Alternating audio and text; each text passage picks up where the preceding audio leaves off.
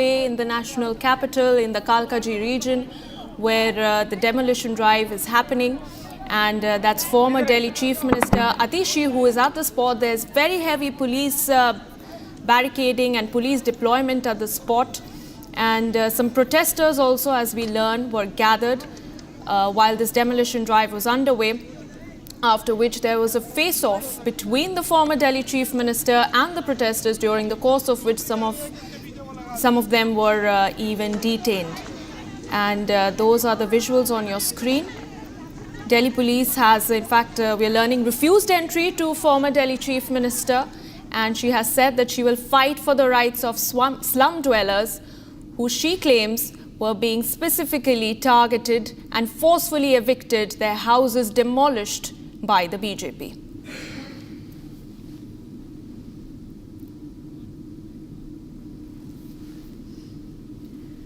Staying with those pictures, viewers, from Delhi's Kalkaji region, where there is a demolition drive that is underway, the Delhi police has refused entry to former Delhi Chief Minister Atishi. She has in fact claimed that the centre has forcefully encroached upon the lands of the slum dwellers. They have identified specific houses and forcefully evicted the residents out of their homes. And we see over there's a dramatic face-off between the former Chief Minister and the Delhi police.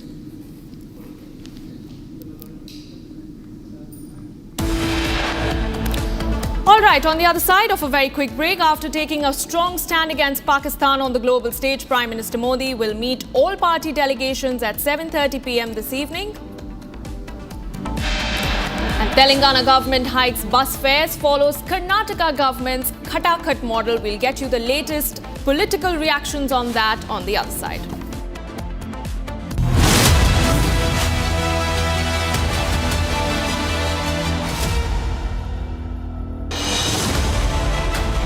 I have seen what it takes to report from the front lines. Accuracy, courage, urgency and responsibility.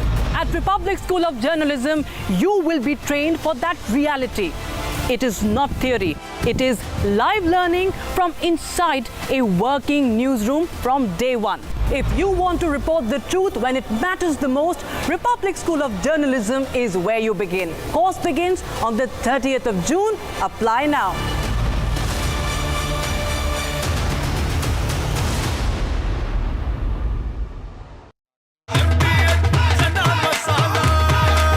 अब छोलिया हो या लोबिया, सफेद चने या काले चने, सब कुछ मजेदार बने।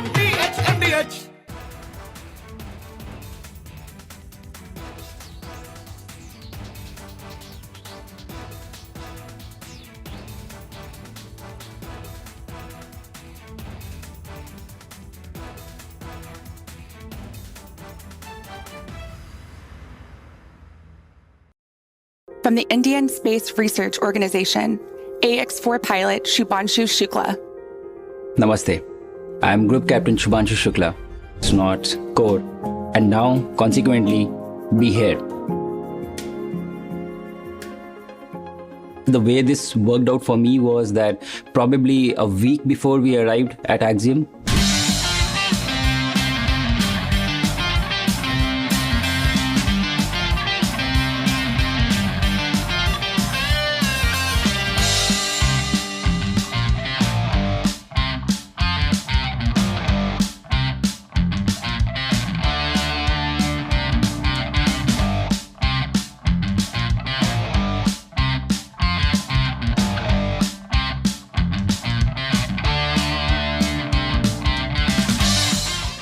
This is the first day of emergency training as a crew for us. We've been learning about all the systems and putting all the pieces together. Depressurizations in the modules, or fire, or the worst case, ammonia in the cabin. We learned so much in the past 2 weeks, basically. Every time when we started any scenarios, we kind of knew what to do. What I learned the most, how to keep your senses when things are going wrong, and not to let it overwhelm you. After a few episodes of initial exposure to these situations, I think we got a lot better by the end.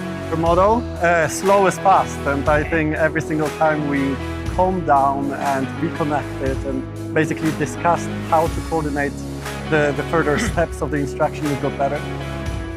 I have a huge amount of technical expertise here standing next to me. So I feel really lucky about that.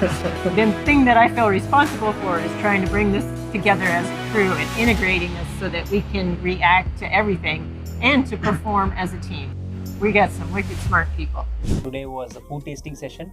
So as you see, we have a long list of food items that we had to try and give scores, whether we like it, not like it. And based on the feedback that we give today, the food items would be packed and they will be sent to the station for us to consume during our mission. Food is really important for us. Astronauts work in quite difficult conditions on the station, in confined space, far from home. Food brings a bit of a comfort. This was a super great experience. It felt super special when we were all together and Peggy was explaining her tips and tricks how to consume this stuff.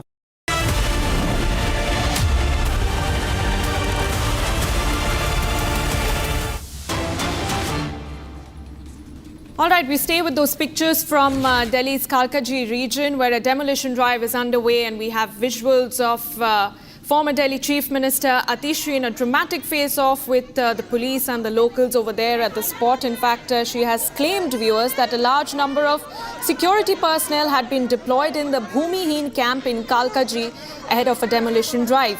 And the AAP is claiming now that eviction notices were put up by the Delhi Development Authority and been pasted on the houses of slum dwellers who are now being forcefully evicted out of the spot. And we see over there that a large number of police personnel have gathered near the slums.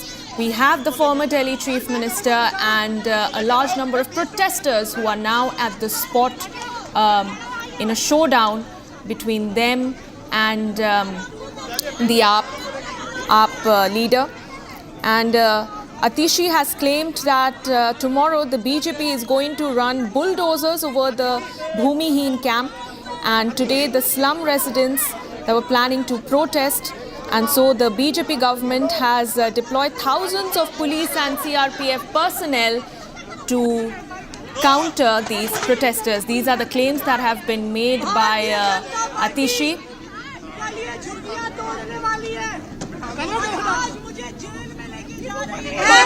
क्योंकि मैं इन झुग्गी वालों की आवाज उठा रही हूँ। Bharatiya Janata party, Rekha Gupta ji, झुग्गी वालों की हाय लगेगी आपको, हाय लगेगी झुग्गी वालों को, गरीबों की हाय लगेगी, झुग्गी वालों की हाय लगेगी। भारतीय जनता पार्टी कभी वापस नहीं आएगी। All right, so there we have the statement from Atishi. She's saying that the authorities, the Delhi government, cannot go against the demolition orders that have been issued by the courts, and she stressed upon the fact that the displaced residents should be provided accommodation. This is a crackdown that is going on against illegal immigrants in the region, viewers, and there we have this demolition, first pictures of a demolition drive that is currently underway in Kalkaji, and this is a fresh face-off between the Aam Aadmi Party and the BJP, where the Aam Aadmi Party is claiming that the BJP is running an agenda against the slum dwellers, wherein they are identifying the local residents in the Kalkaji slum region, and they are being forcefully evicted. Their houses are being demolished without any help from the government whatsoever. This is a claim that has been made by the Aam Aadmi Party, which has also gone on to say that the BJP is essentially overriding the orders from the court. And in fact, the former Delhi Chief Minister also went on to say that a large number of security personnel had been deployed in the Bhumiheen camp in Kalkaji ahead of the demolition drive. And let's listen in to what the former Delhi Chief Minister has to say. Bharatiya Janata party कल ये झुग्गियां तोड़ने वाली है और आज मुझे jail में लेके जा रही है, क्योंकि मैं इन झुग्गी वालों की आवाज उठा रही हूँ। भारतीय जनता पार्टी, रेखा गुप्ता जी, झुग्गी वालों की हाय लगेगी आपको, हाय लगेगी झुग्गी वालों को, गरीबों की हाय लगेगी, झुग्गी वालों की हाय लगेगी। आजादी वापस नहीं आएगी, इन गरीबों की हार लगेगी। Well, viewers, you just heard the former Chief Minister of Delhi, Atishi, who is at the spot where the demolition drive is happening in the national capital, and there you can see her denouncing the government over there. Joining me live on this broadcast is my colleague Piyush Ori. Piyush, what's happening on the ground? What is the reason behind this demolition drive, and how is the Aam Aadmi Party denouncing the government? They're saying that this should not have happened. What's happening? Please tell us. So what I can tell you is that there has been a series of demolition drives this after the courts have ordered that all those shanties and all those structures that have come up illegally in the path of city should be removed. And in this process only, we have witnessed that how now there was a demolition drive of close to 1,200 homes that was to be carried out at the Kalkaji area.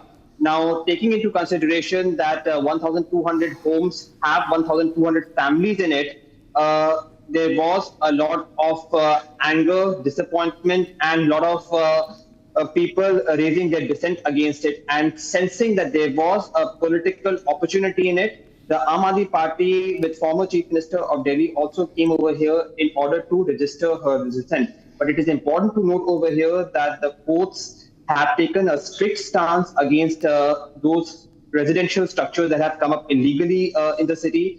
It is also important to note that some of the people whose homes are being demolished are being given an alternate residences in form of flats in the outskirts of the city. That's a different thing, that these flats are not being liked by the people who have been given these flats. So yes, we are witnessing that how with demolition drives now being carried in several parts of the city, it is also taking a political turn with several Aam Aadmi Party leaders coming into the field and trying to criticize the government for not stopping these demolition drives, which again, it is important to note, has been approved by the court. Back in the studio. Well, Piyush, stay with us. Talk to us about as to how there has been a massive crackdown as far as illegal Bangladeshis residents living in the national capital is concerned. Remember that in the recent past, hundreds of illegal Bangladeshis residents have been nabbed in the national capital and across the country. So what is this politics on? Because it is not the first time that the crackdown is happening on illegal Bangladeshis. This seems to be a more severe crackdown. Talk to us about how the government is going and what is this protest or about, why so much resistance? Mother Rima, there are two different parts to it. First, there is action that has been taken by the illegal Bangladeshis,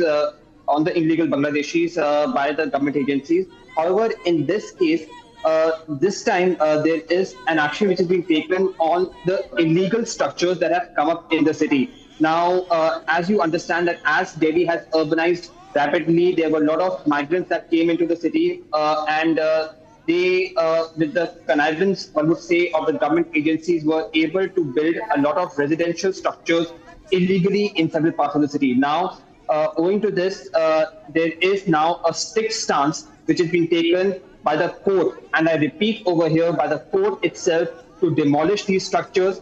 It was also important to note that some of these people whose houses have been demolished, because they are the citizens of this country, they are the valid citizens of this country, they are also being given alternate locations. However, that's a different thing, that most of these people are not very happy with the location, so they do not want to move over there. It is also important to note that these areas where these demolition drives are taking place are some of the poshest areas of the city. Just 2 days back, we witnessed as how there was a demolition drive that was carried out at Madrasi camp.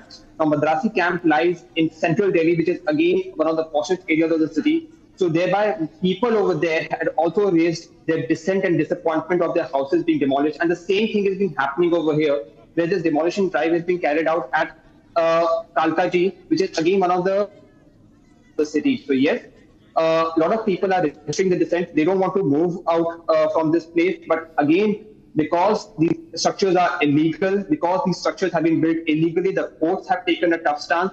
And thereby you're witnessing that even the Delhi government is now not raising their voices against it, and they're going ahead with this demolition drive.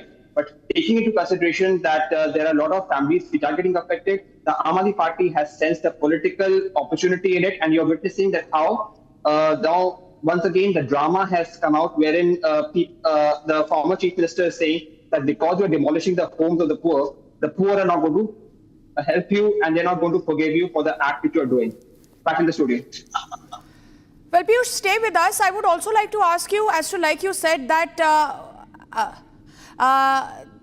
as we know, viewers, that there has been a massive crackdown. As there has been a massive crackdown on Bangladeshis, we see that this is happening in Kalkaji area of the national capital. Remember, viewers, just last week around over 80 illegal Bangladeshis were arrested, and before that there were around 200 of them in the previous week. Also, what we would like to highlight is that there has been a massive crackdown on illegal Bangladeshis all across the country, specifically in the bordering areas and in the national capital. We have done multiple exposes as well, viewers, as to how these illegal Bangladeshis have been given accommodation by many political parties who've been there in the power in the past, and now that we see a massive crackdown, we see Atishi Marlena, who's been the former chief minister of the national capital, denouncing the government over there and speaking against these demolitions. But like my colleague Piyush Ohri pointed out, that these demolitions have been given are being done after the directions that were given by the courts, and they are completely legitimate. There was a notice also. Multiple notices in the past have been put out. The most recent one was on June 7th, and like it has been highlighted, that they all have also been given alternative places to stay till the time there is a more concrete solution as to where these illegal Bangladeshis could be taken to, but they are not happy, and we see a massive drama unfolding over there, and it seems like the Aam Aadmi Party is trying to mint political benefit out of it, as we have been told by a reporter that this is a court-directed demolition that has happened in the Kalkaji area, which is a posh area in the national capital, and all these illegal constructions only cause to more crimes in the vicinity. And we've seen that how even in the past there have been multiple cases of crime where the convicts or the accused have been found as illegal Bangladeshis. We've seen in the past, viewers, also recent past, as to how the government's resolve to deport all these Bangladeshis. We have seen how the government is hell-bent on the crackdown against illegal Bangladeshis to secure the country. Let's listen to what the former Chief Minister of the national capital, Atishi Marlena, had to say from the spot. Listen in, viewers. Bharatiya Janata party कल ये झुग्गियां तोड़ने वाली है और आज मुझे jail में लेके जा रही है, क्योंकि मैं इन झुग्गी वालों की आवाज उठा रही हूँ। भारतीय जनता पार्टी, रेखा गुप्ता जी, झुग्गी वालों की हाय लगेगी आपको, हाय लगेगी झुग्गी वालों को, गरीबों की हाय लगेगी, झुग्गी वालों की हाय लगेगी। भारतीय जनता पार्टी कभी वापस नहीं आएगी, इन गरीबों की हाय लगेगी।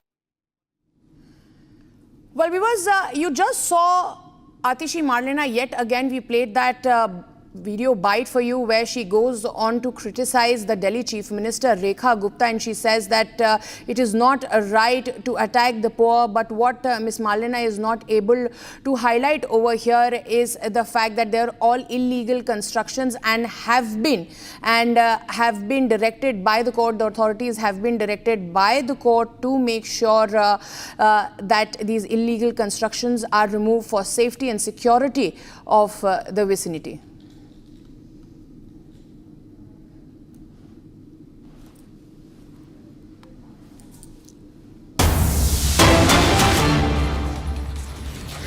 Well, viewers, more news coming in from the national capital that an incident of fire was reported from a residential complex in Delhi's Dwarka.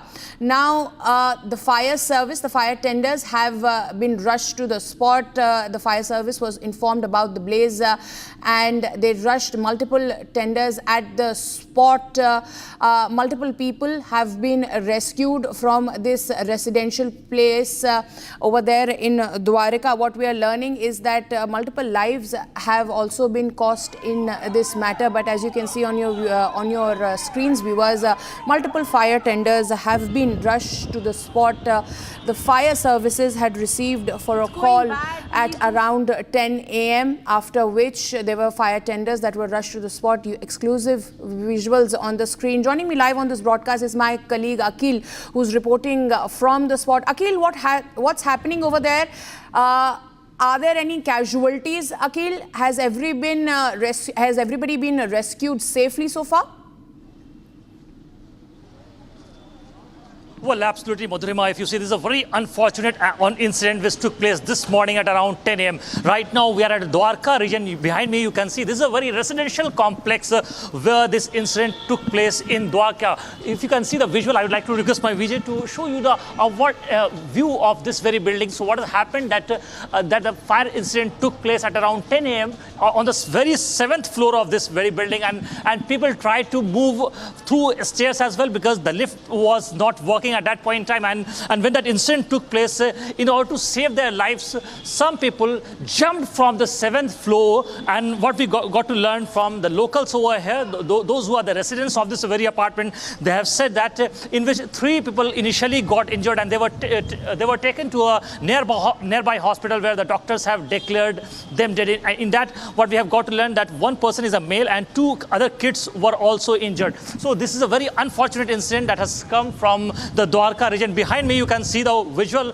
of this area. There were initially 7 to 8 fire tenders were sent, and after that, they have successfully doused the fire. I would like to move a little bit forward and show and speak to the fire tender workers over. अच्छा, मुझे ये बताइए, आग जो है वो कितने बजे की लगी थी लगभग?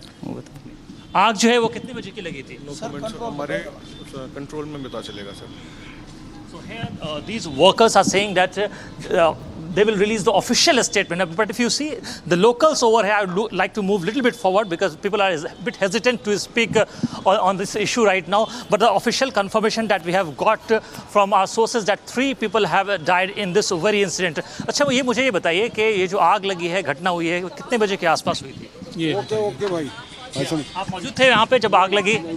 तो आप यहाँ पर क्या अभी तमाशा देख रहे हैं सब लोग, है ना? कितने लोगों ने जान बचाई यहाँ पर? आप लोग थे यहाँ पर जिस वक्त आग लगी है? अच्छा, आग लगी है तो कितने लोग मौजूद थे यहाँ पर?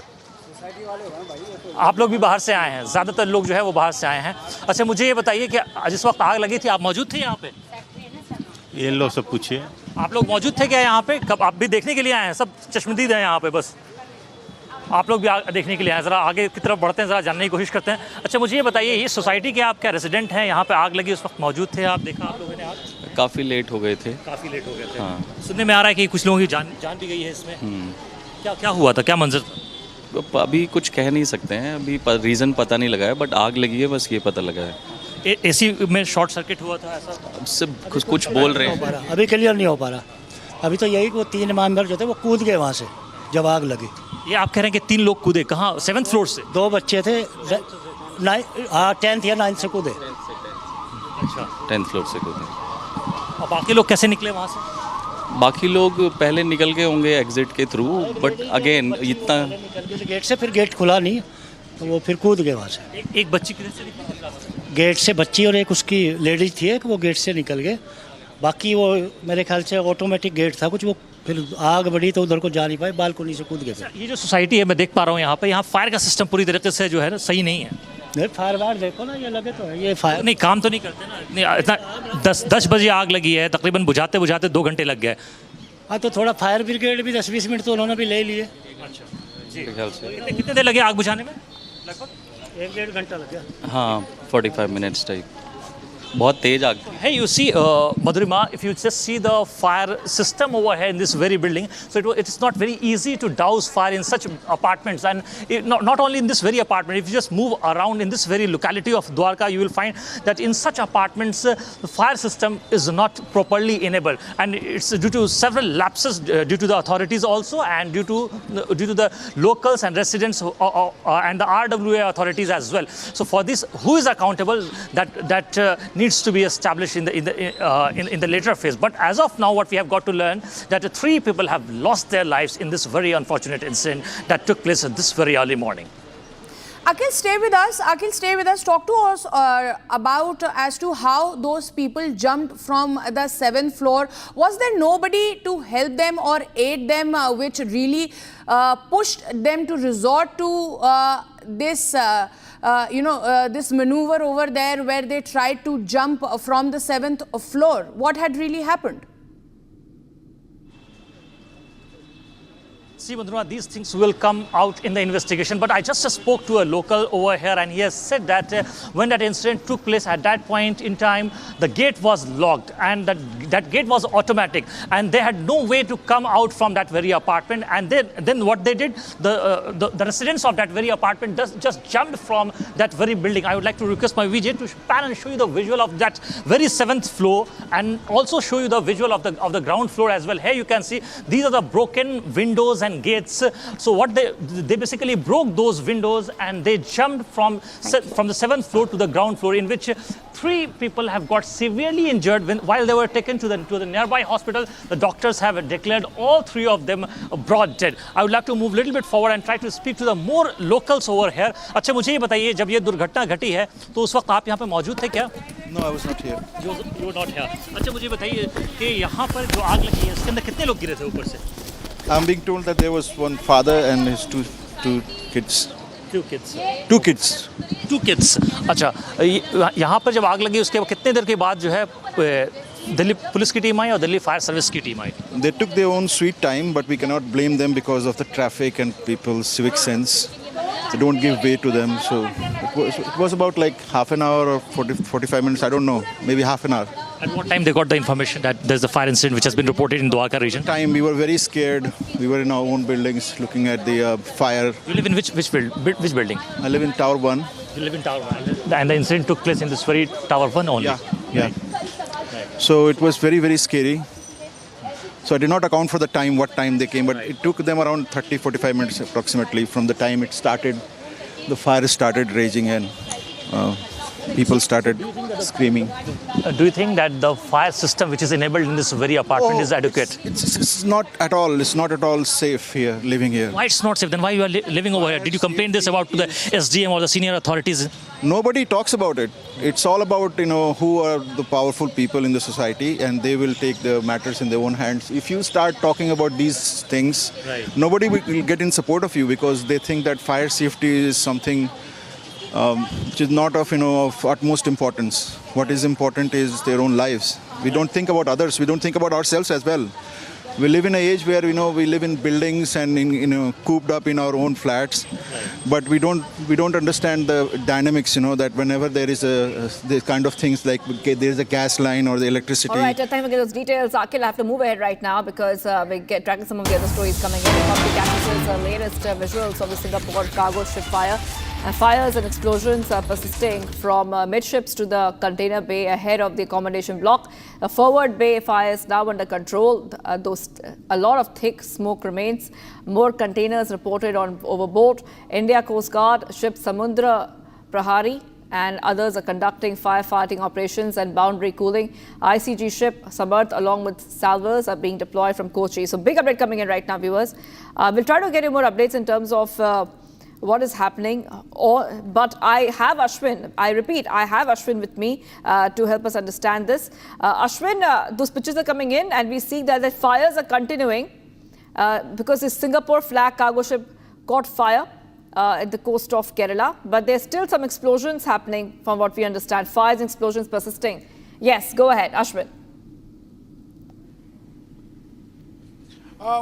Republic has accessed the particular document which talks about all the contents which were there in this particular ship, the Vanhai 503. And the official document reveals very, very shocking and in fact a probable dangerous information that is coming forward. Around 40 containers has been listed as hazardous classification. Now, there are various classifications for it. One of the major classification is UN class 3 material, which is flammable liquids.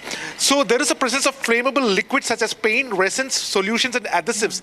Now this poses a significant threat to the biodiversity as well as the environment. And around 40 such containers are there. There is also another set of classification called as class 9, which are miscellaneous hazardous substances like liquids which again causes severe damages to the environment and which needs specialized servicing for segregation of this material as well. So there is a big alarm that has been given to areas such as especially in the area of Kannur, which is closer, as well as from Kannur to Kozhikode, this particular coastal belt. These hazardous chemical could well land and causing significant damage to the coastal areas, and also it's a matter of health concern as well. So certainly these two materials, that is the UN class 3 material and class 9 material, poses significant problems, and these are inflammable combustible material. There's also information that class 4-1, which is again a solid substance which are inflammable, is also there. That also need to be ascertained. So certainly the matter is of grave concern. That is Back right. to the studio. Latest pictures coming in of the cargo ship on fire, and I have to take a short break on that note. Thank you, Ashwin. Taking a short break, much more coming right up. The big story we are tracking is Karnataka government in damage control mode. CM and Deputy CM to meet Congress High Command over Bengaluru stampede tragedy. Tensions mount in Manipur as protests intensify, demanding the immediate release of Meitei leader. Stay tuned.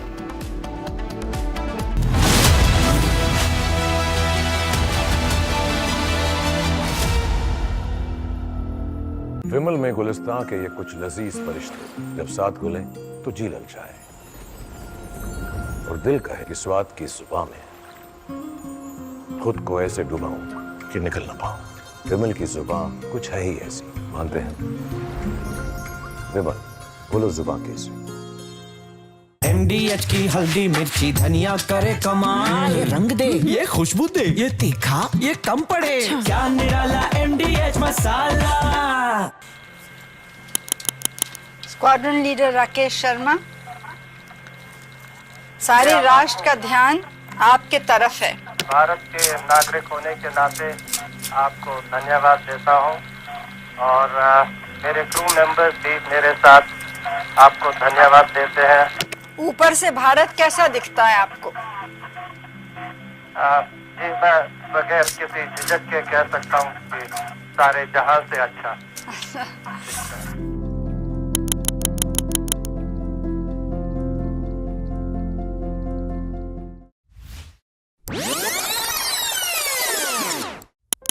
From the Indian Space Research Organization, AX4 pilot Shubhanshu Shukla. Namaste. I am Group Captain Shubhanshu Shukla.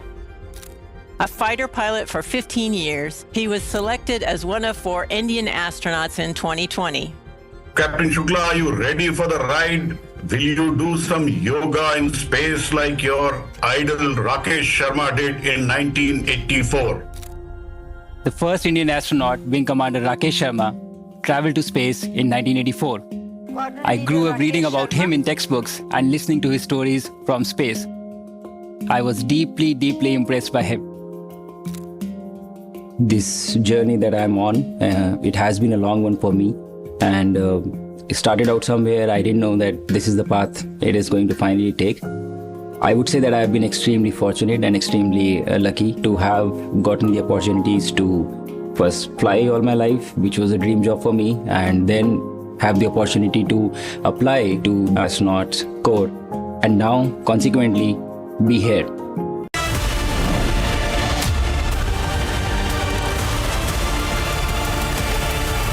Mahi sir, how much do you love your fans? Honestly, I love my new fans.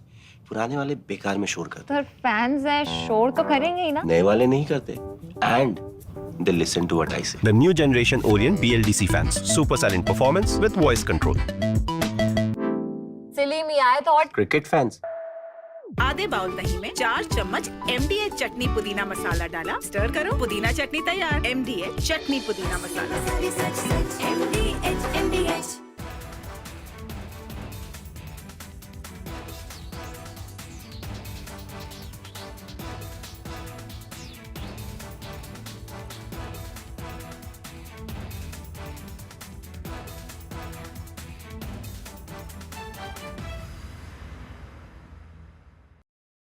From the Indian Space Research Organization, AX4 pilot Shubhanshu Shukla. Namaste. I am Group Captain Shubhanshu Shukla. It's not core, and now, consequently, be here. The way this worked out for me was that probably a week before we arrived at Axiom,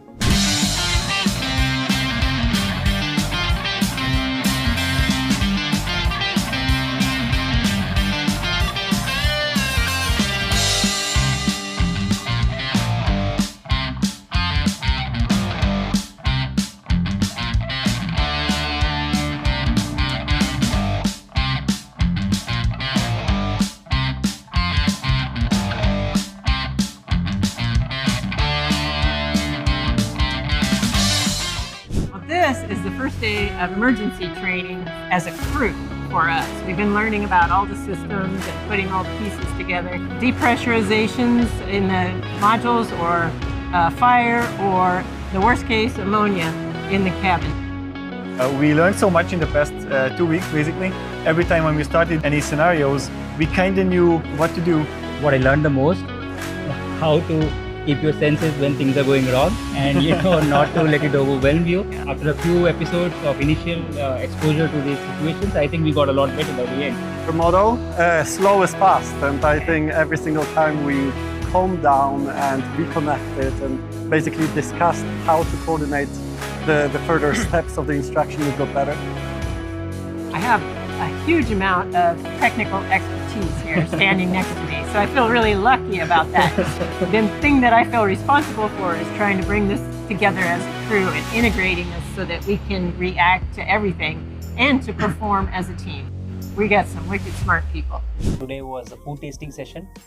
So as you see, we have a long list of food items that we had to try and give scores, whether we like it, not like it. And based on the feedback that we give today, the food items would be packed and they will be sent to the station for us to consume during our mission. Food is really important for us. Astronauts work in quite difficult conditions on the station, in confined space, far from home. Food brings a bit of a comfort. This was a super great experience.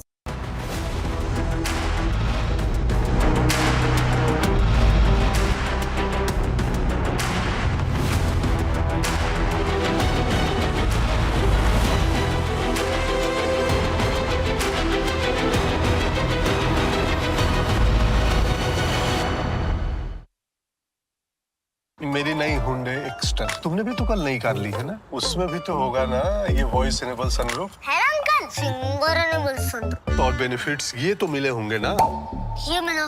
हाँ?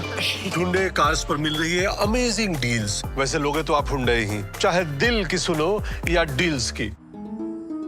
ये है secret recipe MDH का जीरा sip जल जीरा मसाला। Sip sip जीरा sip जीरा सिप MDH का जल जीरा सिप MDH का जल जीरा सिप।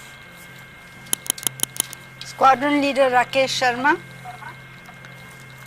सारे राष्ट्र का ध्यान आपके तरफ है। भारत के नागरिक होने के नाते आपको धन्यवाद देता हूं और मेरे क्रू मेंबर्स भी मेरे साथ आपको धन्यवाद देते हैं। ऊपर से भारत कैसा दिखता है आपको? जी मैं बगैर किसी झिझक के कह सकता हूं कि सारे जहां से अच्छा।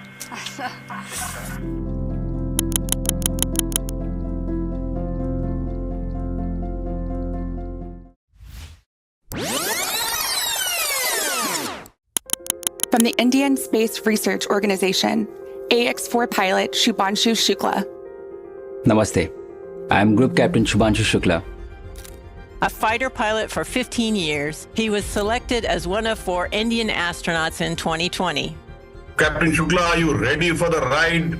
Will you do some yoga in space like your idol Rakesh Sharma did in 1984?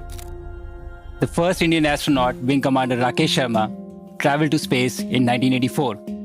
I grew up reading about him in textbooks and listening to his stories from space. I was deeply, deeply impressed by him. This journey that I'm on, it has been a long one for me. And it started out somewhere. I didn't know that this is the path it is going to finally take. I would say that I've been extremely fortunate and extremely lucky to have gotten the opportunities to first fly all my life, which was a dream job for me, and then have the opportunity to apply to astronaut corps, and now consequently be here. The way this worked out for me was that probably a week before we arrived at Axiom was the time I came to know that I'll be going. I was extremely excited to be here. I was very, very happy because this was a possibility for me to actually fly to space. You don't know how to respond to such things. Shooks his wisdom. The knowledge that he possesses, he could be 130 years old. For me, having him as my pilot in the Dragon capsule is great. He already has that operational savvy. You know, he's just wicked smart when it comes to spacecraft technologies. He is very focused and he will basically go. Summer is here. Is your home ready for the heat? Keep your roof cool and your home comfortable all summer with Roof Cool and Seal.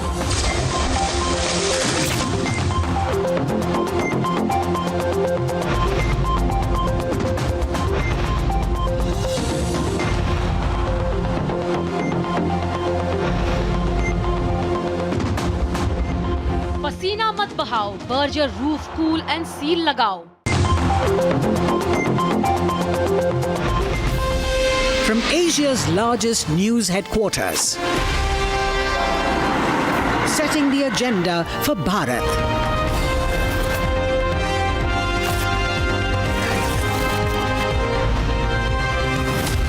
You're watching Republic.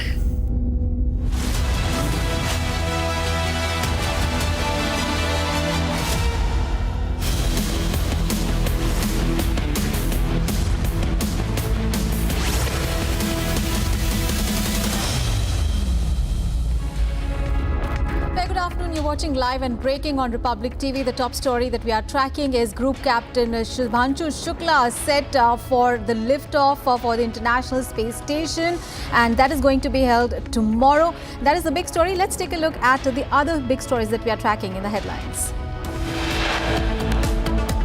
Party गलियां झुग्गियां तोड़ने वाली है और आज मुझे jail में लेके जा रही है क्योंकि मैं इन झुग्गी वालों की आवाज उठा रही हूँ. गरीबों की हाय लगेगी, झुग्गी वालों की हाय लगेगी. Action on illegal immigrants. Protest in Kalkaji in the national capital on Jhuggi demolition. Police detains protesters. Bad weather delays Shubhanshu Shukla's space travel. Axiom 4 launch now at 5:30 p.m. on 11th of June. Chief of the Air Staff and all air warriors of Indian Air Force wish Group Captain Shubhanshu Shukla as he prepares to embark on Axiom 4 space mission tomorrow. Congress High Command summons Siddaramaiah and Deputy Chief Minister to Delhi. Karnataka cabinet reshuffle on the cards. Singapore flagged vessel ablaze after container explosion. 4 crew members missing. Firefighting operations continue. And ED summons Robert Vadra in money laundering case.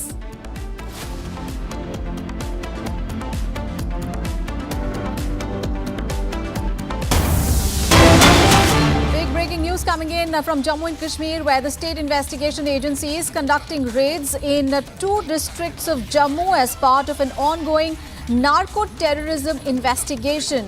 Raids are underway at 3 locations in Poonch and Doda districts of Jammu, and the action is linked to an FIR at SIA Jammu. involving terror outfits reportedly funding operations through cross-border drug trafficking networks. So SIA agent conducting raids in 2 districts of Jammu. Our colleague Gursimran is now joining us live from Jammu for more details. Gursimran, now raids are underway at 3 locations and we understand this is a part of an ongoing narco-terrorism case. Give us more details of what this case is all about and where are the right now raids going on? See, if we first speak of the raids that are underway, the raids are being conducted at 3 locations in the twin districts of Jammu and Kashmir. The raids are underway in the Sojian area and the Mandi area of the Poonch district and also in the Doda district of Jammu and Kashmir. The raids have started early this morning where the teams of the State Investigation Agency, which is Jammu and Kashmir's own investigation agency, the anti-terror investigation agency, that is carrying out the raids. The raids are in connection with a narco-terrorism case that was registered by the agency in 2022 that pertains that how close to the line of control area Pakistan is pushing narcotics into the Indian territory, and these narcotics are being sold by the Pakistan's agents in Jammu and Kashmir, and then the money that is being taken out as the sale of proceeds of the narcotics that is being used for the terror activities in Jammu and Kashmir. This has primarily been done by the Lashkar-e-Toiba and Hizbul Mujahideen in Jammu and Kashmir through their old cadres that are active in Jammu and Kashmir, and now SIA is carrying out raids. We are told that the raids are being monitored by the Yugal Manhas, who happens to be the SSP of the State Investigation Agency, and the senior officials led by the Deputy SP rank officers. They are present in the Poonch as well as in the Doda district to monitor these raids. These are at the suspected locations of the Pakistan-based handlers, contacts in Jammu and Kashmir that are helping them to carry forward this entire narcotics trade so that the money can be minted and then can be used for the terror activities in Jammu and Kashmir. This is a part of a larger nexus that has been planned by the Pakistani intelligence agency ISI and then is being executed through Lashkar-e-Toiba and Hizbul Mujahideen, and to crack down on that, these raids are underway. Thank you so much, Gursimran, for all those details. I will keep coming back to you. And we have now news from the national capital. 5 illegal Bangladeshi immigrants have been apprehended in Delhi NCR in a focused operation under the ongoing special drive to identify and act against illegal migrants. The East District Police have successfully apprehended 5 Bangladeshi nationals who were residing illegally in the national capital region. Now, these individuals, including 3 minors, had unlawfully entered India through unauthorized riverine routes near the India-Bangladesh border. The accused were residing in the Anand Vihar area in East Delhi, and they were attempting to evade detection. Now, their apprehension marks a critical step in the continued enforcement efforts of the Delhi police to ensure internal security and uphold immigration laws. So 5 illegal Bangladeshi immigrants have been apprehended in the national capital region. They were living in Anand Vihar area in the national capital. And these 5 individuals, Bangladeshi nationals, they were residing illegally in the NCR. And these individuals include 3 minors as well. They had unlawfully entered India through unauthorized riverine routes near the India-Bangladesh border. So major success there for the Delhi police in their continued drive against Bangladeshi immigrants.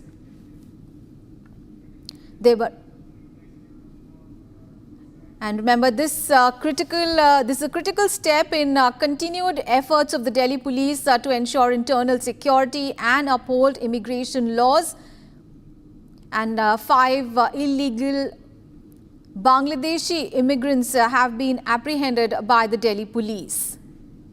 This was a focused operation to identify and act against illegal migrants, and the East District Police successfully apprehended these 5 individuals. Our colleague Madhurima is now joining us for more details. Madhurima, what do we know about these 5 individuals who were residing in the national capital region illegally? How did the police get information about them? And what are Aishwarya, we are learning at the moment that it is a big win for the Delhi police officials who've nabbed these 5 Bangladeshis who've been living in the Anand Vihar area of the national capital what we have learned so far is that they had entered illegally through the riverine routes and they had come in the national capital. They have been nabbed. The Delhi police is investigating the matter. Remember that in the past couple of weeks, let alone last week, there were over 80 arrests, and before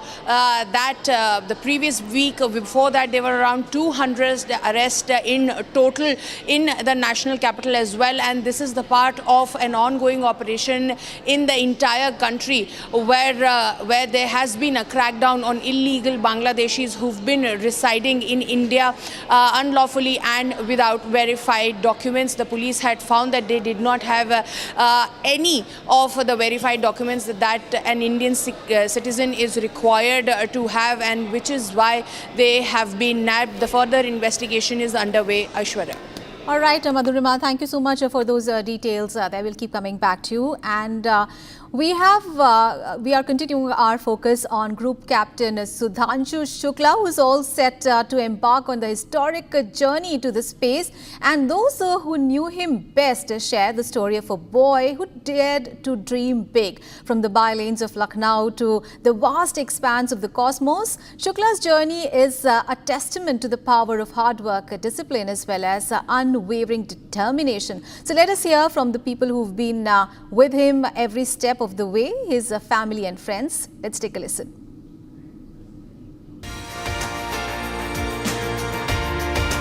As the nation prepares to witness history unfold, those closest to Group Captain Sudhanshu Shukla, his parents, sister, childhood friend, reflect on the boy who once dreamt of skies and now is heading beyond them. Speaking to Republic, Sudhanshu's proud parents recall the early signs of their son's brilliance. A disciplined child with a love for science and math, they say their son was never one to shy away from hard work. Humble at heart and focused in mind, qualities that would later define his path to the stars. हम लोगों को बड़ी खुशी है कि उसका mission पूरा हो रहा है और अपने को गौरवान्वित महसूस करते हैं कि मतलब जो है, और बच्चे को अभी मतलब जो है उसकी इच्छा पूरी हो रही, उसका मन था उसमें मिशन में जाने के लिए, तो उसकी भी इच्छा पूरी हो रही, तो ये भी बड़ी खुशी की बात है और हमारे परिवार के लिए, हमारे लिए, सबके लिए बड़ी खुशी की बात है. When asked if there was even a hint of nervousness in the family, this is what the proud mother had to say. नहीं, डर कुछ नहीं लग रहा. बेटे से बात इतनी अच्छे से हो जाती, बेटा हम लोगों को इतना बढ़िया अच्छे से समझा देता कि सारा डर अपने आप काफूर हो जाता है, सब भाग जाता डर, और हम लोगों को कुछ नहीं लगता. वो कहावत मन में बैठी हुई है, जो भगवान ने रचना रच रखी उसको कोई नहीं मिट सकता है, इसलिए डर वाली कोई बात नहीं है. Sudhanshu's sister, beaming with pride, shared anecdotes of their childhood. When I am in the field, then there is no father, no mother, no one is there. जब मैं फील्ड से निकल कर आ गया हूँ, then I am with my father, with my family. अब आप लोग जो बताओगे मैं करूँगा. मैं उस गेम को बीच में छोड़ नहीं सकता हूँ. That was duty, exactly. ये उसका अप्रोच बचपन से था कि जहाँ मैं हूँ वो मेरा 200% जाना चाहिए. इसके अलावा मैं फिर कुछ और नहीं सोचता. A close family friend tells Republic that Sudhanshu was known in school not just for his academics, but also for his leadership and discipline. I would multiply and expand and give it to him. So that's absolutely a proud moment. And right now there is a little bit of anxiety, a lot of happiness and pride. So that's my current state of mind and feeling, and not trying to think too much about tomorrow's launch and just trying to think of, we reaching there in the International Space Station as the first Sudhanshu presenting the first Indian citizenship over there. So waiting for that and looking forward to his proud return after that. Today, as Sudhanshu Shukla prepares to soar into history, his family remembers the journey that began in the bylines of Lucknow. A journey shaped by values, fueled by dreams, and driven by an unshakable will to reach the stars. All right, let's get a perspective. Mr. G. Raju, former ISRO project director, is now joining us live for more on that story. Thank you so much, sir, for joining us here on Republic TV. Sir, now Sudhanshu Shukla's journey has been postponed by a day because of weather conditions. But what weather conditions actually led to the call? And now, how critical is the launch timing when it comes to docking with the International Space Station? Yes, good afternoon. I would like to explain a few things about the launch-related issues. in terms of weather. Weather normally, whenever you launch a satellite, whenever the rocket goes up, we should know the flow of or the direction of the air. So normally there will be a kind of a Doppler weather radar or whatever it profiles the atmosphere and making sure that the wind blowing in a particular direction is helpful. So that could be one of the reasons. Of course, rain and clouds don't really matter. Basically, in my knowledge, the winds are they favorable for the launch? Secondly, the other thing is you have got to go to the ISS and dock it in the next maybe 28 hours. Are we in the right trajectory? Are we from both ends? But to make sure, of course, there will be no issue with respect to ISS getting ready to receive this particular craft. Yes, they are basically that could have been one of the reasons today why it was postponed. And certainly there's a very important precaution, otherwise there will be a deviation in the flight path. So that's one of the reasons. I think this is one of the most important factors is the wind blowing and weather conditions. The rainfall and all that are normally not a problem. Rainfall and cloudy conditions. Thank you. Right. And sir, I would also like to know from you now, since India's space diplomacy is on the rise, so how does this particular mission fit into ISRO's broader vision of India emerging as a soft power as far as space exploration is concerned? Yes, India is our ISRO Indian Space Organization has a lot of collaboration. Many activities are done through international collaboration because space is a very expensive affair. So it's important that we get into collaboration not only because of the technical reasons, but economical reasons. So we have this kind of collaboration which will help mutually. It will not only help us, that is the ISRO people, because we have got a long plan going to Gaganyaan is very near in the next year or something, very close to that. We have to get ready, we have to understand a few things and how to make, for example, how to live in space comfortably, and the 14 days of experience will certainly give us, our people, that is the Indian group, scientific community will give a very good experience, but that will be shared. Certainly it will be very useful for others also. So internationally, it's important for both the countries, both the sides, that the foreign countries as well as Indians, because they also have a lot of number of plans, go to Mars, go to Moon, and all that. For example, going to Moon and trying to live comfortably, and you cannot keep ferrying a lot of material for food related, particularly with respect to food, when you want to spend longer time on the outer space region. So this explains this particular 60 experiments, of which 7 are Indian experiments, particularly looking at the health of the people, astronauts, the food and other radiation effects, as well as what can be grown on the space environment. That's where we have to look for. And we have already conducted a few things during SpaceX space docking experiments, if I understand. There was some attempt to look at sprouting of seeds and growing some material which have protein value and sustainability. Apart from, the problem of whether the bones and the muscular, effect on the life of the human being, particularly the bones, we had a kind of anxiety when Sunita Williams didn't come back on time. A lot of questions were being raised. However, everything went on very well, and the same questions will be properly and confirmatory, in a confirmation way, will be answered.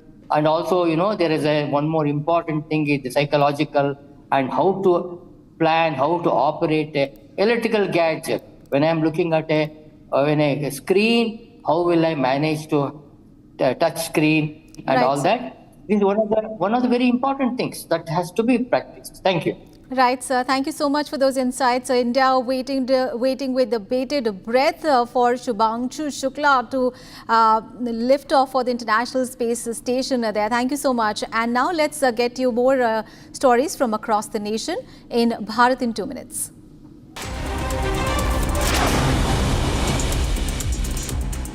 Six people have been admitted to a private hospital in Mangaluru following the Kerala Bayport deep sea vessel fire incident. As per reports, 4 people are missing, 18 people have been rescued in total. The 6 were brought to the AAP hospital for medical treatment, out of which 3 people are from China, 1 is from Indonesia and 2 are from Myanmar. 2 are currently admitted to the ICU while 4 others have minor injuries. Regarding the 4 missing individuals, 2 are from Taiwan, 1 from Myanmar and 1 from Indonesia. Saharanpur Sarvasa police encounter with the wanted cow smugglers took place in the jungle of Haidarpur. In the encounter, one of the cow smugglers' associates, Asad, was injured by police bullets. The police have recovered 1 illegal pistol, 2 live cartridges, 2 empty cartridges, cow slaughtering equipment and a motorcycle from him. Suspects coming on a motorcycle were signaled to stop for police checking, and during retaliatory firing, Asad got shot in the leg. The rest escaped through the forest and searches are currently underway. Miscreants beat up a hotel manager after he refused to pay ransom. A group of police approached the manager and demanded weekly payment from him. CCTV footage has caught the miscreants and the entire incident. They used a chair and chain rod to beat the manager. The victim reported the case at Narsi police station. He filed a complaint against 7 individuals. The police are currently investigating the case. Prime Minister Narendra Modi is scheduled to meet with the members of the all-party delegations under Operation Sindoor outreach today at his residence at 7:30 p.m. As per reports, Parliamentary Affairs Minister Kiran Rijiju's office has informed the delegation members about the meeting. A total of 7 groups of all-party delegations completed their diplomatic efforts across the globe.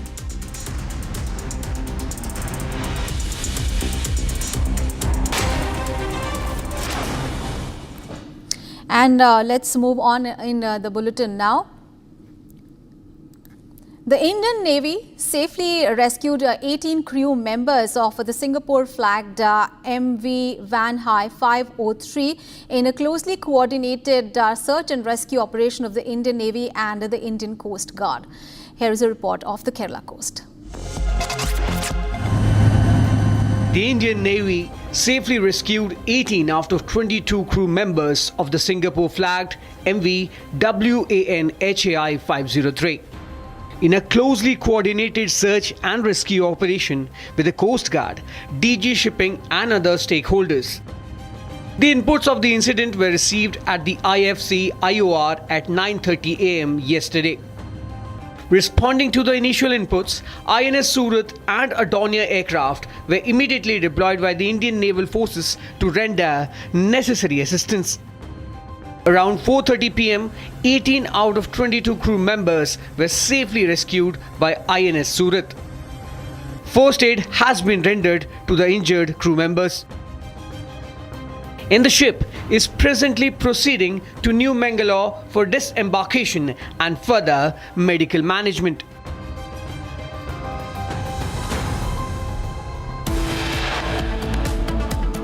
Time to take a break. Coming up ahead, a Singapore-flagged vessel ablaze after container explosion. 4 crew members missing. Firefighting operations continue. And also coming up ahead, ED summons Robert Vadra in the money laundering case. All the details on those 2 big stories and much more coming up ahead.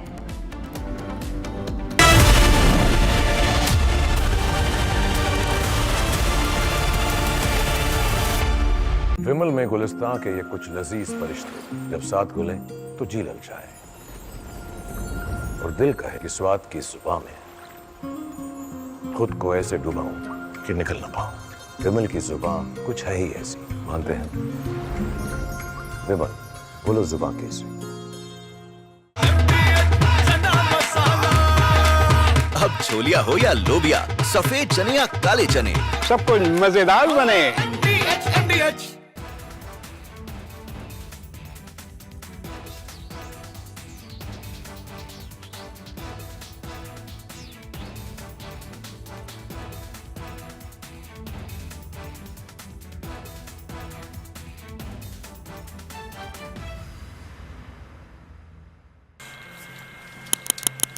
Squadron leader Rakesh Sharma, सारे राष्ट्र का ध्यान आपके तरफ है। भारत के नागरिक होने के नाते आपको धन्यवाद देता हूं और मेरे क्रू मेंबर्स भी मेरे साथ आपको धन्यवाद देते हैं। ऊपर से भारत कैसा दिखता है आपको? जी मैं बगैर किसी झिझक के कह सकता हूं कि सारे जहां से अच्छा।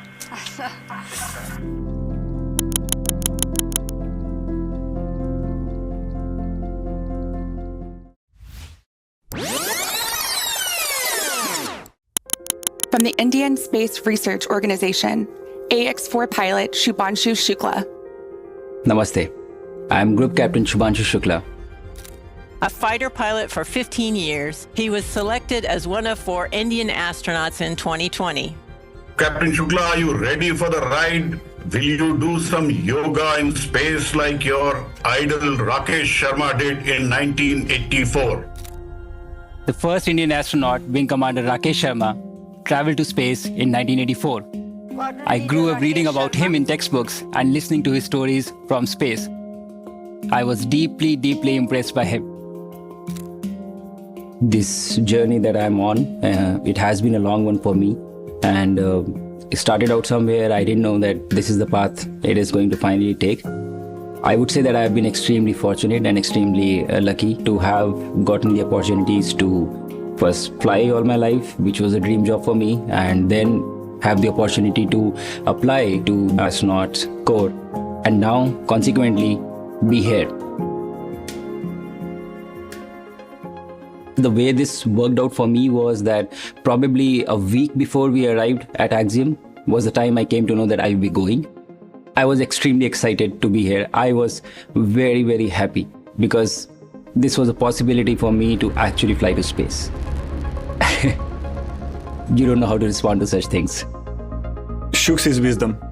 The knowledge that he possesses, he could be 130 years old. For me, having him as my pilot in the Dragon capsule is great. He already has that.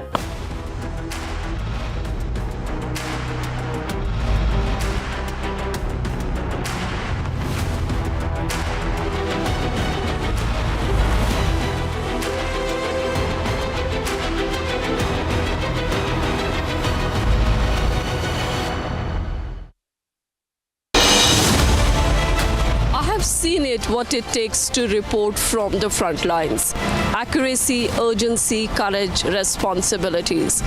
At Republic School of Journalism, you'll be trained for that reality. It's not theory, it's live learning inside a working newsroom from the day one. If you want to report the truth when it matters the most, RSJ is where you begin. Course begins on June 30th. Apply now.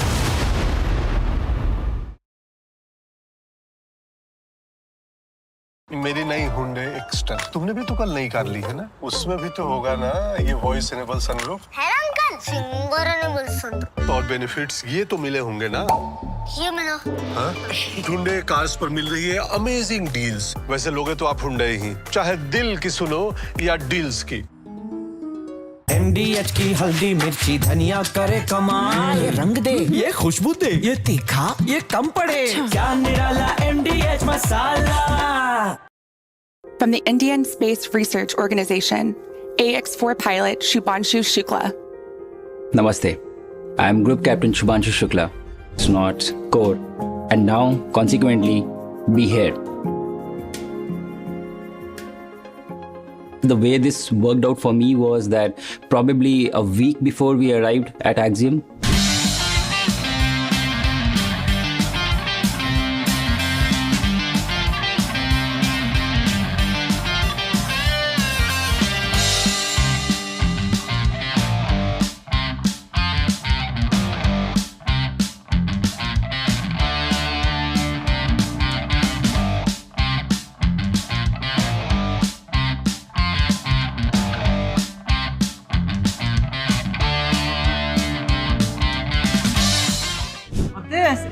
day of emergency training as a crew for us. We've been learning about all the systems and putting all the pieces together. Depressurizations in the modules or fire or the worst case, ammonia in the cabin.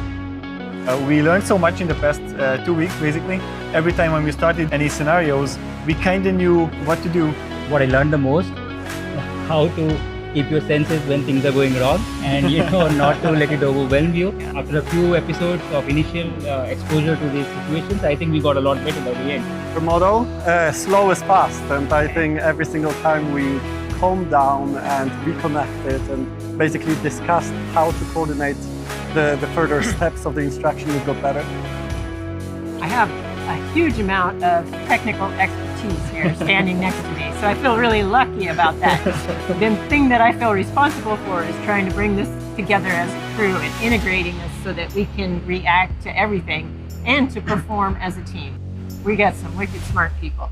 Today was a food tasting session. So as you see, we have a long list of food items that we had to try and give scores, whether we like it, not like it. And based on the feedback that we give today, the food items would be packed and they will be sent to the station for us to consume during our mission. Food is really important for us. Astronauts work in quite difficult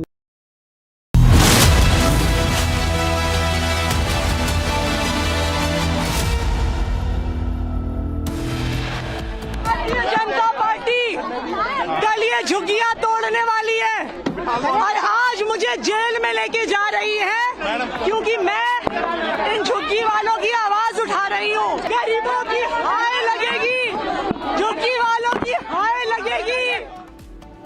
Action on illegal immigrants. Protest in Kalkaji and national capital on Jhuggi's demolition. Police detained protesters.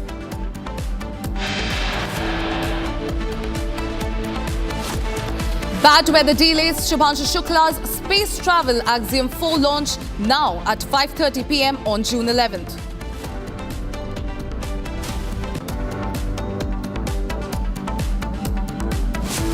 Chief of the Air Staff and all Air Warriors of IAF wish Group Captain Shubhanshu Shukla as he prepares to embark on Axiom 4 space mission tomorrow.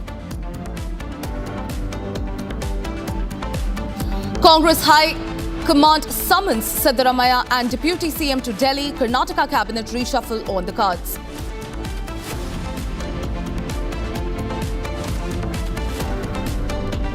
Singapore flagged vessel ablaze after container explosion. 4 crew members missing.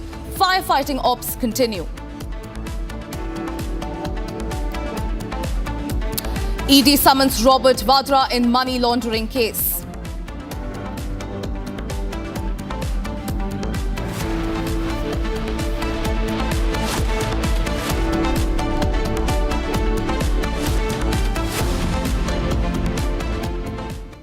Starting this edition with the breaking news coming in now, ED attaches 92 immovable properties worth rupees 100 crores in Muda scam of Karnataka.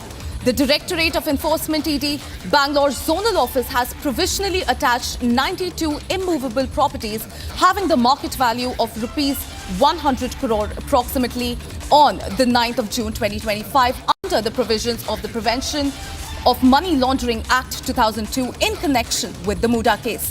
Now, the attached properties are registered in the name of entities such as housing cooperative societies and individuals who are front or dummy for influential people, including Muda officials. Let's cut straight across to Smita. Smita, this is a big ED move in the Muda scam investigation. What more details are you picking up? The Muda whole case is surrounded by Siddaramaiah, the sitting Chief Minister of Karnataka. The case started with the allegation by Snehamai Krishna and a few others who alleged that there was an influence used. The power was used to allot site as a compensation to Chief Minister Siddaramaiah's wife Parvati. Lokayukta is handling the case related to Siddaramaiah and Siddaramaiah's wife, whereas ED has entered into the Muda scam case when the allegation of crores together of misappropriation has happened, scam has happened under Muda, is what the separate complaint was lodged by Snehamayi Krishna to Enforcement Directorate. If the viewers remember, in January, last January also, Muda has attached more than 140 properties related to the same case. Now 92 immovable properties are attached, which includes the properties which are under name of some housing societies, cooperative societies and all. Previously 142 properties belonging to some real estate mans, businessmen and all. While we are getting to understand that the cumulative of the sum of the properties attached by ED related to Muda case is now 400 crores. So now it's the property worth of 100 crores, 92 properties which are attached, and previously in January 142 properties worth of 300 crores. So the cumulative worth of the properties attached by ED is raised to 400 crores, while it clearly shows that it was not only Chief Minister's wife Parvati for whom the sites were given using some power, influence or some misappropriate measures, but there were many influential persons, especially the businessmen and also few from the housing boards or the cooperative societies who have got the sites as compensation and resold it, gaining enormous profit from that. So now ED is carrying out an extensive investigation in the Muda appropriation case. So now the properties attached as of now, as I was saying, is a cumulative amount of 400 crores. No doubt this will also be indirectly pointing out towards Siddharamaya's individual case, that is 3.16 acres of land which was sold by his wife, and as a compensation she got 14 sites by Muda. This case is also parallelly under investigation by Lokayukta, and now ED is also running the investigation in the other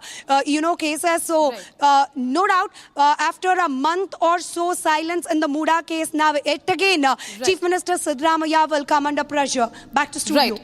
Thank you, Smita. Thank you for getting us those updates. Moving on in this edition, another breaking news now coming in. Even as India pledges to crack down on red terror, the left has come out in support of Maoist terrorists. This time, it is CPI's D. Raja who has called the crackdown of Maoist judicial killing. Listen in.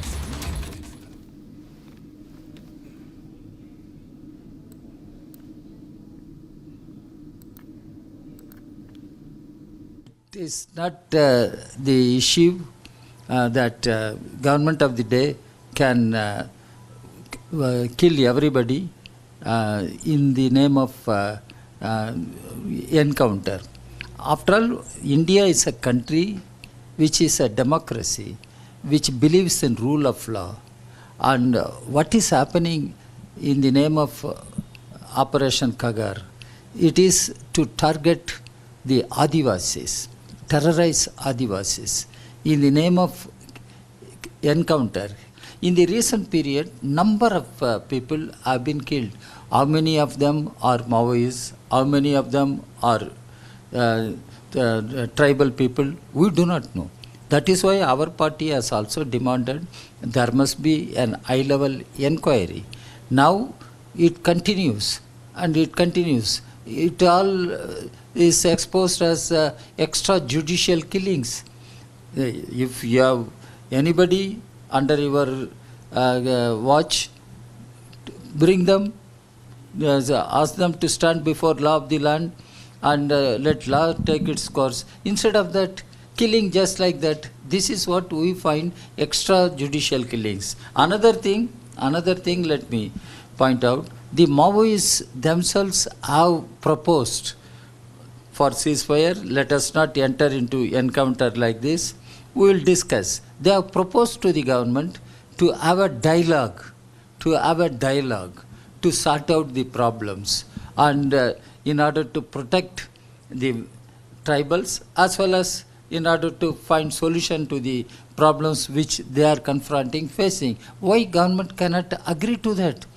It is not left parties. All like right-minded people have asked for having a dialogue with the so-called Maoists and Naxalites. Why government is not agreeing to it? Because Amit Shah has declared Naxal Mukt Bharat.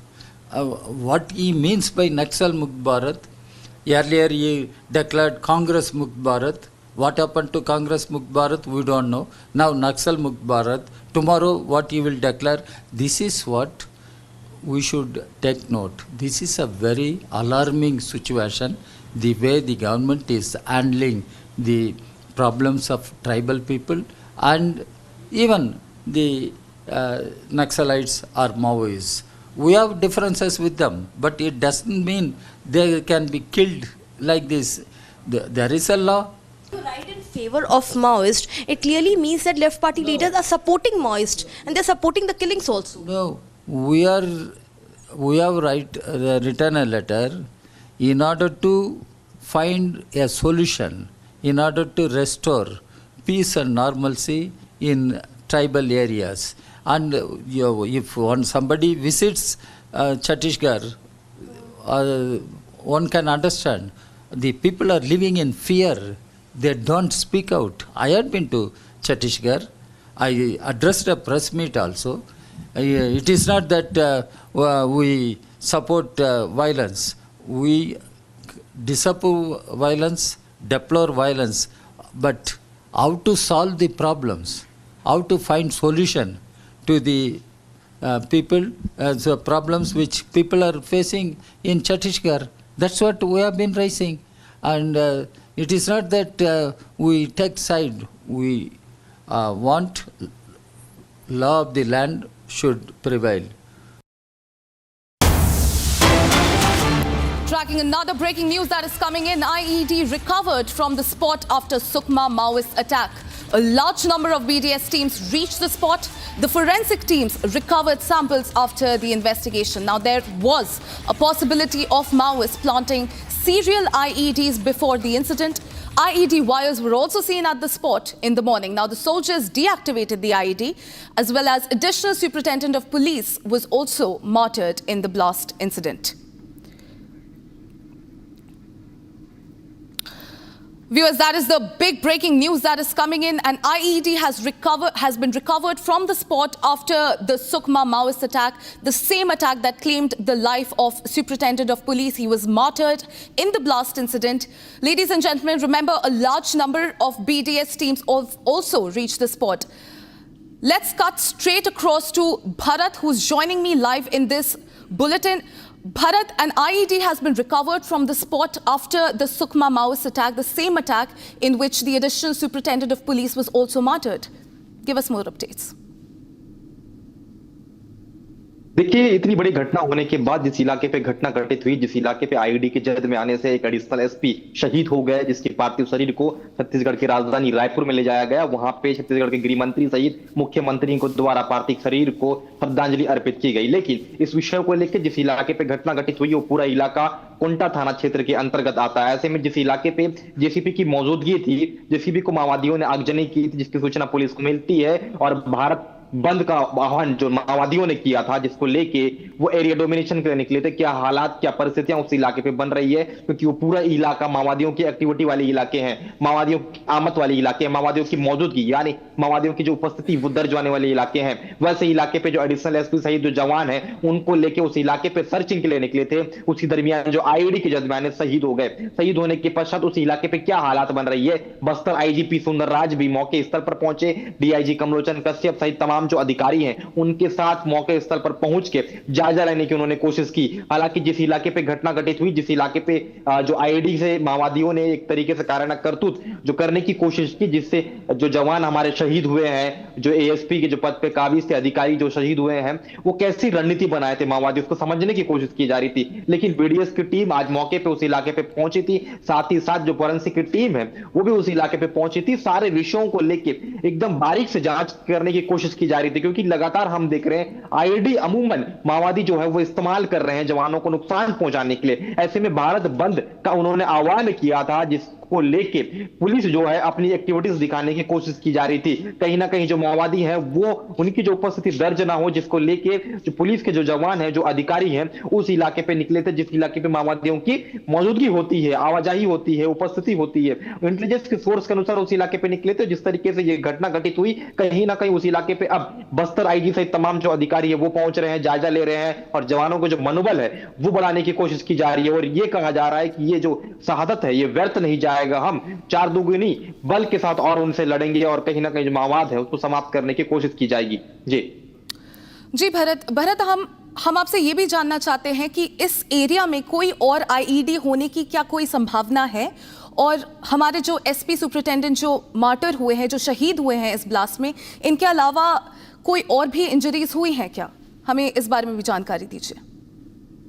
देखिए बिल्कुल मैं बताऊंगा कि जो हमारे additional SP है जो शहीद हुए, उनके साथ और भी जवान थे, वो जख्मी हुए, जिनका बेहतर इलाज छत्तीसगढ़ के राजधानी यानी रायपुर में इलाज किया जा रहा है। कल मुख्यमंत्री विष्णुदेव साय ने भी उनसे मुलाकात की थी, उनका जो कुशलक्षेम है वो जानने की कोशिश की थी। वहीं जिस इलाके पे घटना हुआ वहां पे और आईडी की अगर आप बात कर रहे हैं तो उस इलाके पे आईडी की जो जानकारी है वो बाहर निकल के आ रही है, लेकिन इस पूरे विषय को लेकर आधिकारिक तौर पर पुष्टि अभी नहीं हुई है। हालांकि जिस इलाके से आईडी के जद में आने से जो हमारे एएसपी शहीद हुए हैं उसी इलाके से और भी आईडी बरामद किया गया है, ऐसी जानकारी बाहर निकल के आ रही है। वो पूरा इलाका माओवादियों का कोर वाला इलाका कहा जाता है। ऐसे में जवान जिस तरीके से नवीन कैंप स्थापित कर रहे हैं, नक्सलियों के आधारशिल वाले इलाकों पे घुस रहे हैं, तो कहीं ना कहीं उनकी जो बौखलाहट है वो तेज होते हुए नजर आ रही है। माओवादियों की जो बौखलाहट है वो तेज होते हुए नजर आ रही है। यही वजह है कि वो अपनी उपस्थिति दर्ज होने की लिए कोशिश कर रहे हैं और इस तरीके की घटना और इस तरीके कृत्य करने की वो कोशिश कर रहे हैं। लेकिन अब जिस तरीके से बयान आ रहे हैं छत्तीसगढ़ के गृह मंत्री और मुख्यमंत्री की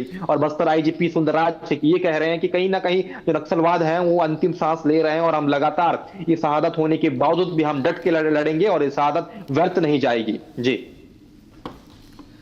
जी शुक्रिया भरत, हमें ये जानकारी देने के लिए।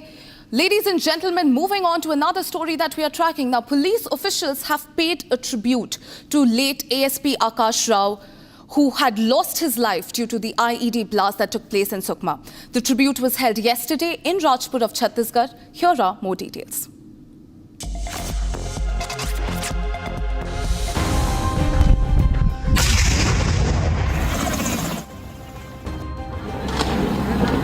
A tribute was paid to ASP Akash Rao Giripunje, who lost his life on June 9 in an IED blast carried out by Maoists in Sukma's Konta.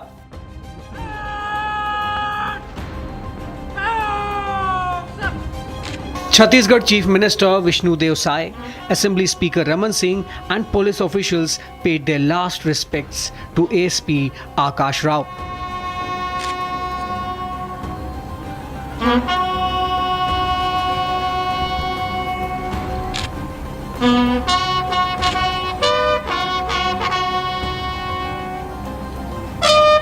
A 42-year-old ASP was a gallantry medal winner. एक ID blast pressure bomb के चपेट में आकर अतिरिक्त police अधीक्षक श्री आकाश राव गिरपुंजे जी शहीद हो गए।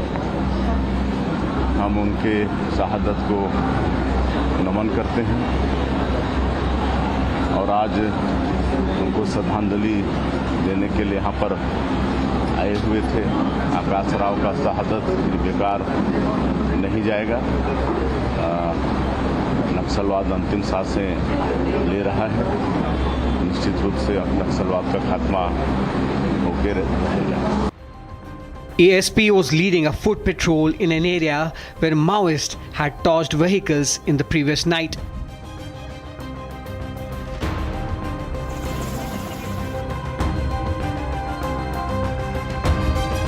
The 42-year-old officer took the brunt of the blast while 2 other officials were injured after being hit by the shrapnel. Slain officers' mortal remains have been brought to Raipur and the last rites will be performed today. Shifting focus to some of the stories from the border now. In a strategic move to bolster the anti-infiltration grid along the Indo-Pakistan international border in Samba, the Border Security Force has begun training village defense guards in weapon handling and intelligence gathering to counter cross-border threats. Now, following similar initiatives along the line of control, this is the first such push along the international border where locals are now being equipped with skills to operate semi-automatic rifles and respond during the emergencies. The enhanced preparedness aims to create a first line of response in the vulnerable border villages areas. Right ahead of the start of the Amarnath Yatra and amid the prevailing situations on the borders, the BSF has taken the initiative to train the village defense guards to tackle any contingency. Right now, we are in the Samba sector of the Indo-Pakistan international border, where the local VDG members are being trained by the Border Security Force. This initiative has been taken by the BSF amid the prevailing situation and also to ensure the security and the safety of the villages that are close to the international border. They are being taught how to handle these semi-automatic weapons that are here, and Sarjeevan is showing you the visuals that how these locals are being trained by the BSF men. They know how to work and how they will be able to tackle any situation that will arise here at the international border, and now they are being taught the drills that are the most important drills when it comes to the situation, because they are being trained in such a manner that they can even thwart a terror attack on them by giving a befitting reply. We'll try to speak to some of the locals as well, what they have to say. आपका नाम? Jasvir Singh sir. Jasvir जी, क्या सिखलाई आप लोगों को यहाँ पर दी जाती है बीएसएफ की तरफ से? सर इधर से बीएसएफ की आई कोई 15 दिन हो गए, हमें ट्रेनिंग चल रही है हमारी, और हमारे रैफल को खोलना, जोड़ना और फायर करना, ये सब सभी बता रहे हैं। अगर कोई ऐसी घटना आपके गाँव में हो जाती है तो आप लोग तैयार हैं? बिल्कुल सर तैयार हैं, क्योंकि इसलिए ट्रेनिंग कर रहे हैं, तैयार हैं हम तो पूरी तरह से तैयार है। Will try to speak to some more people. आपका नाम? दीपक सिंह चौधरी। दीपक, मुझे ये बताइए कि वेपन अब अभी आपको पहले 303 थे, अब सेमी ऑटोमेटिक मिले हैं SLRs, उसकी क्या पूरी सिखलाई दे दी गई? सिखलाई दी है सर, ट्रेनिंग की हमने, हो गया सर 8 साल हो गए चले हम ट्रेनिंग करते हुए। पहले भी ट्रेनिंग BSF दी, आर्मी ने, पुलिस ने। जी सर। तो अगर किसी तरह का कोई आतंकी हमला या संदिग्ध दिखता है तो आप लोगों की तैयारी कैसी? तैयारी सर फुल है हमारी, हम तैयार हैं ट्रेनिंग के लिए sir. So they are ready to give adversary a befitting reply, and that's why they are being given a rigorous training here by the Indo-Pakistan border by the Border Security Force. Reason being that this is one of the crucial borders that has seen the Pakistan's provocation, but now the BSF is not only standing like a wall between the civilians and Pakistan, but is also training these civilians to give adversary a befitting reply. Sir, लगातार हमने देखा है कि BSF अब जो है community policing या फिर बॉर्डर पूरा जो एरिया स्ट्रेंथनिंग पे फोकस कर रही है rather than focusing on the fence only. किस तरह से आप लोग जो है इन्हें तैयार कर रहे हैं सर? देखिए, बॉर्डर गार्डिंग में जो हमारा हिंटरलैंड है वो भी बहुत इम्पॉर्टेंट है।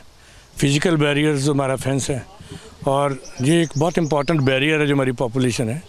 तो कोई भी अनवांटेड एलिमेंट, चाहे वो इंटरबॉल मूवमेंट से पीछे से आता है या सामने से भी ट्राई करता आने की, कोई ड्रोन ड्रॉपिंग के अटैम्प्ट्स होते हैं, वो बिना लोकल सपोर्ट के, किसी रिसीवर के या OGW के एक्सेस के वो नहीं कर पाएगा। तो इसलिए इनको अभी ट्रेंड किया जा रहा है वेपन हैंडलिंग में और इंटेलिजेंस गैदरिंग में भी, ताकि कोई भी बाहर से मूवमेंट इनके एरिया में हो तो इमीडिएटली फोर्स को पता चले और फोर्स उस पर एक्ट कर सके। नया मैकेनिज्म लाया गया है पूरे इंटरनेशनल बॉर्डर में कि वेपन हैंडलिंग और इंटेलिजेंस गैदरिंग भी। हाँ जी, बिल्कुल फोकस तरीके से अभी इनका ट्रेनिंग हो रहा है, क्योंकि ये सारे कामकाजी हैं, कोई किसान है, कोई कुछ रिटायर्ड अर्ली एक्स सर्विसमैन भी इनमें हैं। तो इनकी कन्वीनियंस के अनुसार हमने छोटे छोटे कैप्सूल कोर्स इनके लिए तैयार किए हुए हैं, और जो कि हम 1-1.5 महीने के बाद इनको रिफ्रेशर भी देते हैं।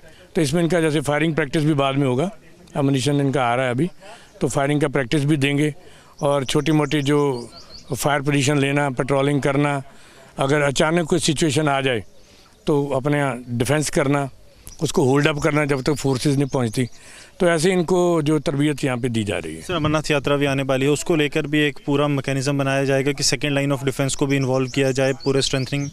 हाँ जी, बिल्कुल। सेकंड लाइन ऑफ डिफेंस बहुत इंपॉर्टेंट है इस एरिया में, क्योंकि 2-3 टीयर में डिफेंस हो तो उसका वायलेशन होना ऑलमोस्ट इम्पॉसिबल हो जाता है उग्रवादियों के द्वारा। तो ये बहुत स्ट्रॉन्ग हमारा क्रिटिकल कंपोनेंट सेकंड टीयर का है। इसके साथ हमारे बॉर्डर पुलिस पोस्ट भी हैं, पीछे पुलिस भी है, और BSF के AI जो ट्रुप्स हैं वो भी कुछ कंपनीज हमें प्रोवाइडेड हैं जो डेप्थ एरियाज को कवर करती हैं. Time to slip into a very, very short break. On the other side, Singapore flagged vessel ablaze after container explosion. 4 crew members missing. Firefighting operations continue.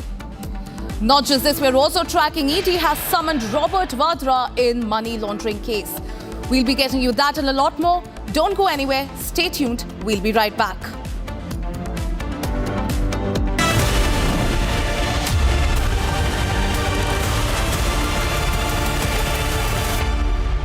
Mahi sir, how much do you love your fans? Honestly, I love my new fans.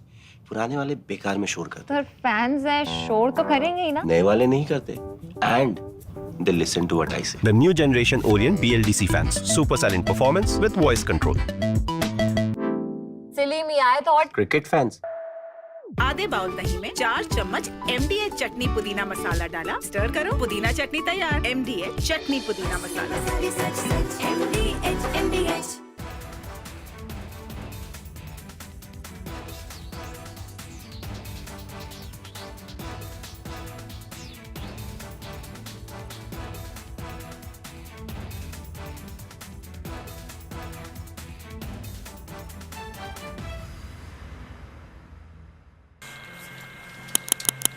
Squadron leader Rakesh Sharma, सारे राष्ट्र का ध्यान आपके तरफ है. भारत के नागरिक होने के नाते आपको धन्यवाद देता हूं और मेरे क्रू मेंबर्स भी मेरे साथ आपको धन्यवाद देते हैं. ऊपर से भारत कैसा दिखता है आपको? जी मैं बगैर किसी झिझक के कह सकता हूं कि सारे जहां से अच्छा.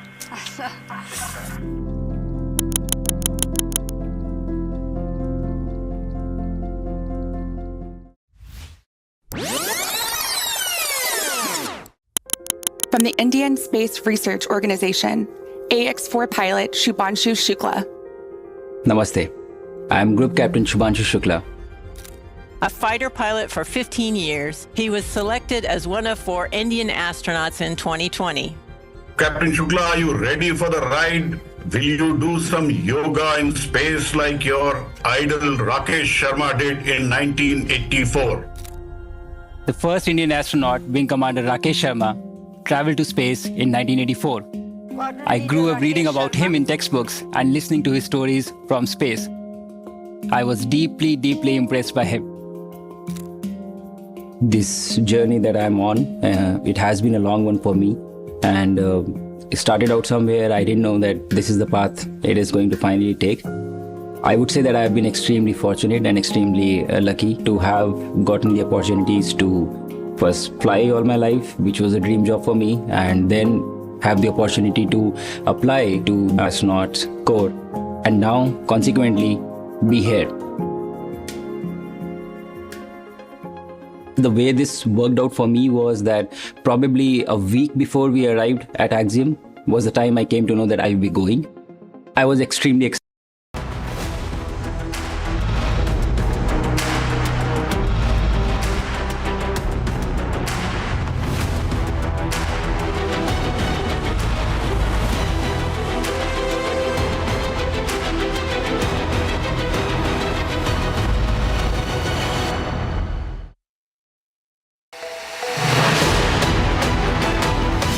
On prime time, we're not just reading the news, we are leading it with responsibility.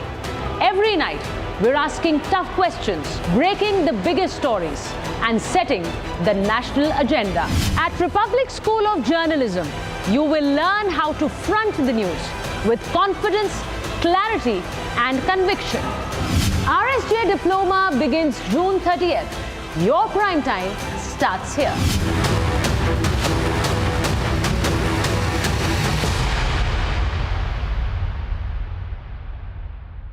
Secret recipe MDH का जीरा सिप जलजीरा मसाला.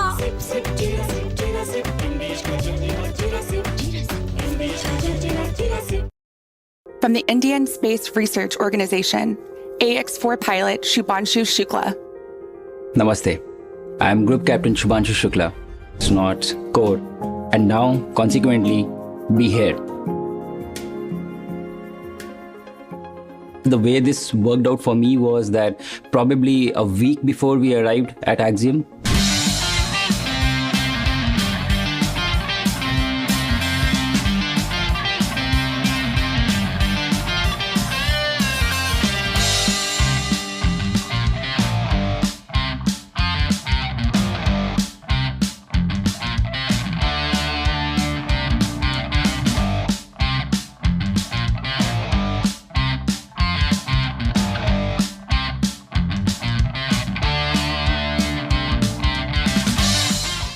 This is the first day of emergency training as a crew for us. We've been learning about all the systems and putting all the pieces together. Depressurizations in the modules, or fire, or the worst case, ammonia in the cabin. We learned so much in the past 2 weeks, basically. Every time when we started any scenarios, we kind of knew what to do. What I learned the most, how to keep your senses when things are going wrong, and not to let it overwhelm you. After a few episodes of initial exposure to these situations, I think we got a lot better by the end. The motto, slow is fast, and I think every single time we calmed down and reconnected and basically discussed how to coordinate the further steps of the instruction, we got better. I have a huge amount of technical expertise here standing next to me, so I feel really lucky about that. The thing that I feel responsible for is trying to bring this together as a crew and integrating this so that we can react to everything and to perform as a team. We got some wicked smart people. Today was a food tasting session. So as you see, we have a long list of food items that we had to try and give scores, whether we like it, not like it. And based on the feedback that we give today, the food items would be packed and they will be sent to the station for us to consume during our mission. Food is really important for us as work. Summer is here. Is your home ready for the heat? Keep your roof cool and your home comfortable all summer with Roof Cool and Seal.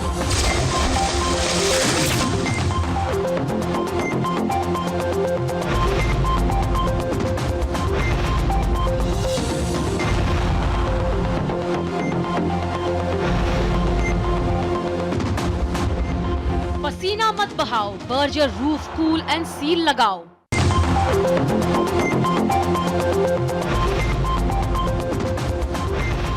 The name of Group Captain Shubhangshu Shukla will be on the lips of every single Indian. As he flies out to the International Space Station, he will be the first Indian since Rakesh Sharma in 1984 to go to space, marking India's return to human spaceflight after 41 years. Axiom 4 and the takeoff for the International Space Station of Group Captain Shubhangshu Shukla is a vital precursor to Gaganyaan, which is going to be India's entry into human space flight. That is the next on the radar. It also shows India's growing role, and in the future even bigger role, in commercial and international space missions. This makes us a major space power. This will boost India's ambitions and it will build confidence. What a huge step. How much we can achieve when we come together as one.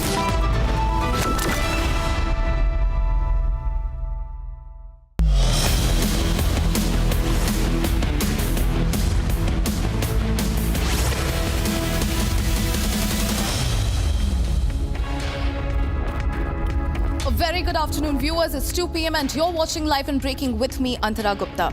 We are tracking a lot of big stories for you in this edition. All eyes are on Captain Shubhangshu Shukla, who's set to script history with the Axiom 4 mission. We'll get you that and a lot more. But first, as always, a quick check of the headlines.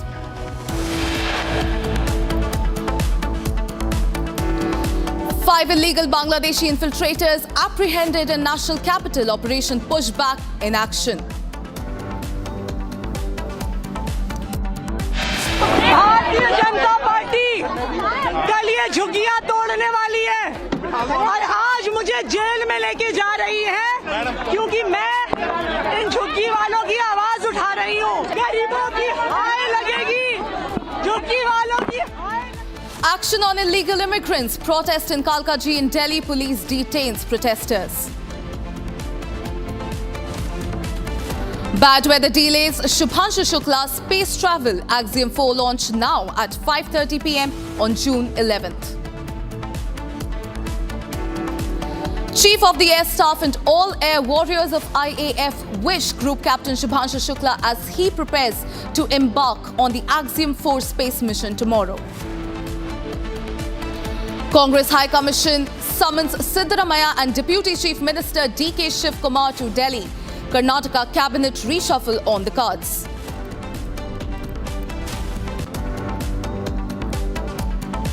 Singapore flagged vessel ablaze after container explosion. 4 crew members missing. Firefighting operations continue.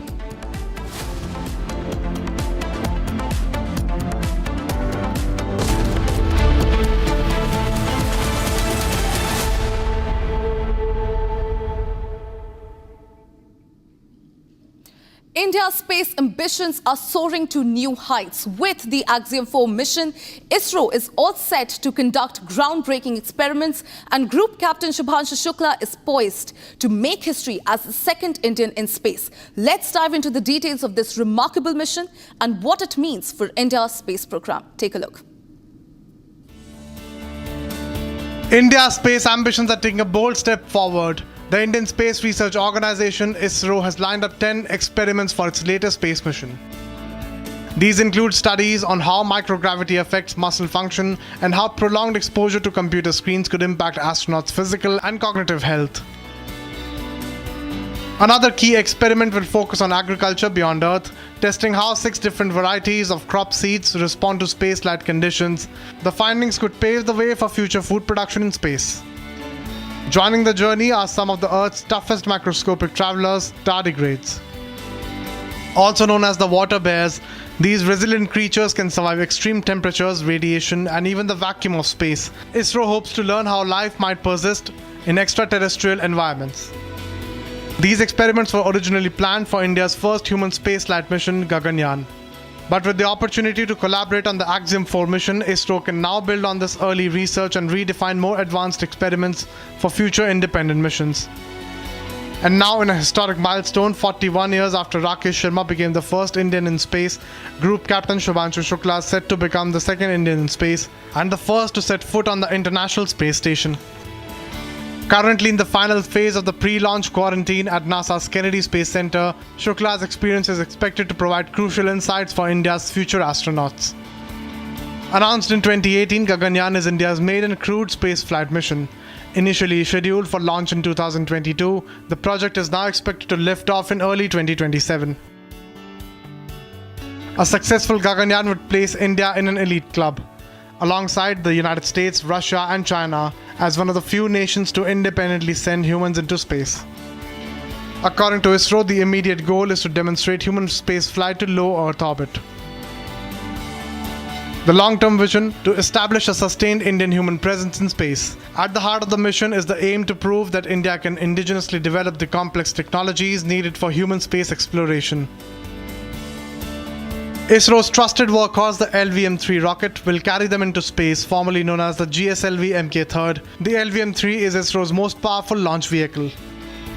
The LVM-3 rocket is a 3-staged vehicle consisting of a solid stage, a liquid stage, and a cryogenic upper stage. The solid stage uses the 2 strap-on motors. The liquid stage is the core stage. Meanwhile, the cryogenic upper stage features a high-thrust cryogenic engine. India's space journey is no longer just about satellites and science. It's now a human story of endurance, ambition, and the pursuit of something far greater than the Earth itself. From suiting up to spacewalks, every moment aboard the International Space Station is meticulously planned. And in this special video, A Day in Orbit, we take a closer look at the Axiom 4 mission and the fascinating process of ingress and egress, how astronauts enter and exit the International Space Station.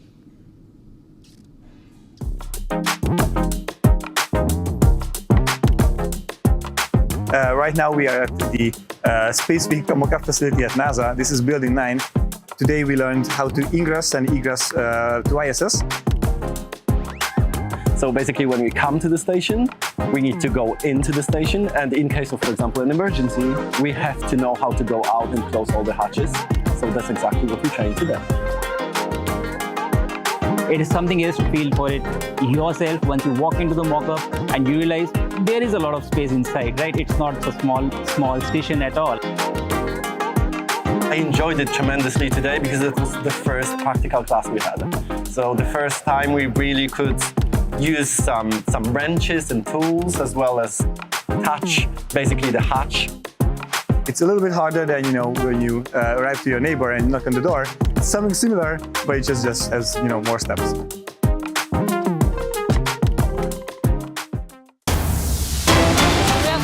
Breaking news coming in right now, viewers. A major fire continues to rage aboard a Singapore-flagged cargo ship off the Indian coast. There you have the dramatic visual. Viewers, you can see huge plumes of smoke coming out, huge plumes of smoke billowing from that ship.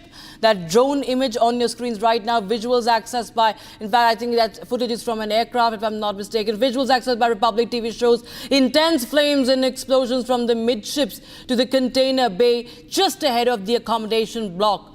While the forward bay fire has been brought under control, thick smoke still billows from the vessel and several containers have reportedly fallen overboard. In fact, Indian Coast Guard ships Samudra Prahari and Sachet are actively engaged in firefighting and boundary cooling operations.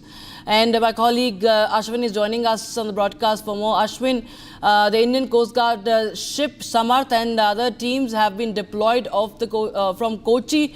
Tell us the latest update.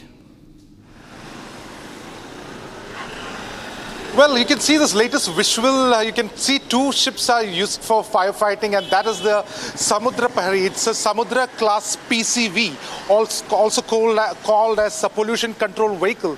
Now, this class of vehicles is especially used to contain the environmental damages that occurs when such incidences happen in the deep sea. Now, 40 kilometers away from the coast of Baipur, around 70 nautical miles from there, this incident has happened on June 9, that is yesterday. 24 hours later, we can see the firefighting is still going on over there, and the Indian Coast Guard has deployed multiple assets to ensure that the catastrophe of this incident is contained within it. Now, what we also have accessed is the document which says that around 40 containers are holding very critical, very combustible and inflammable substances. Two categories, which is called as Category 3 and Category 9, which includes liquid combustibles as well as solid combustible. Another category called as Class 4. All these are there in this particular container, which makes it extremely hazardous task. And also because these materials like resins, like turpentines, like gunpowder and other chemicals are there, which can be easily combustible due to even a minimum friction are contained in this vehicle. So certainly the operation is to be done very cautiously, and that is what you see in these visuals. The Coast Guard and the Indian Navy, the Dornier helicopter giving us those Ashwin, visuals of this. As far as the people on board, the crew on board is concerned,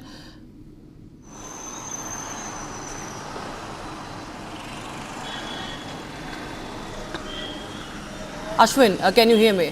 What is the latest update as far as the crew members are concerned? Because we learned that 4 crew members are missing. Absolutely. In fact, 18 of these crew members have already been safely taken. They will be taken to the Mangalore port, where they will be safely taken to the Mangalore port. What we understand is there are Chinese citizens and Taiwanese citizens over there, and they are being taken to the Mangalore port in Karnataka, where all the other medical help will be provided.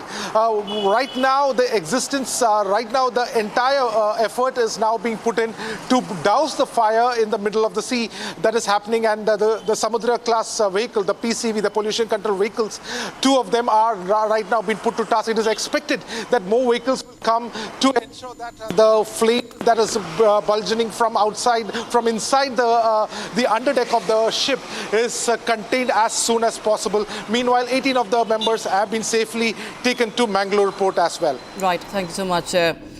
Thank you so much, Ashwin, for joining us with those details coming in. Viewers, you can see those visuals coming in from the middle of the sea. You can see Kerala, this is near the Kerala coast, the cargo ship on fire, and the crew members are missing.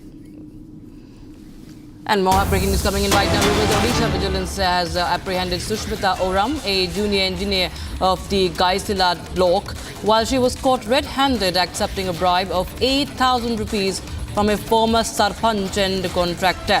The bribe was reportedly the final installment of a total demand of 32,000 rupees for facilitating measurement and clearing of pending bills related to a road improvement project under the Manrega. So the government employee has been arrested. The IAS officer has also been apprehended here. In 46 lakh have been recovered. There you can see the cash, the pile of cash.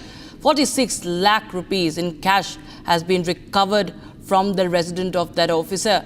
10 lakh rupees of it has been accepted as bribe. So you can see there, it's said that it's a trap that was laid there, a bribe hidden in desk drawer. And Sushmita Oram has been now arrested. And that's the latest news. We have Odisha Vigilance apprehending Sushmita Oram, who is a junior engineer of the Kaisilat block, which she was and she was caught red-handed. Riyanka joins us on the phone line for more. Riyanka, tell us more about this case.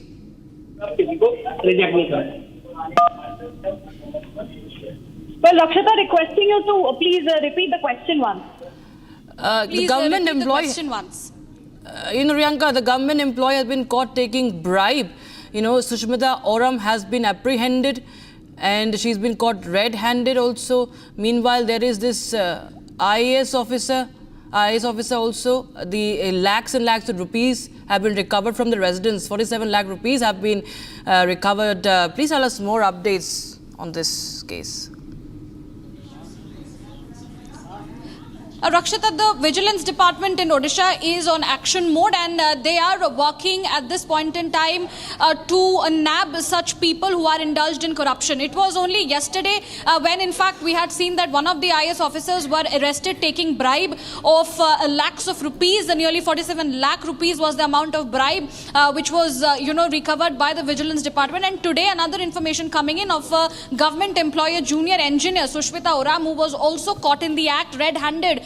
She was accepting bribe on nearly 6,000 rupees and the total amount of the work which she had promised to be done was nearly over 9 lakh rupees. So at this point in time we understand that the government employee is one of the junior engineers today, and in fact 2 weeks ago another junior. Right. Understand, Rakshita. All right, Riyanka, thank you so much for joining us with those details coming in on that story from Odisha.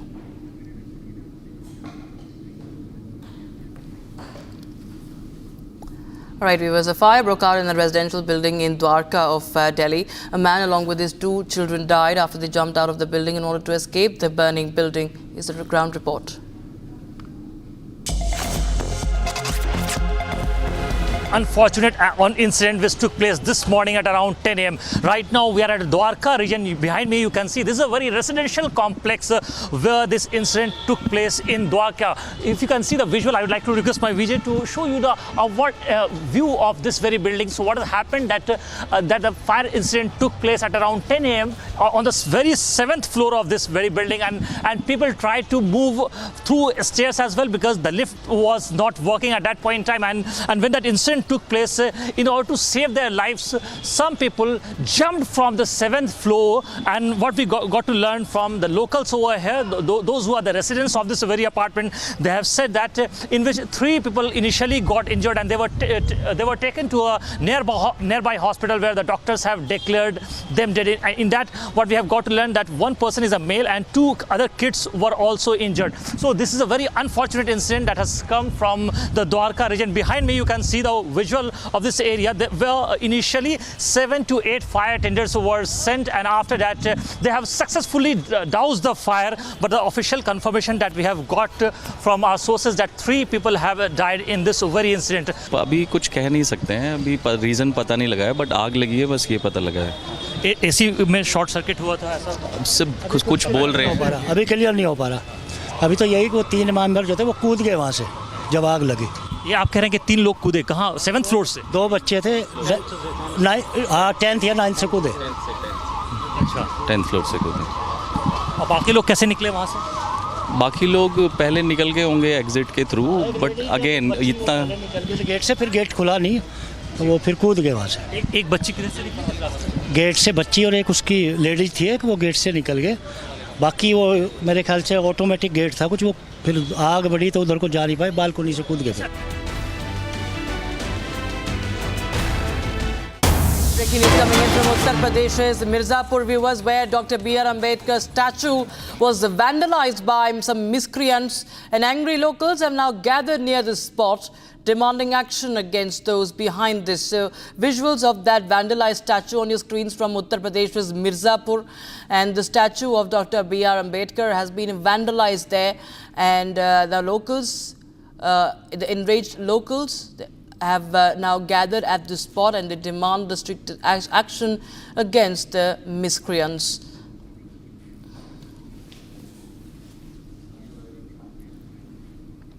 Now, a shocking incident at the Newark airport is making waves after a video emerged showing an Indian student handcuffed and pinned to the floor by US officers before being deported. The disturbing footage, now viral on social media, has sparked outrage over alleged police brutality and the treatment of Indian nationals in America. Here's a report.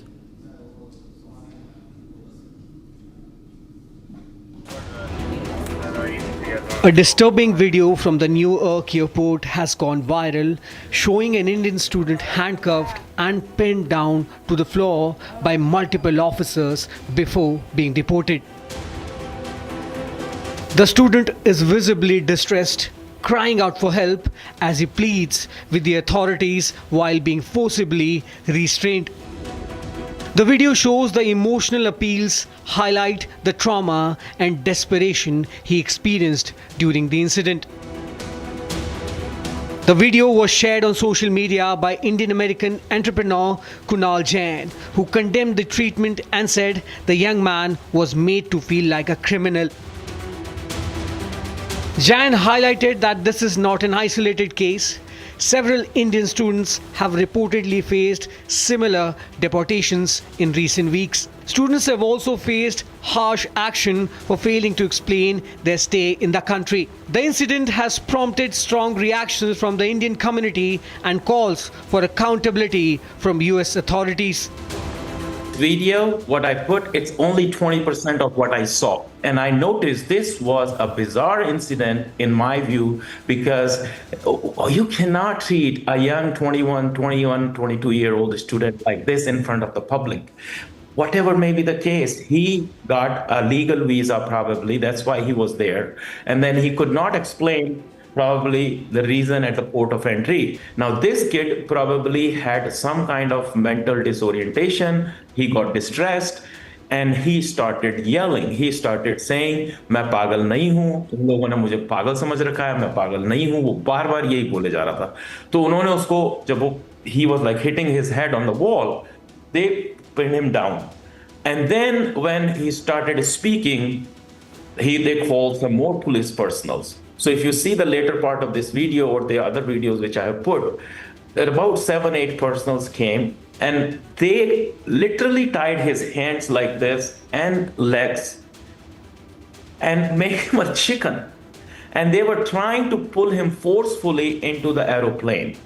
And then the pilot came and pilot says, we cannot allow a forceful operations like this.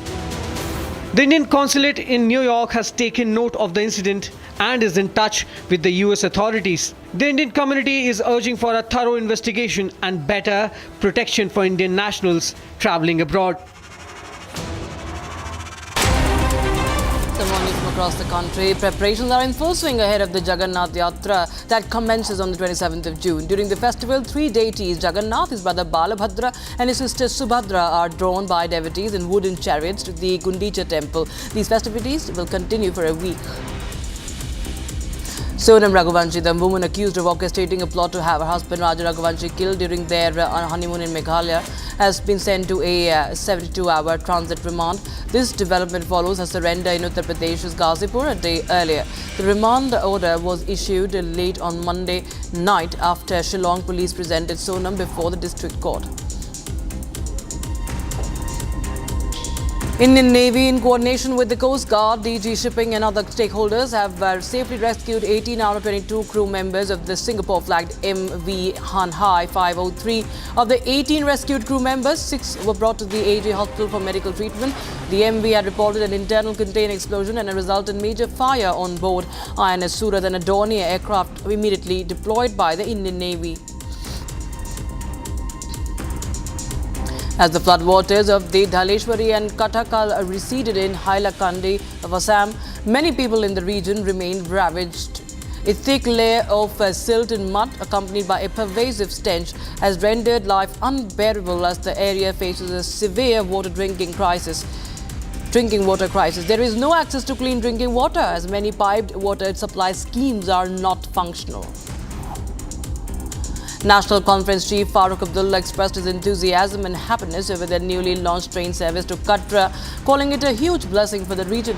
Speaking about the benefits, Abdullah highlighted the difficulties faced by travellers who previously had to rely on road transport or expensive air travel.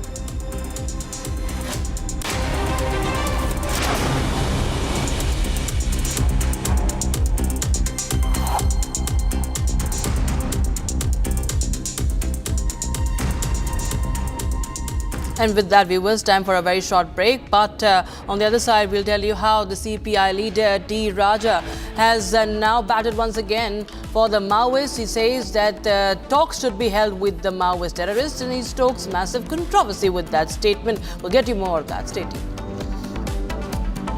And in fact, bad weather has delayed the much-awaited launch of Shubhanshu Shukla's space mission EXIM 4. It's now scheduled for the 11th of June, 5:30 p.m. IST. That's tomorrow. We'll get you all the latest update on the build-up in the run-up to that. Stay tuned.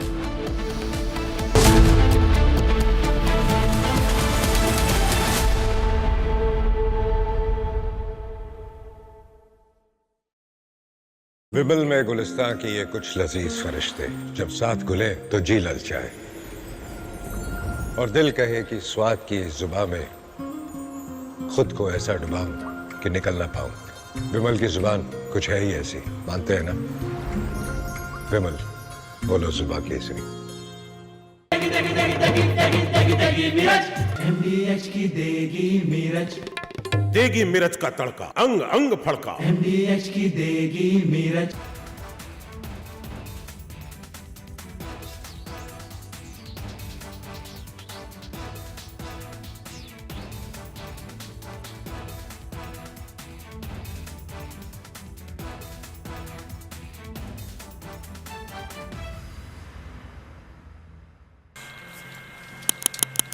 Squadron leader Rakesh Sharma, सारे राष्ट्र का ध्यान आपके तरफ है। भारत के नागरिक होने के नाते आपको धन्यवाद देता हूं और मेरे क्रू मेंबर्स भी मेरे साथ आपको धन्यवाद देते हैं। ऊपर से भारत कैसा दिखता है आपको? जी, मैं बगैर किसी झिझक के कह सकता हूं कि सारे जहां से अच्छा।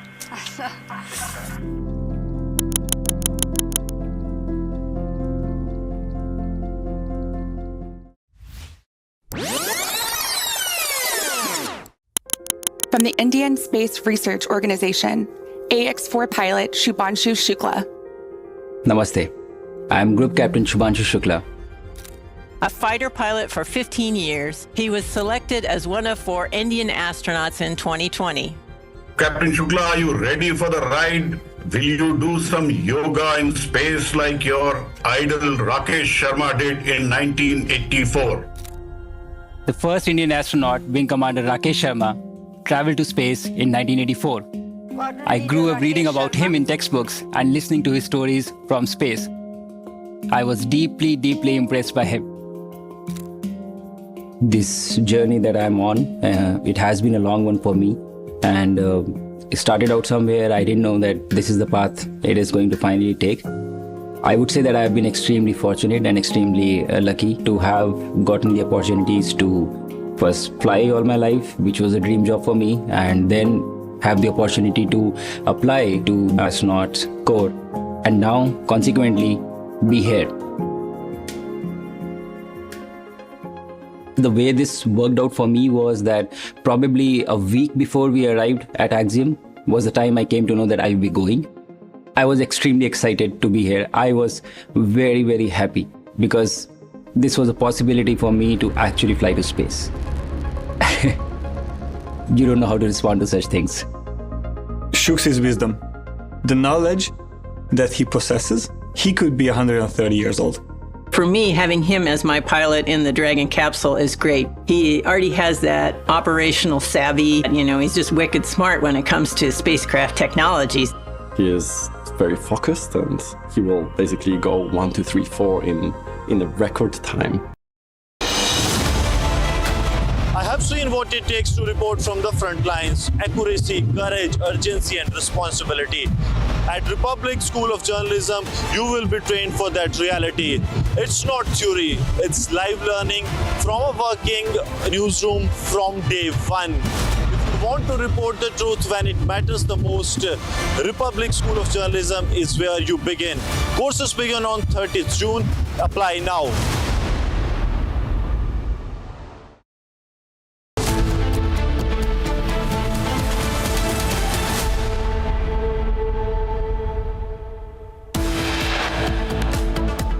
Five illegal Bangladeshi infiltrators apprehended in the national capital. Operation Pushback in action.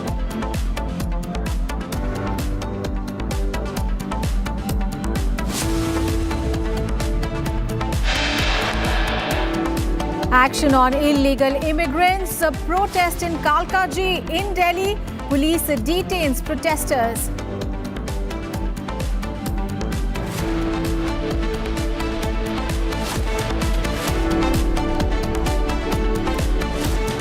Bad weather delays Shubhanshu Shukla's space travel. Axiom 4 launch now at 5:30 p.m. on 11th of June. Chief of the Air Staff and all air warriors of Indian Air Force wish Group Captain Shubhanshu Shukla as he prepares to embark on Axiom 4's space mission tomorrow. Congress High Command summoned Siddharamaiah and Deputy Chief Minister D.K. Shivakumar to Delhi. Karnataka cabinet reshuffle on the cards. And a Singapore-flagged vessel ablaze after container explosion. 4 crew members missing. Firefighting operations continue.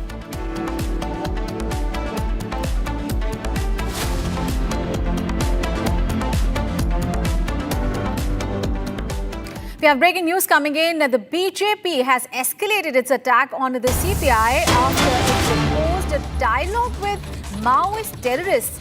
The BJP has condemned the fact that parties like the left have aided the Red Corridor when these terrorists have martyred over 200 CRPF personnel. So BJP hitting back at the CPI. Remember, the CPI had proposed a dialogue with the Maoist terrorists.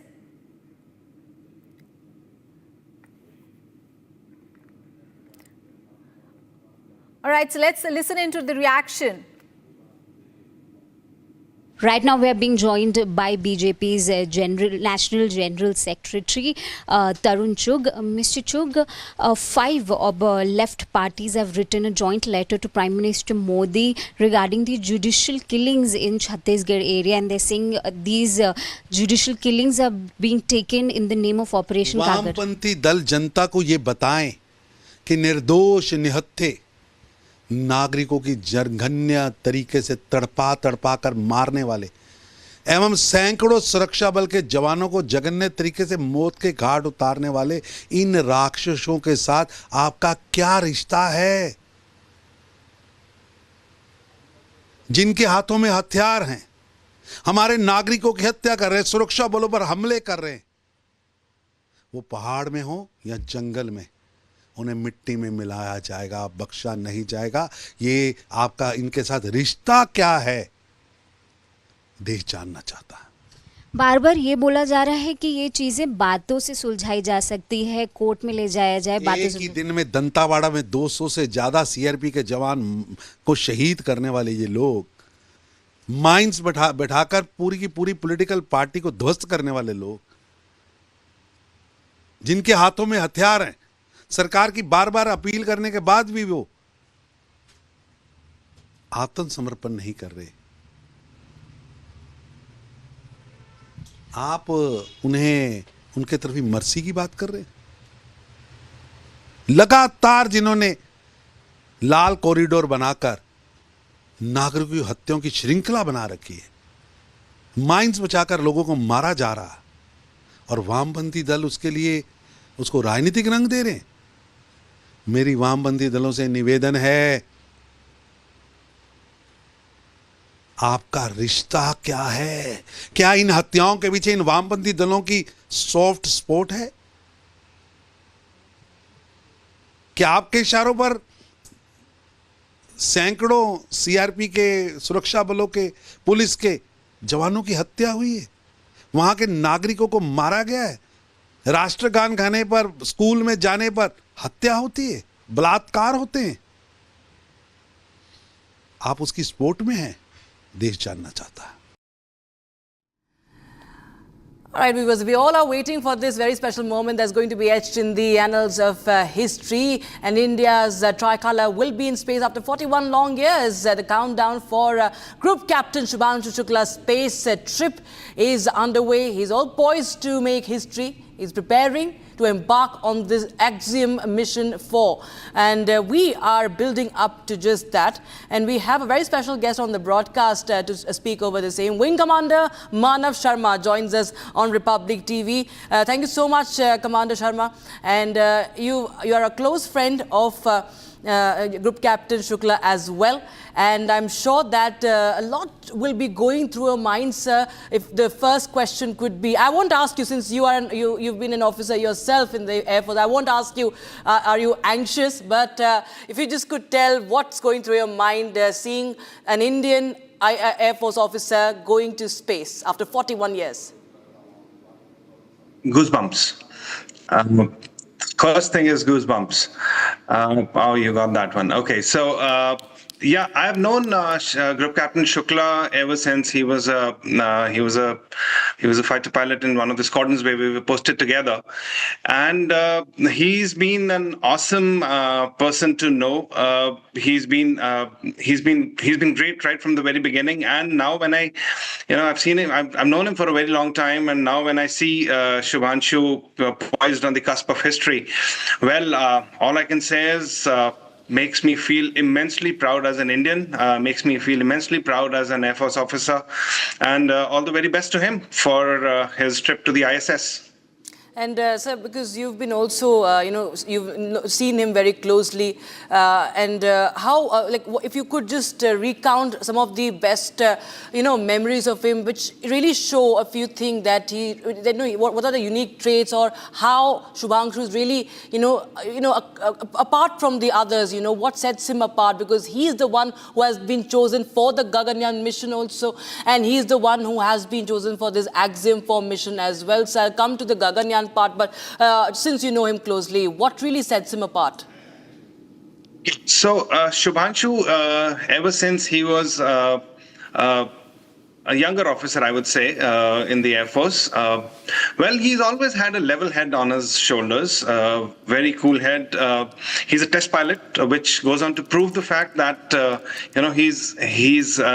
he's good with emergency situations. He's good with crisis management, and he's always been one of those guys who used to come across as a very, very balanced individual, not prone to any hyperbole or anything of that sort. A fantastic person to know, honestly. I think we've chosen well in Shubhanshu as our astronaut going aboard the ISS. Of course, and as an officer, as a test pilot, he has experience of at least 2,000 flying hours with the Indian Air Force, and his skills in handling jets, we understand, could really be of great help. So help us understand, how does his training as the test pilot, really help him handling in the spacecraft, and also how it helps him in the entire process of this space trip? So, to answer this question, let's first understand what exactly a test pilot is. Yeah. So, a test pilot is an elite, is the elite of the elite of the combat pilots. And once you are a test pilot, you learn how to fly different platforms. You could be an experimental test pilot in the sense a new system which has been inducted or has been developed. You fly that for the first time. So what this means is that you are uniquely qualified to handle any emergency, any sort of crisis which might occur in flight, and which sort of allows you to respond to such emergencies without panicking, with a cool head, which gives you a far greater chance of getting through this emergency safely. Right. And, right from the skills, but also the mental training, because you also, I think, mentioned the word calm. We've seen Sunita Williams as well, it was a long drawn trip for her, and the great mental strength she had displayed. Now, we do understand that the NDA training is very rigorous, and of course, the training with the forces is even more rigorous. And, the mental strength that an officer would come with will also help a lot as far as this space voyage is concerned, making quick decisions during the challenges that could be encountered during the space flight, sir. Absolutely. Mental strength and the ability to withstand, to maintain that calm demeanor in a crisis situation is what sets them apart. Now, I must point out the fact here that the selection process for these astronauts is very rigorous, and the Institute of Aerospace Medicine at Bangalore was instrumental in selecting these astronauts. And when they were selected initially in India, and then they were sent for further training to Russia, the initial evaluation, the initial assessment, the initial selection process, that was all carried out in India. So I must put her on record here that hats off to the team at the Institute of Aerospace Medicine in Bangalore, who did a commendable job in selecting the right people for the job. As far as mental strength goes, psychological evaluation plays a major role in selecting these candidates.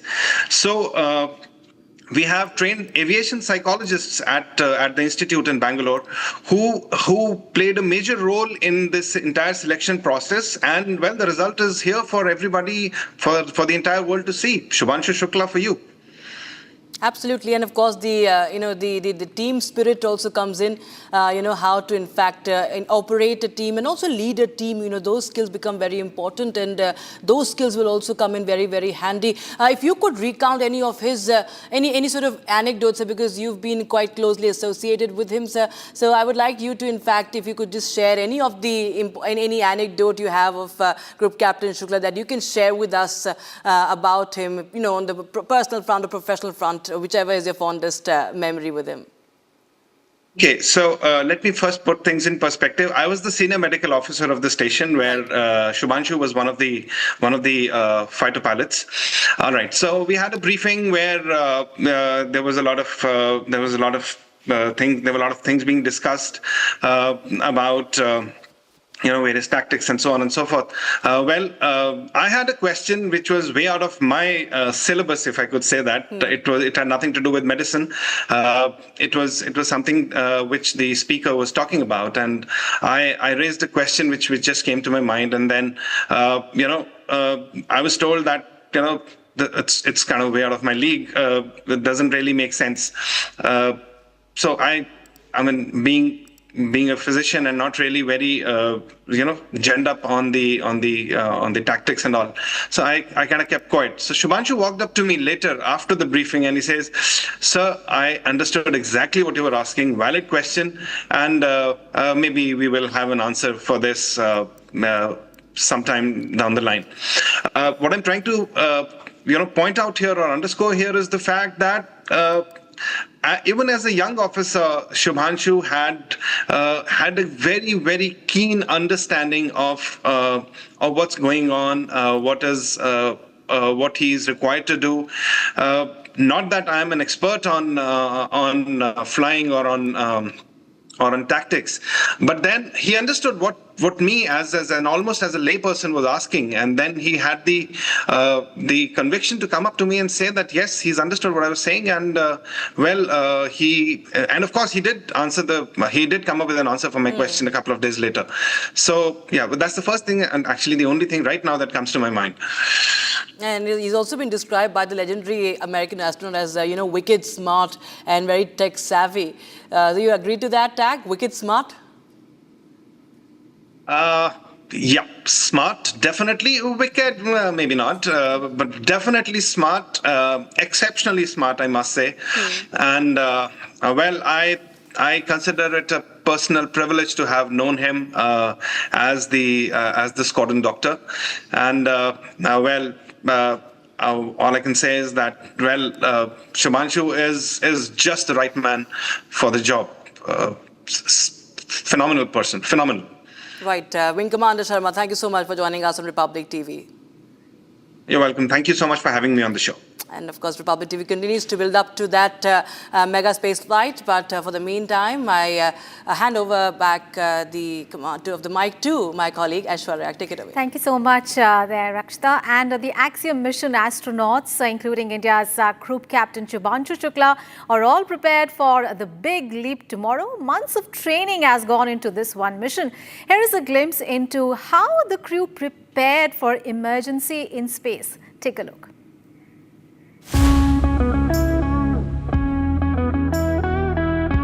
Well, this is the first day of emergency training as a crew for us. We've been learning about all the systems and putting all the pieces together. Depressurizations in the modules, or fire, or the worst case, ammonia in the cabin. We learned so much in the past 2 weeks, basically. Every time when we started any scenarios, we kind of knew what to do. What I learned the most, how to keep your senses when things are going wrong, and not to let it overwhelm you. After a few episodes of initial exposure to these situations, I think we got a lot better by the end. The motto, slow is fast, and I think every single time we calmed down and reconnected and basically discussed how to coordinate the further steps of the instruction, we got better. I have a huge amount of technical expertise here standing next to me, so I feel really lucky about that. The thing that I feel responsible for is trying to bring this together as a crew and integrating us so that we can react to everything and to perform as a team. We got some wicked smart people. Time to take a break. Coming up ahead, Congress High Command summoned Siddaramaiah and Deputy Chief Minister D.K. Shivakumar to Delhi. Karnataka cabinet reshuffle on the cards.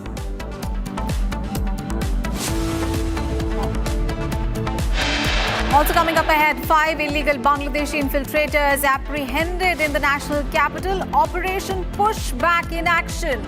Details coming up ahead. Stay tuned.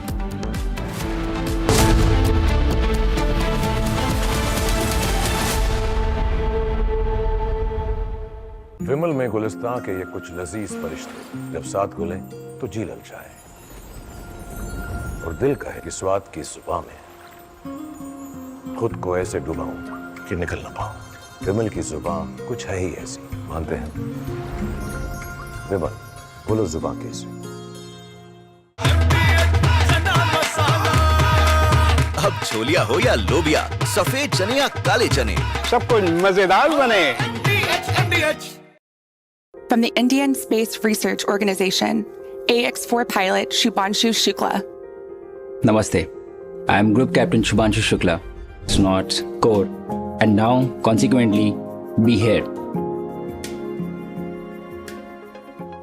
The way this worked out for me was that probably a week before we arrived at Axiom,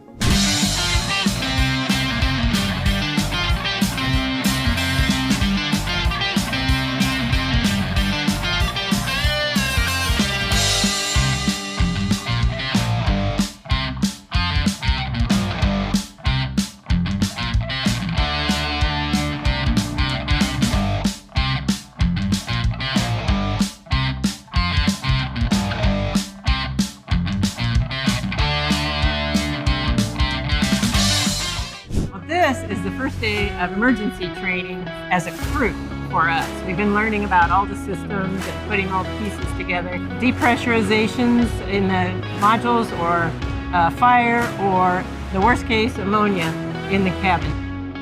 We learned so much in the past 2 weeks, basically. Every time when we started any scenarios, we kind of knew what to do. What I learned the most, how to keep your senses when things are going wrong, and not to let it overwhelm you. After a few episodes of initial exposure to these situations, I think we got a lot better by the end. The motto, slow is fast, and I think every single time we calmed down and reconnected and basically discussed how to coordinate the further steps of the instruction, we got better. I have a huge amount of technical expertise here standing next to me, so I feel really lucky about that. The thing that I feel responsible for is trying to bring this together as a crew and integrating this so that we can react to everything and to perform as a team. We got some wicked smart people. Today was a food tasting session. So as you see, we have a long list of food items that we had to try and give scores, whether we like it, not like it. And based on the feedback that we give today, the food items would be packed and they will be sent to the station for us to consume during our mission. Food is really important for us. Astronauts work in quite difficult conditions on the station, in confined space, far from home. Food brings a bit of a comfort. This was a super great experience. It felt super special when we were all together and Peggy was explaining her tips and tricks, how to consume these stuff and how to open stuff. So this was great.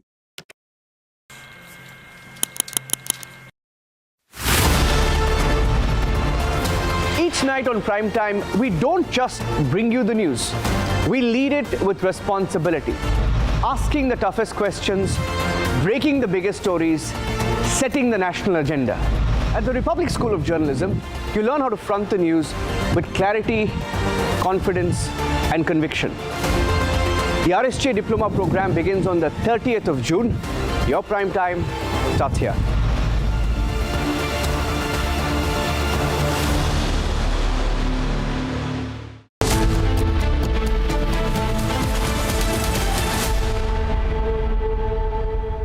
Welcome back. News from Chhattisgarh. Police officials paid tribute to late ASP Akash Rao Giripunje. He lost his life due to an IED blast which took place in Sukma. The tribute was held yesterday in Chhattisgarh's Raipur. Here are the details.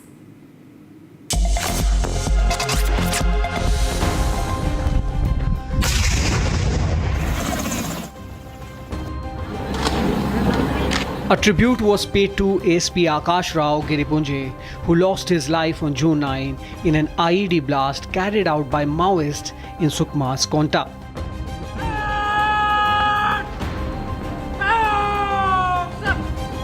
Chhattisgarh Chief Minister Vishnu Dev Sai, Assembly Speaker Raman Singh and police officials paid their last respects to ASP Akash Rao.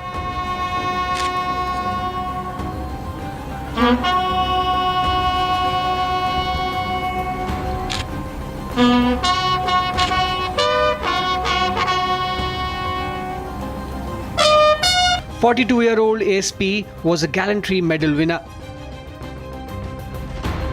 एक ID blast pressure bomb के चपेट में आकर अतिरिक्त police अधीक्षक श्री आकाश राव गिरपुंजे जी शहीद हो गए।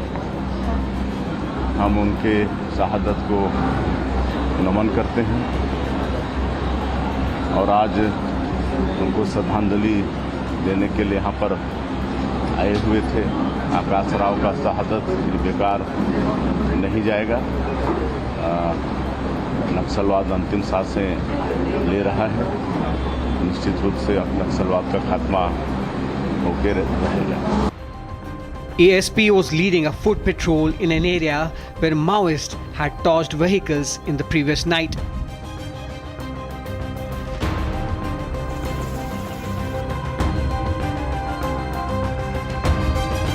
The 42-year-old officer took the brunt of the blast while two other officials were injured after being hit by the shrapnel. Slain officers' mortal remains have been brought to Raipur and the last rites will be performed today.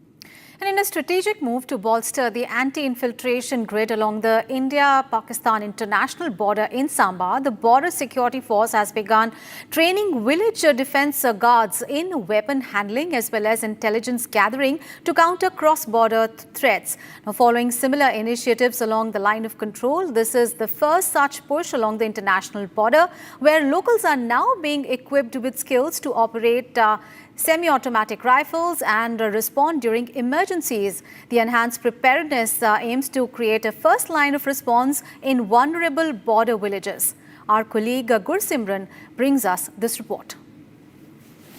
Right ahead of the start of the Amarnath Yatra and amid the prevailing situations on the borders, the BSF has taken the initiative to train the village defence guards to tackle any contingency. Right now, we are in the Samba sector of the Indo-Pakistan international border, where the local VDG members are being trained by the Border Security Force. This initiative has been taken by the BSF amid the prevailing situation and also to ensure the security and the safety of the villages that are close to the international border. They are being taught how to handle these semi-automatic weapons that are here, and Sarjeevan is showing you the visuals that how these locals are being trained by the BSF men. They know how to work and how they will be able to tackle any situation that will arise here at the international border, and now they are being taught the drills that are the most important drills when it comes to the situation, because they are being trained in such a manner that they can even thwart a terror attack on them by giving a befitting reply. We'll try to speak to some of the locals as well, what they have to say. आपका नाम? जसवीर जी, क्या सिखलाई आप लोगों को यहाँ पर दी जाती है बीएसएफ की तरफ से? सर, इधर से बीएसएफ की आई कोई 15 दिन हो गए, हमें ट्रेनिंग चल रही है हमारी, और हमारे राइफल को खोलना, जोड़ना और फायर करना, ये सब सभी बता रहे हैं। अगर कोई ऐसी घटना आपके गाँव में हो जाती है तो आप लोग तैयार हैं? बिल्कुल सर, तैयार हैं, क्योंकि इसलिए ट्रेनिंग कर रहे हैं, तैयार हैं हम तो पूरी तरह से तैयार है। Will try to speak to some more people. आपका नाम? दीपक सिंह चौधरी। दीपक, मुझे ये बताइए कि वेपन अब अभी आपको पहले 303 थी, अब सेमी ऑटोमेटिक मिले हैं SLRs, उसकी क्या पूरी सिखलाई दे दी गई? सिखलाई दी है सर, ट्रेनिंग की हमने, हो गया सर 8 साल हो गए चले हम ट्रेनिंग करते हुए। पहले भी ट्रेनिंग BSF दी, आर्मी ने, पुलिस ने। जी सर। तो अगर किसी तरह का कोई आतंकी हमला या संदिग्ध दिखता है तो आप लोगों की तैयारी कैसी? तैयारी सर फुल है हमारी, हम तैयार हैं ट्रेनिंग के लिए sir. So they are ready to give adversary a befitting reply, and that's why they are being given a rigorous training here by the Indo-Pakistan border by the Border Security Force. Reason being that this is one of the crucial borders that has seen the Pakistan's provocation, but now the BSF is not only standing like a wall between the civilians and Pakistan, but is also training these civilians to give adversary a befitting reply. Time to take a break. Coming up ahead, bad weather delays Subhanshu Shukla's space travel. Axiom 4 launch now at 5:30 p.m. on 11th of June. Also action on illegal immigrants. Protest in Kalkaji in Delhi. Police detains protesters. Those big stories and much more coming up ahead.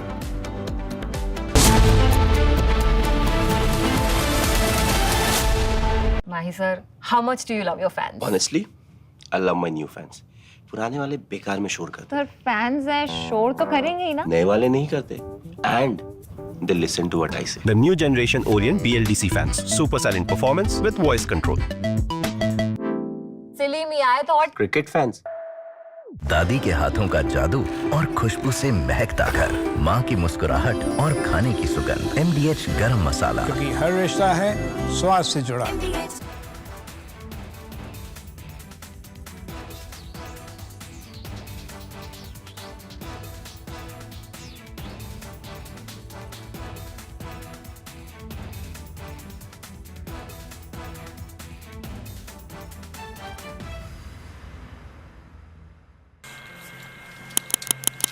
Squadron leader Rakesh Sharma,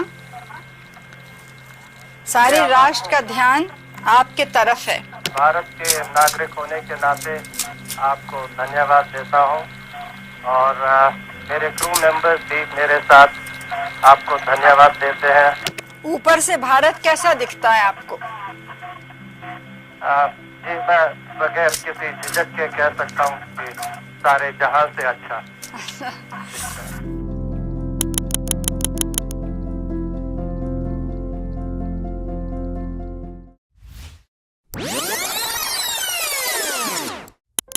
From the Indian Space Research Organization, AX4 pilot Shubhanshu Shukla. Namaste. I am Group Captain Shubhanshu Shukla. A fighter pilot for 15 years, he was selected as one of 4 Indian astronauts in 2020. Captain Shukla, are you ready for the ride? Will you do some yoga in space like your idol Rakesh Sharma did in 1984? The first Indian astronaut, Wing Commander Rakesh Sharma, traveled to space in 1984. I grew up reading about him in textbooks and listening to his stories from space. I was deeply, deeply impressed by him. This journey that I'm on, it has been a long one for me. And it started out somewhere. I didn't know that this is the path it is going to finally take. I would say that I have been extremely fortunate and extremely lucky to have gotten the opportunities to first fly all my life, which was a dream job for me, and then have the opportunity to apply to astronaut corps, and now consequently be here. The way this worked out for me was that probably a week before we arrived at Axiom was the time I came to know that I will be going. I was extremely excited to be here. I was very, very happy because this was a possibility for me to actually fly to space. You don't know how to respond to such things. Shuk's his wisdom. The knowledge that he possesses, he could be 130 years old. For me, having him as my pilot in the Dragon capsule is great. He already has that operational savvy. You know, he's just wicked smart when it comes to spacecraft technologies. विबल में गुलिस्तां की ये कुछ लजीज फरिश्ते जब साथ घुले तो जी ललचाए और दिल कहे कि स्वाद की इस जुबान में खुद को ऐसा डुबाऊं कि निकल ना पाऊं। विमल की जुबान कुछ है ही ऐसी, मानते हैं ना? विमल, बोलो जुबान केसरी। MDH की हल्दी मिर्ची धनिया करे कमाल, ये रंग दे, ये खुशबू दे, ये तीखा, ये कम पड़े, क्या निराला MDH masala. Squadron leader Rakesh Sharma,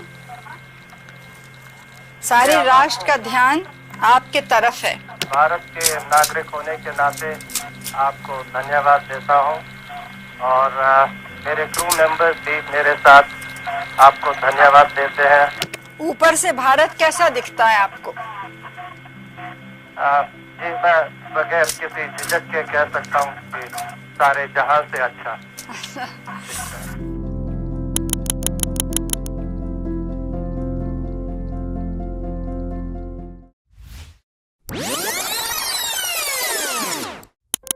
From the Indian Space Research Organization, AX4 pilot Shubhanshu Shukla.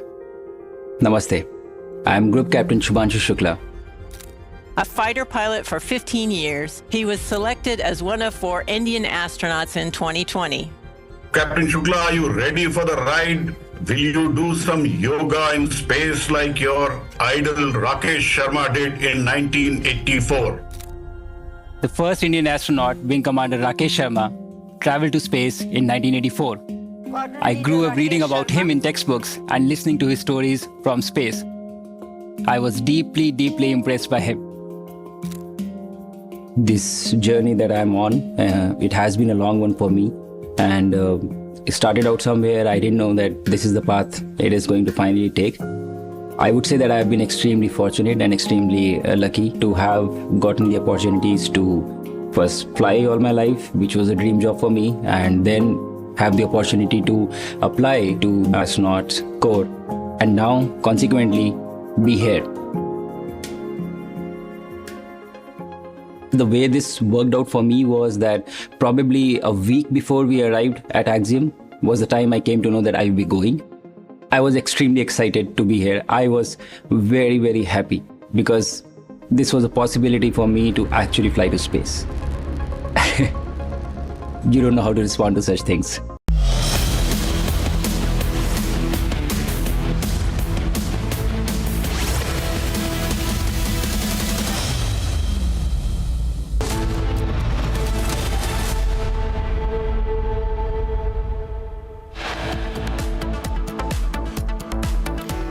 Fire explosion persists on Singapore cargo vessel off Kerala coast. 2 crew members critical.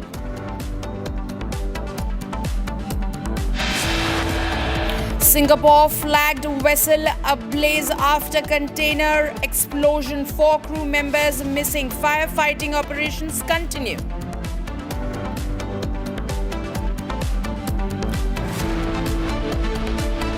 Janata party कल ये झुग्गियां तोड़ने वाली है और आज मुझे जेल में लेके जा रही है क्योंकि मैं इन झुग्गी वालों की आवाज उठा रही हूँ। गरीबों की हाय लगेगी झुग्गी वालों की। Action on illegal immigrants protest in Kalkaji in Delhi. Police detained protesters.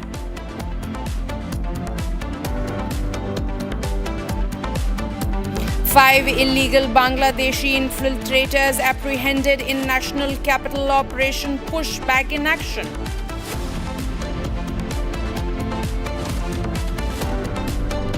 Chief of the Air Staff and all Air Warriors of IAF wish Group Captain Shubhanshu Shukla as he prepares to embark on Jaksham 4 space mission tomorrow.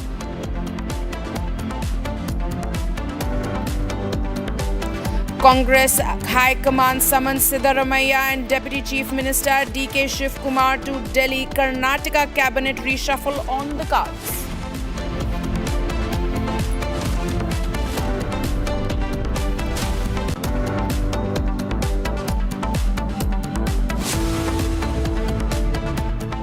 Breaking news coming in, viewers. Republic has accessed ship manifest and it clearly points out the fact that the Singapore vessel carrying the hazardous substances manifest indicates ship was carrying highly inflammable material. Remember, it was yesterday when a major continuous fire broke out and there has been an operation going on to douse the fire.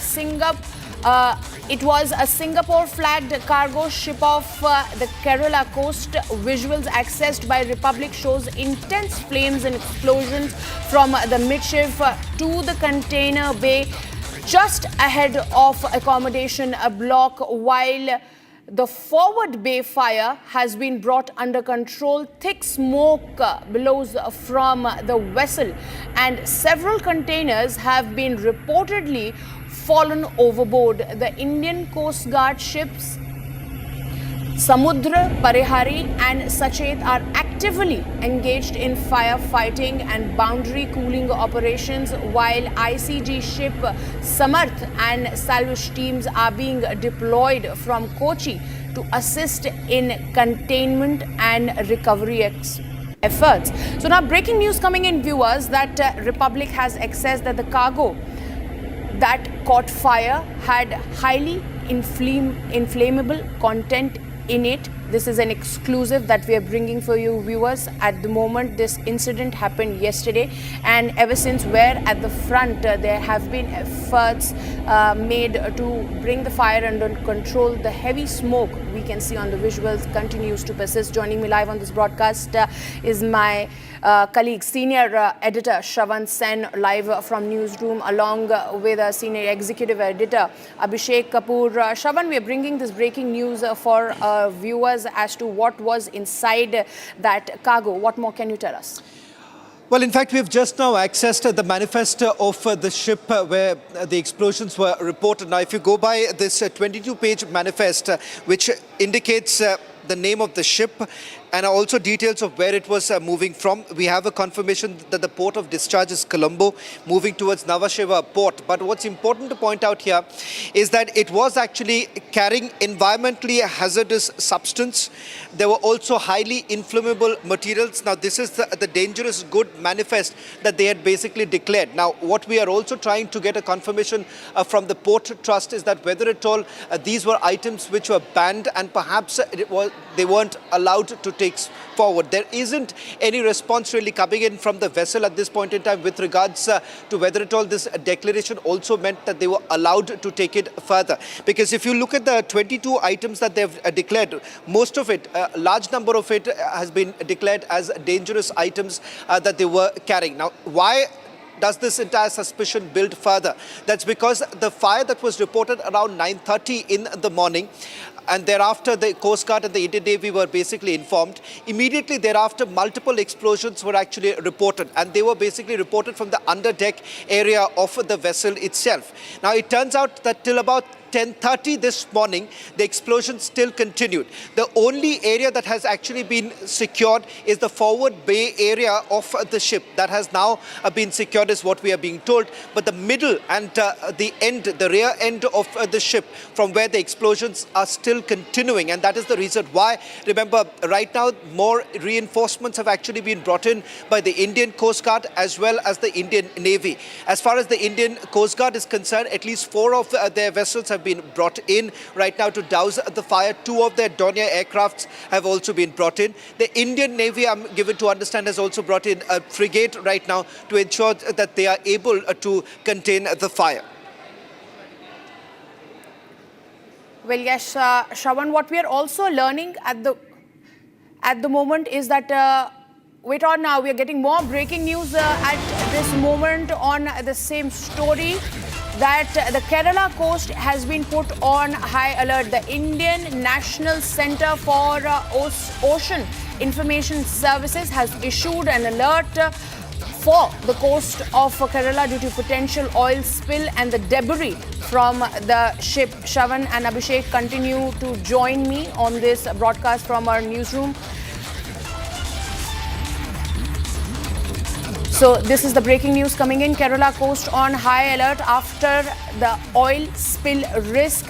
Now the authorities have warned of the potential oil spill of the Kerala coast. This is a big development coming in, viewers, at the moment that the information services, that is Incosys, has warned of an oil spill. Joining me live on this broadcast is my colleague Ashwin. Ashwin, what more can you tell us about this warning that has been issued for the Kerala coast? It has been put on high alert.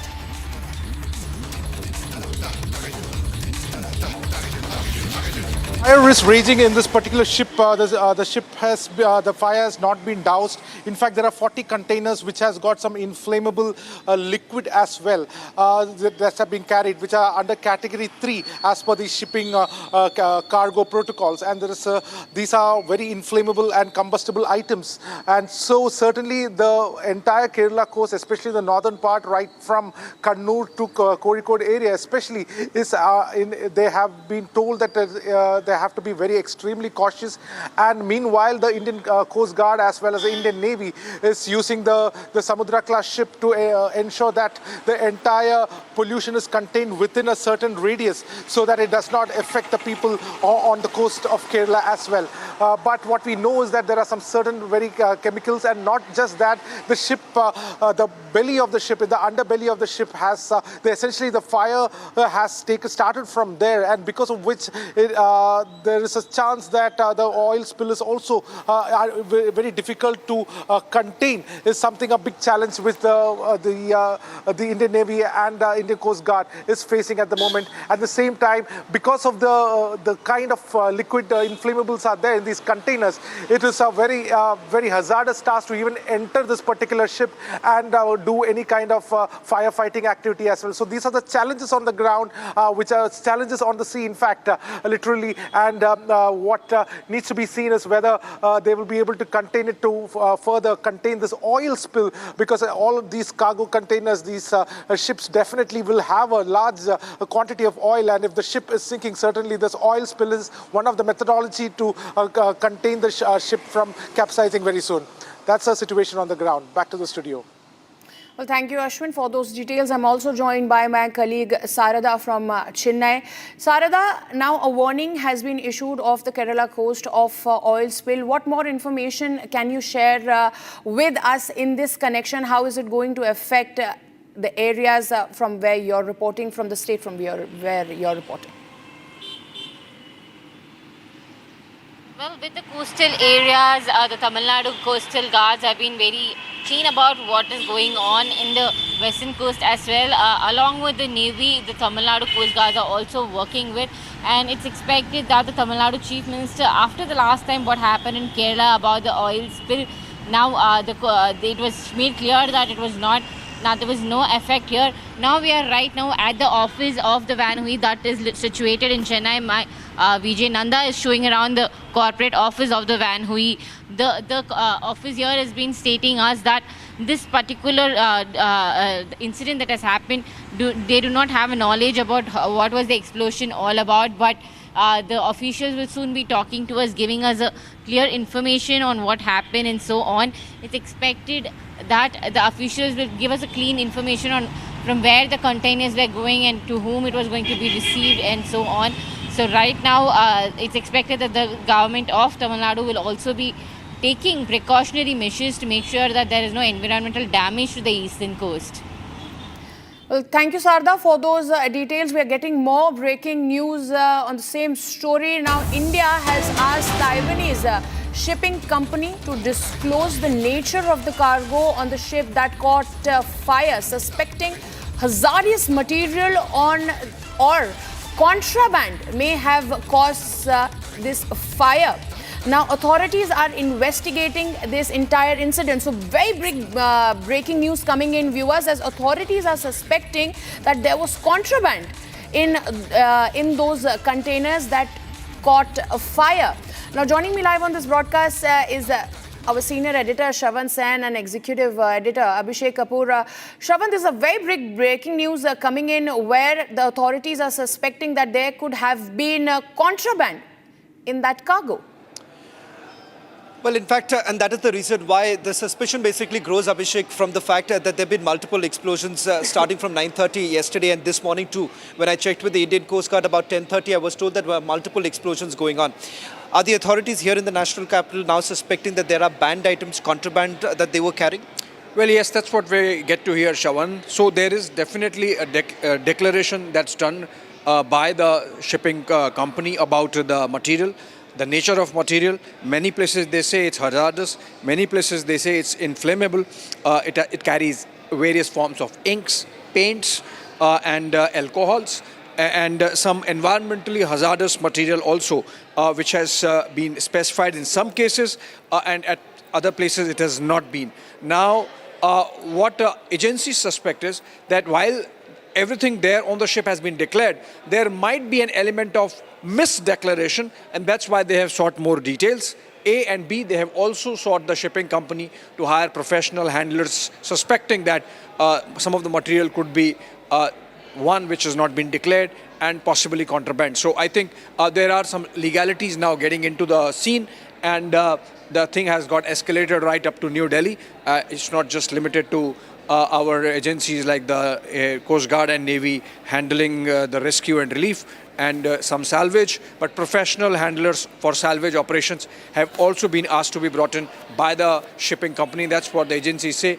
that maybe there is some material about which we are not sure what it is, and that's why professionals need to get into the picture now. When you say professionals, are we also looking at other agencies, other investigative Indian agencies also getting into the picture right now? Because if at all they're suspecting contraband and the fact that there are materials that they may not have declared, then there's something that does not really clear up or really add up at this point in time. 100% there would be investigation within the framework of international law. Remember, India is part of the UN clause, and within the framework of that law, whatever needs to be done to make sure that if there was any element of illegality involved, if there was some material on board which was not declared or misdeclared, then obviously proceedings would begin. But before that, of course, clarifications have to come in from the shipping company, and that's exactly what has been sought, is what we are hearing from our sources. Well, Madhura, that's the latest details we're getting in. We've now got the full details of the manifest, and as Abhishek was pointing out, there are items that may not have been declared, because if you look at the manifest and the details that we have, there is only a mention of the fact that there are hazardous substances and there are highly inflammable materials that were being carried out. We're getting more breaking news. Please stay with us. We're getting more breaking news at the moment.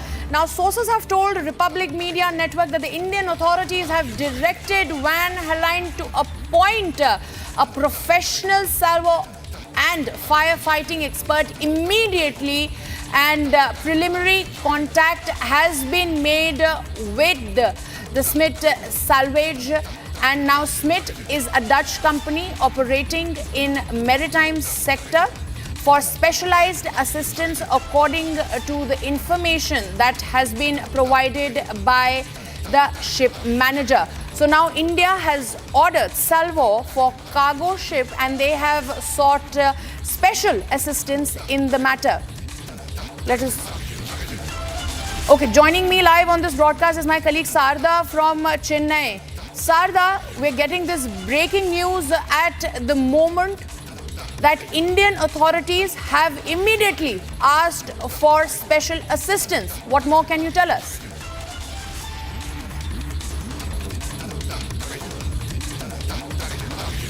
The Indian officials have asked them to cooperate with the Coast Guard and the Navy officials, giving them the details of the cargo. However, they have denied to speak to any media, including Republic, stating that there would be no information given to the media until the government clears them of the information. It's also stated that the Chennai office do not know what the cargo had in it or what the items inside the cargo was. So it's now expected that following the government orders, the Tamil Nadu government along with the Coast Guard will be involved in this particular case, and soon the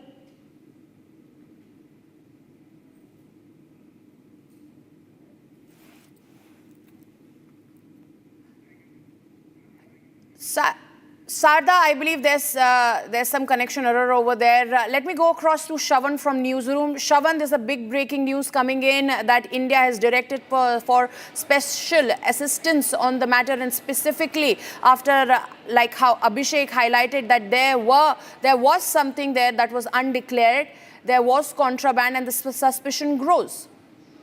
Shravan.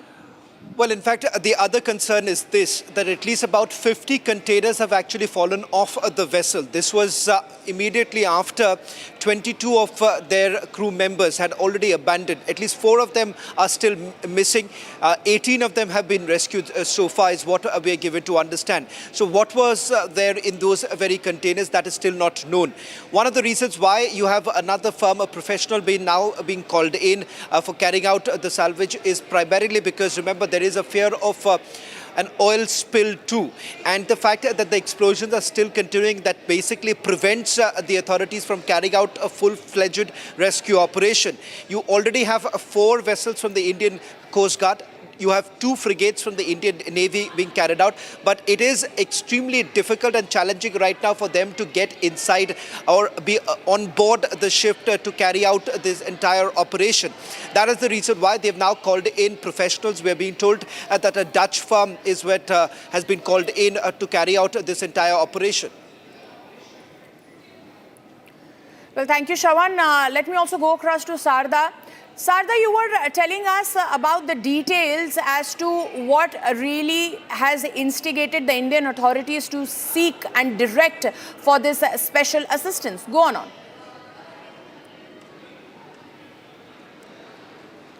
Okay, viewers, so breaking news coming in there. Now, what we are learning at the moment is that there could be something that was not declared in that particular cargo that caught ablaze yesterday.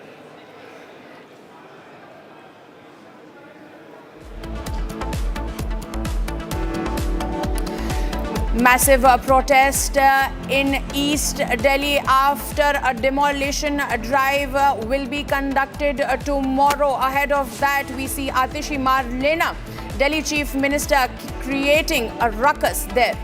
Stay tuned.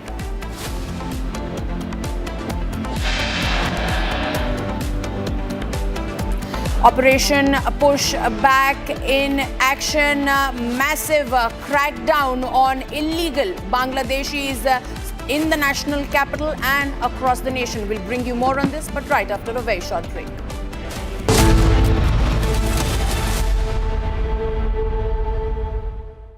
विमल में गुलिस्तां के ये कुछ लजीज फरिश्ते जब साथ घुलें तो जी ललचाए और दिल कहे कि स्वाद की जुबान में खुद को ऐसे डुबाऊं कि निकल ना पाऊं।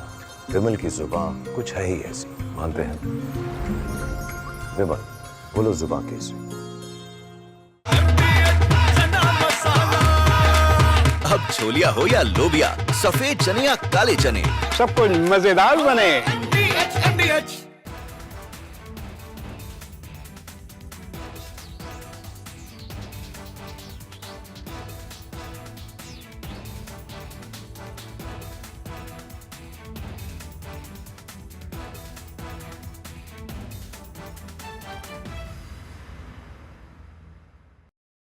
From the Indian Space Research Organization, AX4 pilot Shubhanshu Shukla.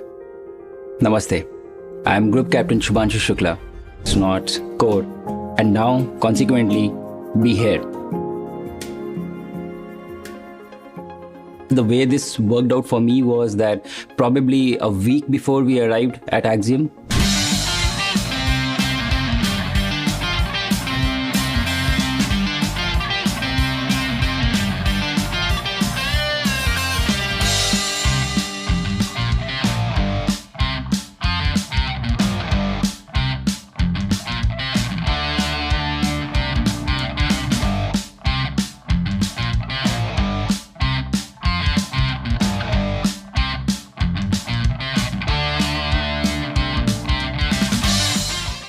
This is the first day of emergency training as a crew for us. We've been learning about all the systems and putting all the pieces together. Depressurizations in the modules, or fire, or the worst case, ammonia in the cabin. We learned so much in the past 2 weeks, basically. Every time when we started any scenarios, we kind of knew what to do. what I learned the most, how to keep your senses when things are going wrong, and not to let it overwhelm you. After a few episodes of initial exposure to these situations, I think we got a lot better by the end. The motto, slow is fast, and I think every single time we calmed down and reconnected and basically discussed how to coordinate the further steps of the instruction, we got better. I have a huge amount of technical expertise here standing next to me, so I feel really lucky about that. The thing that I feel responsible for is trying to bring this together as a crew and integrating us so that we can react to everything and to perform as a team. We got some wicked smart people. Today was a food tasting session. So as you see, we have a long list of food items that we had to try and give scores, whether we like it, not like it. And based on the feedback that we give today, the food items would be packed and they will be sent to the station for us to consume during our mission. Food is really important for us. Astronauts work in quite difficult conditions on the station, in confined space, far from home. Food brings a bit of a comfort. This was a super great experience. It felt super special when we were all together and Peggy was explaining her tips and tricks, how to consume these stuff and how to open stuff. So this was great. Squadron leader Rakesh Sharma, सारे राष्ट्र का ध्यान आपके तरफ है। भारत के नागरिक होने के नाते आपको धन्यवाद देता हूं और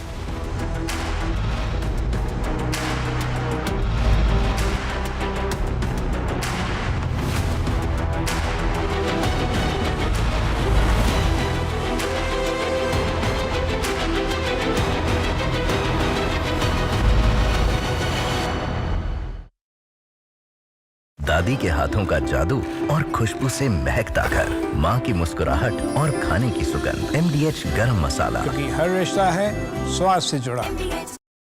From the Indian Space Research Organization, AX4 pilot Shubhanshu Shukla. Namaste. I am Group Captain Shubhanshu Shukla. It's not core, and now consequently be here. The way this worked out for me was that probably a week before we arrived at Axiom,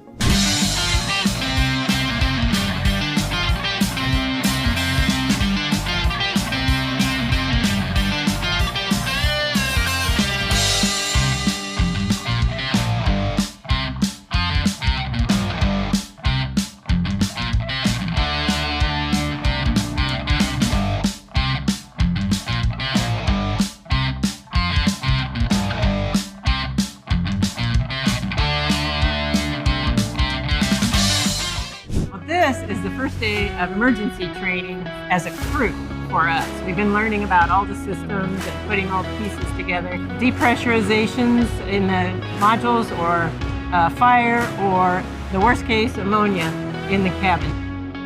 We learned so much in the past 2 weeks, basically. Every time when we started any scenarios, we kind of knew what to do.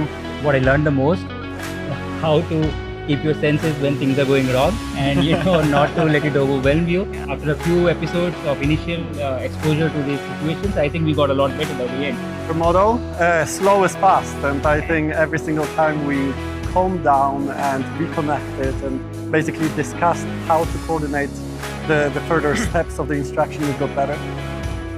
I have a huge amount of technical expertise here standing next to me, so I feel really lucky about that. The thing that I feel responsible for is trying to bring this together as a crew and integrating this so that we can react to everything and to perform as a team. We got some wicked smart people. Today was a food tasting session. So as you see, we have a long list of food items that we had to try and give scores, whether we like it, not like it. And based on the feedback that we give today, the food items would be packed and they will be sent to the station for us to consume during our mission. Food is really important for us. Astronauts work in quite difficult conditions on the station, in confined space, far from home. Food brings a bit of a comfort. This was a super great experience. It felt super special when we were all together and Peggy was explaining her tips and tricks, how to consume these stuff and how to open stuff. So this was great. Squadron leader Rakesh Sharma, सारे राष्ट्र का ध्यान आपके तरफ है। भारत के नागरिक होने के नाते आपको धन्यवाद देता हूं और मेरे क्रू मेंबर्स भी मेरे साथ आपको धन्यवाद। I don't just report from courtrooms on verdicts, I decode them. From breaking news to complex legal verdicts, every word is backed by law. At the Republic School of Journalism, you will learn how to report on legal issues with accuracy and speed. The RSJ Diploma, starting on the 30th of June. Apply now.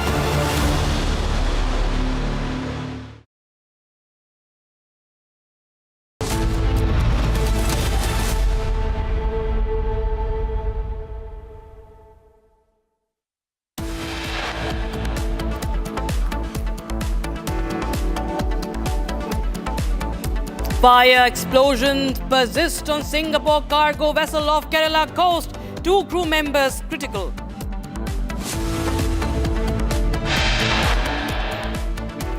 Singapore flagged vessel ablaze after container explosion. 4 crew members missing. Firefighting operations continue.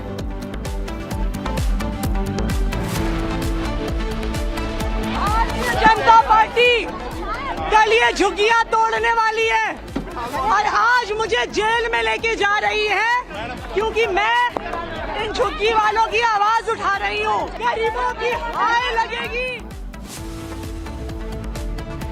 Action on illegal immigrants in the national capital. Protest in Kalkaji of Delhi. Police detains protesters.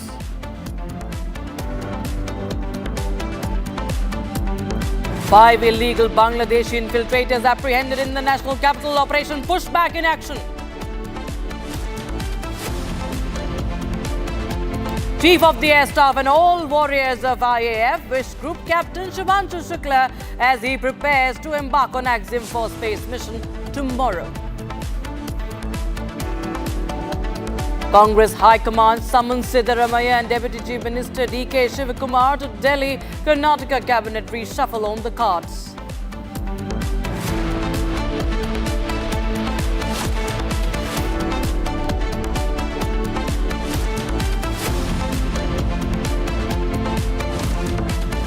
Good afternoon, viewers. You're watching live and breaking. I'm Rakshita Mishra with you. We're getting in breaking news right now. Karnataka High Court has denied interim relief to the Royal Challengers Bangalore official in the Bengaluru Stampede case. The Karnataka High Court on Tuesday denied any interim relief to Nikhil Sosale, who is the marketing head of RCB in the June 4 stadium. A stampede that claimed 11 lives here. The court also reserved its order on this petition till June 11th. Sosale was arrested on the 6th of June, remember, by the Central Crime Branch.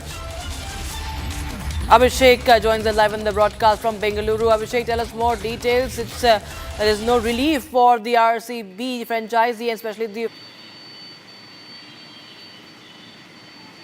Well, Rakshita, Nikhil Sosale, who was trying to flee away from Bangalore to Mumbai on June 6, was arrested by the Bangalore City Crime Branch Police in the Kempegowda International Airport Limited, and he was taken into custody and he was shown as arrested by the police, and he has been sent to the Parappana Agrahara jail as of now, after which he moved to the High Court demanding and seeking the quashing of his name within the FIR, and after now he had also requested for interim relief from the arrest of what has been made against him. So as of now the High Court has denied his interim bail as of now, and the court has moved his petition to the June 11th as of now.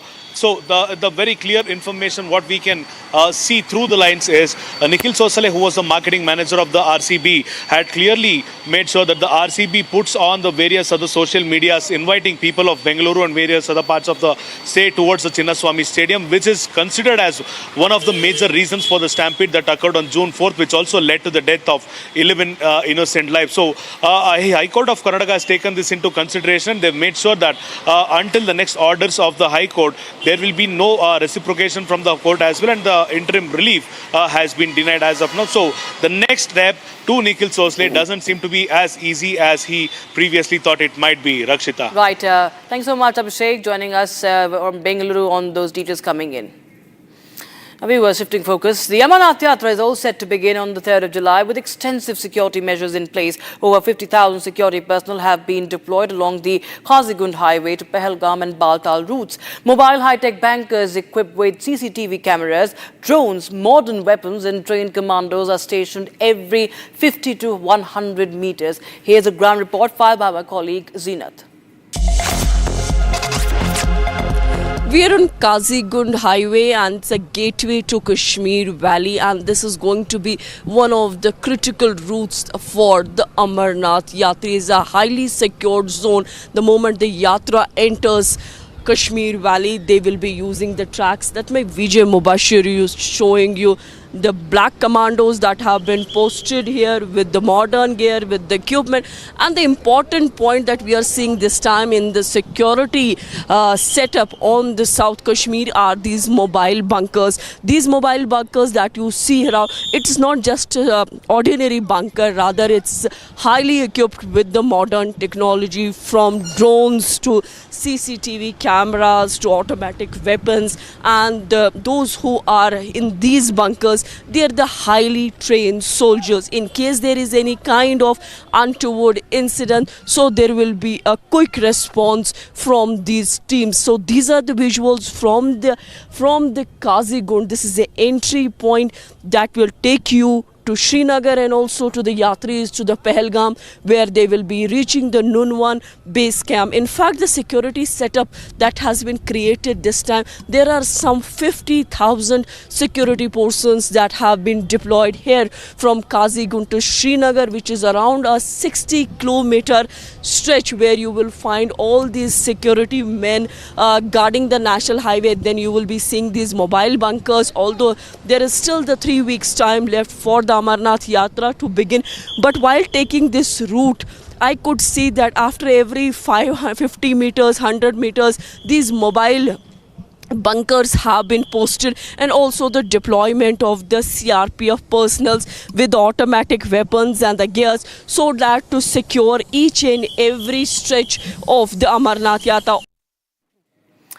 And India's space ambitions are soaring to new heights. With the Axiom 4 mission, ISRO is all set to conduct groundbreaking experiments. And Group Captain Shubhanshu Shukla is poised to make history as the second Indian in space. Let's dive into the details of this remarkable mission and what it means for India's very own space program. India's space ambitions are taking a bold step forward. The Indian Space Research Organization, ISRO, has lined up 10 experiments for its latest space mission. These include studies on how microgravity affects muscle function and how prolonged exposure to computer screens could impact astronauts' physical and cognitive health. Another key experiment will focus on agriculture beyond Earth, testing how 6 different varieties of crop seeds respond to space-like conditions. The findings could pave the way for future food production in space. Joining the journey are some of the Earth's toughest macroscopic travelers, tardigrades. Also known as the water bears, these resilient creatures can survive extreme temperatures, radiation, and even the vacuum of space. ISRO hopes to learn how life might persist in extraterrestrial environments. These experiments were originally planned for India's first human spaceflight mission, Gaganyaan. But with the opportunity to collaborate on the Axiom 4 mission, ISRO can now build on this early research and redefine more advanced experiments for future independent missions. And now, in a historic milestone, 41 years after Rakesh Sharma became the first Indian in space, Group Captain Shubhanshu Shukla is set to become the second Indian in space and the first to set foot on the International Space Station. Currently in the final phase of the pre-launch quarantine at NASA's Kennedy Space Center, Shukla's experience is expected to provide crucial insights for India's future astronauts. Announced in 2018, Gaganyaan is India's maiden crewed spaceflight mission. Initially scheduled for launch in 2022, the project is now expected to lift off in early 2027. A successful Gaganyaan would place India in an elite club, alongside the United States, Russia and China, as one of the few nations to independently send humans into space. According to ISRO, the immediate goal is to demonstrate human spaceflight to low Earth orbit. The long-term vision to establish a sustained Indian human presence in space. At the heart of the mission is the aim to prove that India can indigenously develop the complex technologies needed for human space exploration. ISRO's trusted workhorse, the LVM-3 rocket, will carry them into space, formerly known as the GSLV Mk3rd. The LVM-3 is ISRO's most powerful launch vehicle. The LVM-3 rocket is a 3-staged vehicle consisting of a solid stage, a liquid stage, and a cryogenic upper stage. The solid stage uses the 2 strap-on motors. The liquid stage is the core stage. Meanwhile, the cryogenic upper stage features a high-thrust cryogenic engine. India's space journey is no longer just about satellites and science. It's now a human story of endurance, ambition, and the pursuit of something far greater than the Earth itself.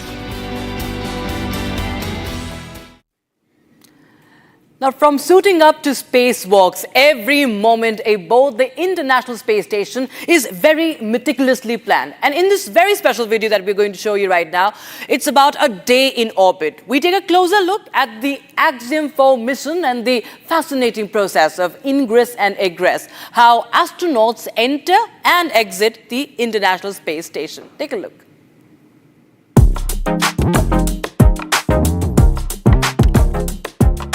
Right now we are at the Space Vehicle Mock-up facility at NASA. This is Building 9.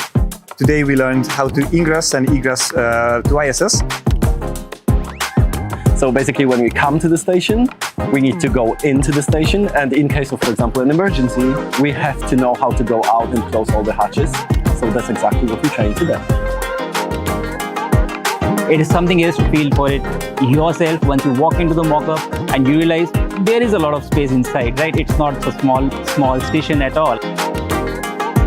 I enjoyed it tremendously today because it was the first practical class we had. So the first time we really could use some wrenches and tools, as well as touch basically the hatch. It's a little bit harder than, when you arrive to your neighbor and knock on the door. It's something similar, but it just has, more steps. For more news from across the country, 6 people have been admitted to a private hospital in Mangaluru following the Kerala Bay Port deep sea vessel fire incident. And as per reports, 4 people are missing. 18 people have been rescued in total. 6 were brought to the AJ hospital for medical treatment, out of which 3 people are from China, 1 is from Indonesia, and 2 are from Myanmar. 2 are currently admitted to the ICU, while other 4 have minor injuries. Regarding the 4 missing individuals, 2 are from Taiwan, 1 from Myanmar, and 1 from Indonesia.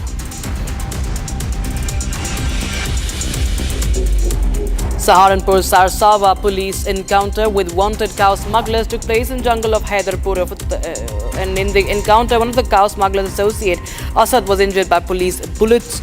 And the police have recovered, Uttar Pradesh police have recovered 1 illegal pistol, 2 live cartridges, 2 empty cartridges, cow slaughtering equipment and a motorcycle from him. Suspects coming on a motorcycle were signaled to stop for police checking. During retaliatory firing, Asad got shot in the leg. The rest escaped through the forest and searches are currently underway.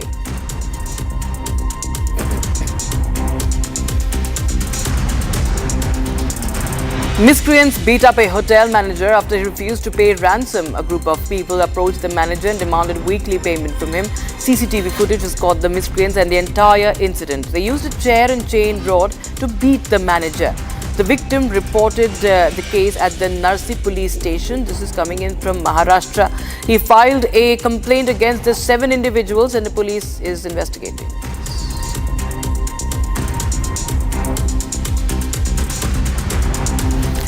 Prime Minister Narendra Modi is scheduled to meet with the members of the all-party delegation under Operation Sindoor outreach today at his residence at 7 p.m. And as per reports, Parliamentary Affairs Minister Kiran Rijiju's office has informed the delegation members about the meeting. A total of 7 groups of all-party delegation completed its diplomatic efforts across the globe on Operation Sindoor.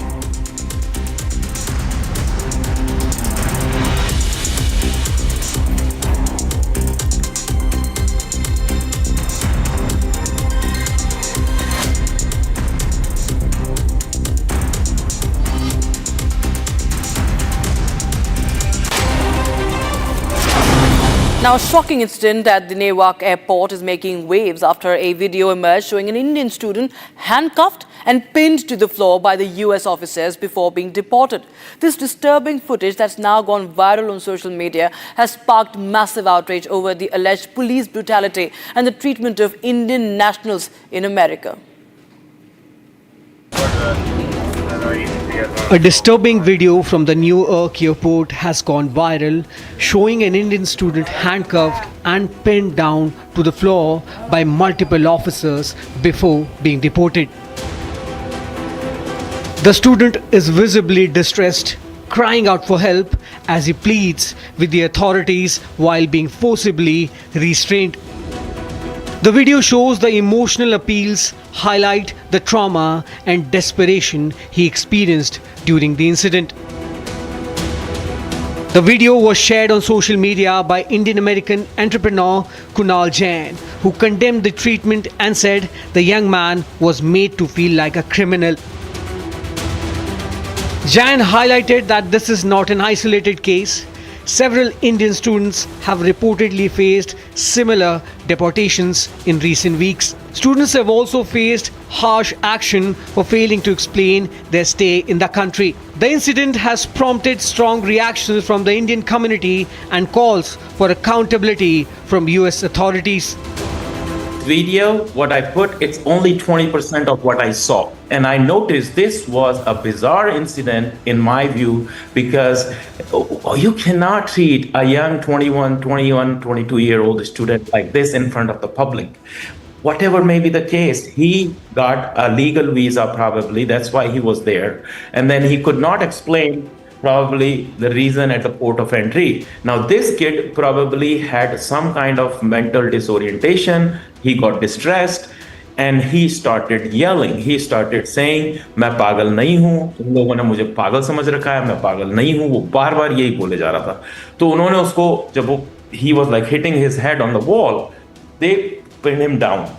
And then when he started speaking, they called some more police personals. So if you see the later part of this video or the other videos which I have put, about 7-8 personals came and they literally tied his hands like this and legs and made him a chicken. And they were trying to pull him forcefully into the aeroplane. And then the pilot came and pilot says, we cannot allow a forceful operations like this.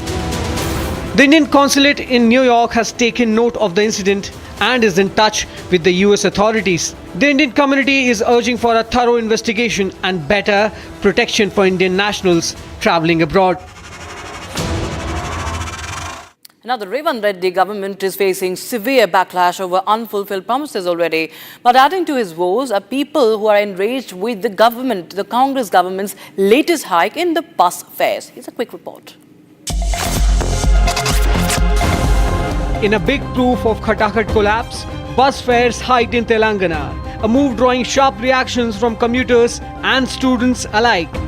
Facing an alleged financial crunch, the Congress-led Telangana government mirrors the Karnataka model, triggering a direct burden on the public.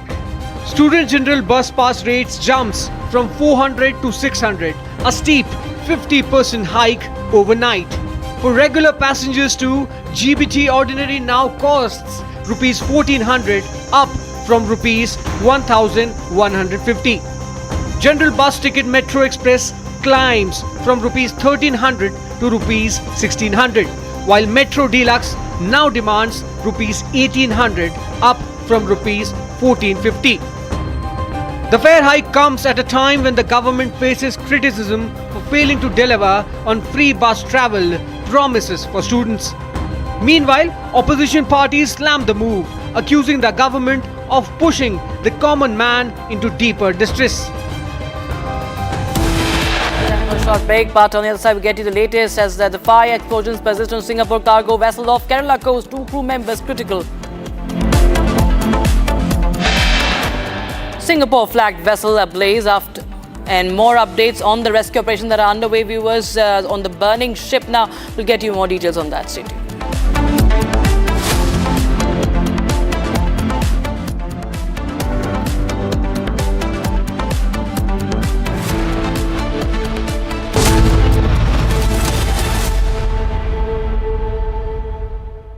आधे bowl दही में 4 चम्मच MDH चटनी पुदीना मसाला डाला, stir करो, पुदीना चटनी तैयार। MDH चटनी पुदीना मसाला। विमल में गुलिस्तां की ये कुछ लजीज फरिश्ते जब साथ घुले तो जी ललचाए और दिल कहे कि स्वाद की इस जुबान में खुद को ऐसा डुबाऊं कि निकल ना पाऊं। विमल की जुबान कुछ है ही ऐसी, मानते हैं ना? विमल, बोलो जुबान केसरी। MDH की हल्दी मिर्ची धनिया करे कमाल, ये रंग दे, ये खुशबू दे, ये तीखा, ये कम पड़े, क्या निराला MDH masala. From the Indian Space Research Organization, AX4 pilot Shubhanshu Shukla. Namaste. I am Group Captain Shubhanshu Shukla. It's not core, and now consequently be here. The way this worked out for me was that probably a week before we arrived at Axiom,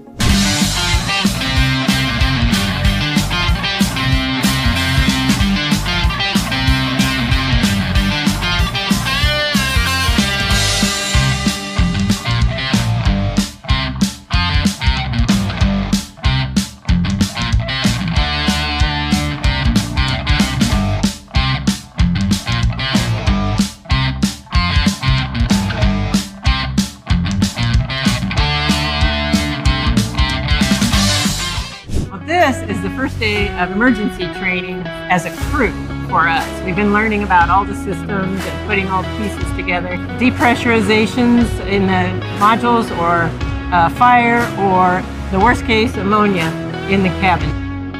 We learned so much in the past 2 weeks, basically. Every time when we started any scenarios, we kind of knew what to do.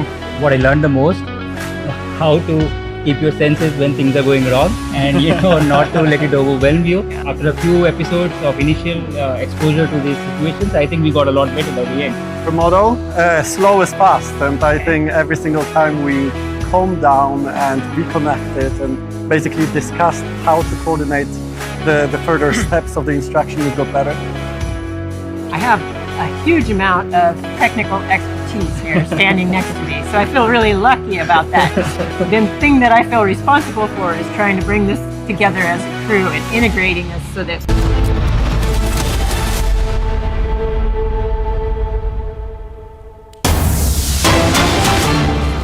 viewers, we have breaking news coming in right now. This is a shocking case of shooting that has happened in a school in Austria. 11 people have been killed. 11 killed, several injured in this shooting incident at an Austrian school. That's the breaking news we have right now. Deadly shooting in an Austrian school. Visuals from inside the school right now on your screens. At least 11 have been killed. Several have been injured in this Austrian school attack. This is a shooting. This is a shooting spree that took place in a school. Just take a look at this video. This in the aftermath of the shooting, or I think the shooting was happening. You can hear the gunshots.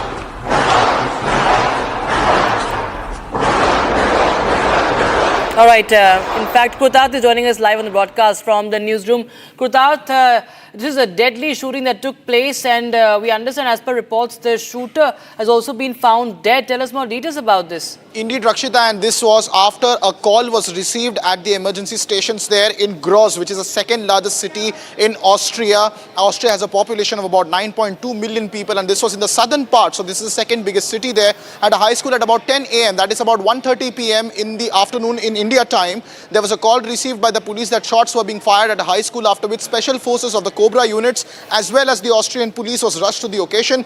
At the moment, the information that is coming in from European press agencies is that about 10 people have lost their lives, 11 counting the perpetrator himself. Now, at the moment, the situation has been normalized because the operation lasted for about 90 minutes, and subsequently the perpetrator has committed suicide as per reports coming into European press media, and he or she has died also in this entire operation by committing suicide and shooting themselves. It is at the moment very unclear as to what is the exact number of injured people in this entire attack. It is also very unclear on the 10 people who have lost their lives, whether all of them were school students or whether they were the forces that also went in there, or teachers, or what are the specifications of the casualties. That also is yet to be ascertained at the moment. However, the operation that lasted for about 90 minutes, at the end of which the now official number that is coming out at the moment is 10 people have been confirmed dead and many people have been confirmed injured. Now, the mayor of Graz has also come out and called this a very terrible tragedy. This is a very rare occurrence that has taken place in Austria, which is known largely for a lot of infamous, or rather, let's say, very silent in terms of such criminal or law and order activities. We have seen school shootings being a rather common, unfortunate common occurrence in the United States. However, this happening in the second largest city of Austria is extremely concerning, and at the moment the situation is normalized. However, 10 lives have been believed to have lost in this unfortunate tragedy. Stay on with us, because tragedy. we are getting more visuals of that aftermath of the shooting. You can see those officials who are there. They were rescuing the people, the injured, and even the dead. They're all being carried out to the ambulances. It's a shocking scene emerging from outside a school in Austria, as he, of course, Kurtat was pointing out that such scenes have been witnessed very much, unfortunately, in the United States, but this is coming in from Austria in Europe, where an incident of shooting at a school has been reported. Now, Kurtat, any information, any report as to who was this person? Was he one of the students? At the moment, the investigation is currently on. The Interior Ministry has said that there were several fatalities, but they do not want to specify the specifics at the moment. So it is very much unclear on who exactly the shooter was, and information is still trickling in as far as the information that is concerned. However, what the ministry is confirming at the moment is the number of casualties, and that is the official number that has been put out at the moment is 10. As I said earlier also, it is very unclear on what are these 10 casualties, also in the terms of whether all 10 of them were students of the school, or whether there were any faculty members or any security personnel that subsequently went in. However, the moment we can confirm that 11 people have been killed in this incident, 10 people who were shot by the shooter, and one shooter who has then committed suicide and killed himself. That brings the total tally of the fatalities in this unfortunate tragedy to 11. All right, thanks so much for joining us, Kurtat. Those details coming in, viewers, the developing story. At least 11 have been killed, and many of them were students, of course, who have been killed. We're yet to ascertain as to what is the motive behind this shooting, and we'll tell you more details. But right now, we will be stepping into a very short break. Two crew members are critical as explosions took place in Singapore cargo vessel off Kerala coast. We'll get you more details on that. and Singapore-flagged vessel ablaze after container explosion. Crew members missing as well. Firefighting operations continue.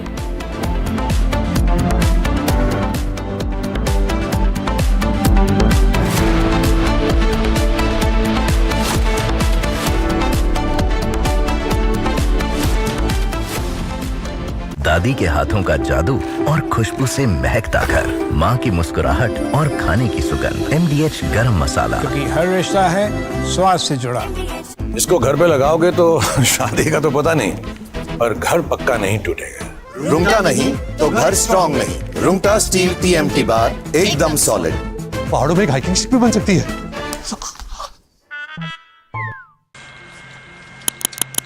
Squadron leader Rakesh Sharma,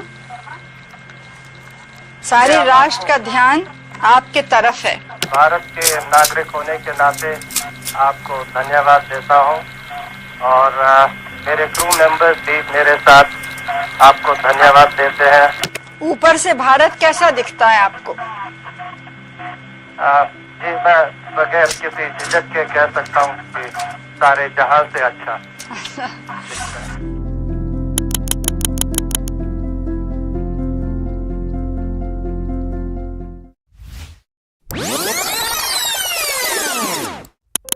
From the Indian Space Research Organization, AX4 pilot Shubhanshu Shukla. Namaste. I am Group Captain Shubhanshu Shukla. A fighter pilot for 15 years, he was selected as one of 4 Indian astronauts in 2020. Captain Shukla, are you ready for the ride? Will you do some yoga in space like your idol Rakesh Sharma did in 1984? The first Indian astronaut, Wing Commander Rakesh Sharma, traveled to space in 1984. I grew up reading about him in textbooks and listening to his stories from space. I was deeply impressed by him. This journey that I'm on, it has been a long one for me, and it started out somewhere. I didn't know that this is the path it is going to finally take. I would say that I have been extremely fortunate and extremely lucky to have gotten the opportunities to first fly all my life, which was a dream job for me, and then have the opportunity to apply to astronaut corps, and now consequently be here. The way this worked out for me was that probably a week before we arrived at Axiom was the time I came to know that I'll be going. I was extremely excited to be here. I was very happy because this was a possibility for me to actually fly to space. You don't know how to respond to such things. Summer is here. Is your home ready for the heat? Keep your roof cool and your home comfortable all summer with Roof Cool and Seal.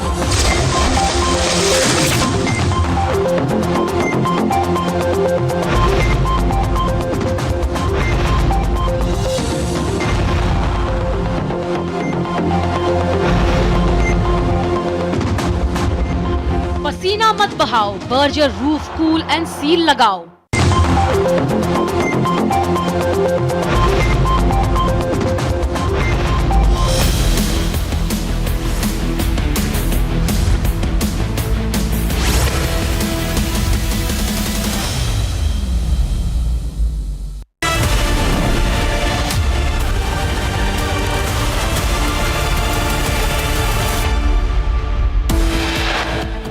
Republic accesses exclusive documents which show that the Singapore vessel was carrying hazardous substances.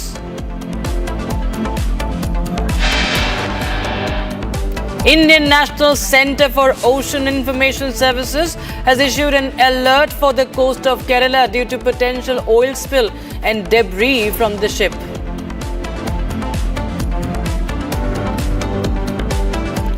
Action on illegal immigrants protest in Kalkaji in Delhi. Police detains protesters. 5 illegal Bangladeshi infiltrators apprehended in the national capital. Operation Pushback in full swing. Chief of the Air Staff and all air warriors of the Indian Air Force wish Group Captain Shubhanshu Shukla as he prepares to embark on Axiom 4 space mission tomorrow.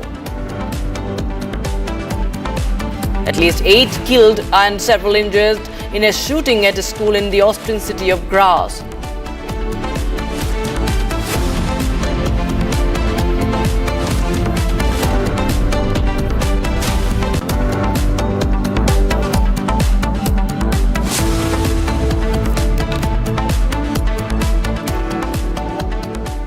Good afternoon. You're watching Live and Breaking. I'm Nakshita Mishra with you. We have some breaking news coming in. The value of rupee has risen 4 paise, closed at 85.62 against the US dollar. And that's what we are breaking right now. The latest coming in as far as the rupee value is concerned. Rupee rises 4 paise against the dollar. That's the breaking news. We have rupee, and rupee gains the 4 paise against the US dollar, and this is the latest update we are getting in right now. And what impact it could have, of course it's a good news. It ends it ending 4 paise higher, riser, and stronger, of course. And we also have more details coming in on that, but in the meantime we will shift our focus to the other breaking news that we are tracking for you at the moment. This is from, of course, Austria, where at least 8 people have been killed in a shooting at a school in Austria. Others have been seriously injured. The suspected perpetrator has also been killed. Did he die because of anyone shooting him, or did he shoot himself? That's the information we are also trying to get you. But this is the breaking news we have. You can hear the gunshots that have been captured in this video. We understand that this has been from a different tower that has been captured. This is from the school, and at least 11 have been killed. And you have the rescue officials also there, who have taken many of the injured and the dead as well in the ambulances. Horrific scenes emerging. Kruta joins us for more. Kruta, tell us more about at least 11 dead or 8 dead. What is the exact figure, and how many more could have been injured here? Any word on the perpetrator? Indeed, Rakshita, the original figure that was given a couple of minutes ago was about 8 that was confirmed by the authorities now, but the revised number that is being confirmed by the authorities is about 11. Now, there is a caveat in the 11th number, is that one of those people is in fact the perpetrator who has shot himself and killed himself by committing suicide after this dastardly attack that was carried out in a high school in Graz, which is the second largest city in Austria. Now, what we are getting at the moment is that special forces were sent in and the police was also called in. The call was received at about 10 a.m. Austria time, which is about 1 p.m. in the afternoon here in India, and the operation lasted for about 90 minutes. So more or so what we know is that it has been about an hour and a half since the situation has been brought under control.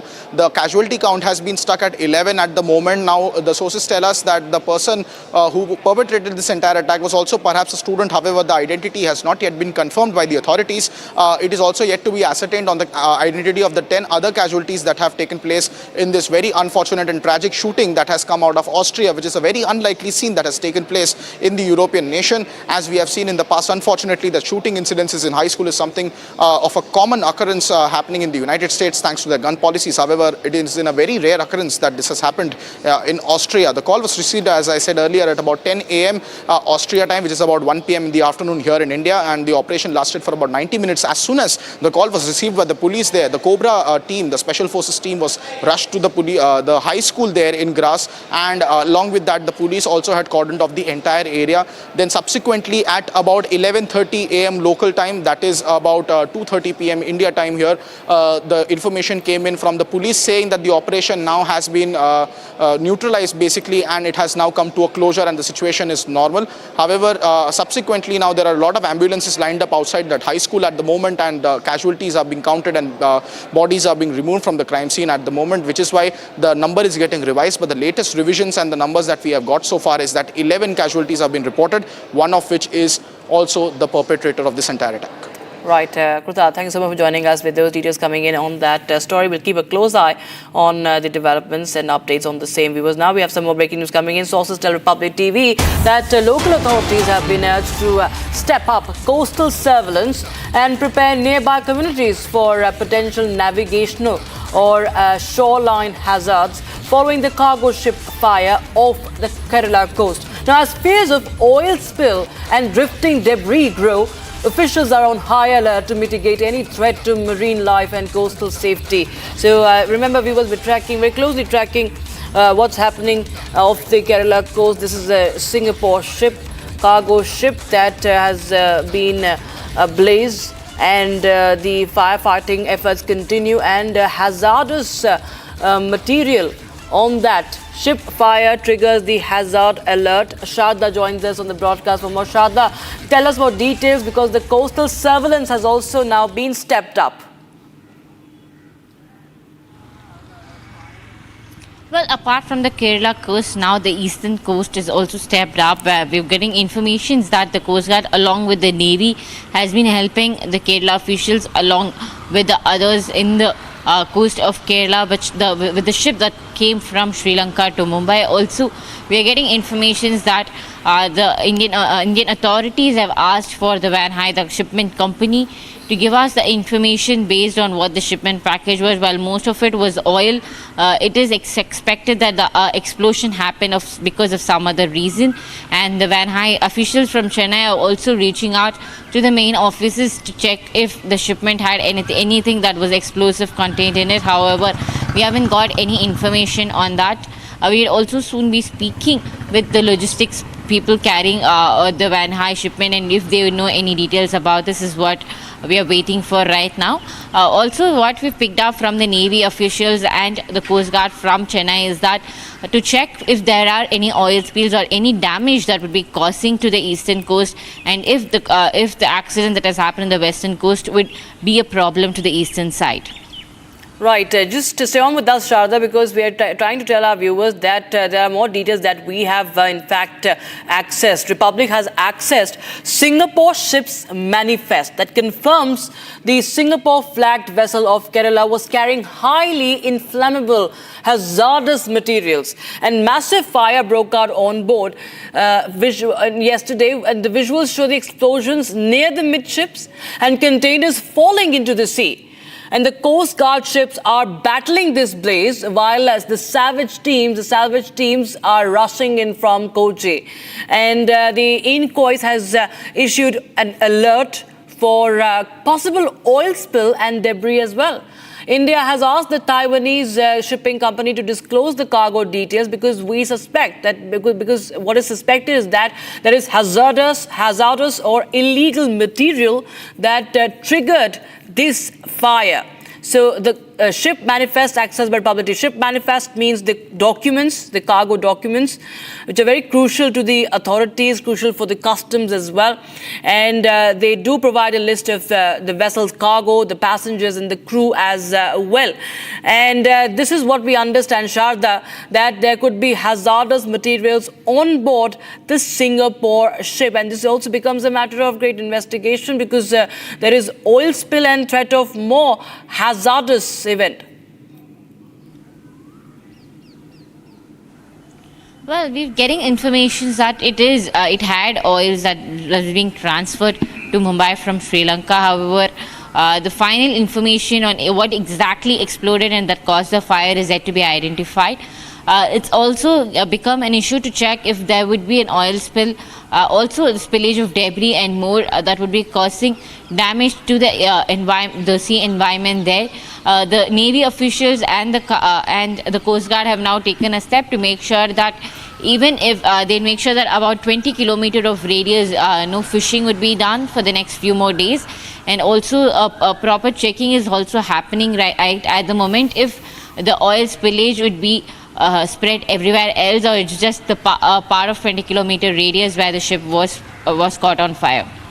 Right, Radha. Viewers, we are just showing you this entire understanding where the ship was and where was the ship heading to. So you can see this route from Colombo in Sri Lanka to the port in Mumbai. And the location we showed you earlier, where the ship was earlier, off the coast of Baipur in Kerala. So that burning ship's current location, this is the current location. You can see it's quite near the Kerala coast. It's just off the coast of Kerala. where the visuals of that burning ship we showed you, that is on the map. This is the location of that burning ship. And officials are on high alert to mitigate any threat to marine life, given that there could be hazardous material on board this ship. And this is the route that we are also showing you where this ship was heading. And Republic has also accessed exclusive details as to what was there, what was on board. We have accessed the ship manifests. And you can see that huge plumes of smoke billowing from that ship. And it continues, viewers. The rescue efforts continue, and there are many of the crew. In fact, we also understand that INS Surat has also been deployed for the same. In INS Surat visuals on your screens, Indian Navy deploying the destroyer to carry out rescue operation. Now, this is of course a mystery as to what really has happened. But is there any illegal substance that was being carried? A matter of course, that's something that's under the lens. But yes, INS Surat, that is the fourth ship of the Vizag class stealth guided missile destroyers of the Indian Navy that has been deployed so as to conduct the rescue efforts. And more breaking news coming in right now. The Indian Army has now destroyed all 10 UBGL grenades recovered from the terror hideout in Rajouri using controlled explosion. This is news coming in from Jammu's Rajouri. Army busting a terror hideout in Rajouri of Jammu and Kashmir. Of course, another success for the Indian Army, destroying 10. You can see those dramatic visuals, controlled explosion being conducted by the Indian Army as the terror hideout has been busted, and the UBGL grenades have been also destroyed. These are the under-barrel grenade launchers.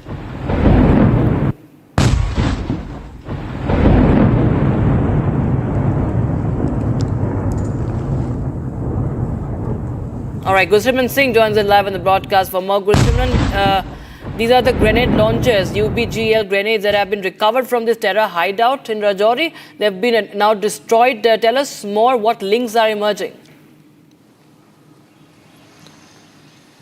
See, it was in the Barachara area of the Thana Mandi that, based on some specific intelligence input, Indian Army 61 Rashtra Rifle launched a search operation. And during the search operation in the forested area of Barachara, they found a hideout. This was an old hideout used by the terrorists in the area. They have recovered 10 active UBGL grenades that were to be used with the under-barrel grenade launcher. They have been recovered by the Indian Army along with other items that includes some of the tarpaulins, some of the batteries and other essential items for day-to-day work that have been recovered from this terror hideout. Now, using the controlled explosion, the 61 Rashtra Rifles of the Indian Army has disposed of this cache of ammunition that was there. This also suggests that there could be possibly that has been kept by the terrorists, but due to the active security grade that is there in place, they have not been able to reach this very place again, and that's why it was left there. Now, the Jammu and Kashmir police has also taken the cognizance of the incident that has taken force, and now the searches are also underway in the general area of the Thana Mandi Barachara. It's important to mention that this area has seen multiple terror attacks in the nearby vicinity. So nothing can be ruled out. But yes, Indian Army has averted a major tragedy that 10 UBGL grenades that were found by the security forces during busting a terror hideout have now been detonated using the controlled explosion. Right. Thank you so much for joining us on the broadcast, Gursimran Singh, with those details. Army destroying 10 UBGL grenades in Jammu's Rajouri. And now, viewers, orbiting nearly 400 kilometers above the Earth, the International Space Station is a marvel of modern science and global cooperation. But what exactly is it, and why is it so important to humanity's future in space? As we build up to Shubhanshu Shukla's Axiom 4 mission, let us understand with this full explainer as to what really is the International Space Station. Far above the Earth, in the vacuum of space, flies a man-made wonder, the International Space Station. The ISS is a giant laboratory orbiting Earth at over 28,000 kilometers per hour. It travels around the planet 16 times every single day. The floating science station is the result of collaborations between 5 space agencies: NASA, Roscosmos, ESA, JAXA, and CSA. Built piece by piece in space since 1998, the ISS is made up of modules that were launched and assembled in orbit. Together, they form one of the most complex engineering projects in the history. Astronauts from around the world live and work here, usually 6 at a time. They spend months conducting experiments that can't be done on Earth. From studying how the human body reacts to zero gravity, to testing new technologies for Mars mission, what happens abroad the ISS helps shape the future of space exploration. The ISS also serves as a unique symbol of what humanity can achieve when nations work together above borders, beyond politics, and in pursuit of knowledge. But its journey may soon end. With aging infrastructure and new players in the game, countries are now preparing for the next era of space stations: commercial, national, and even lunar. For now, the International Space Station remains a beacon of science and shared dream to reach beyond our world.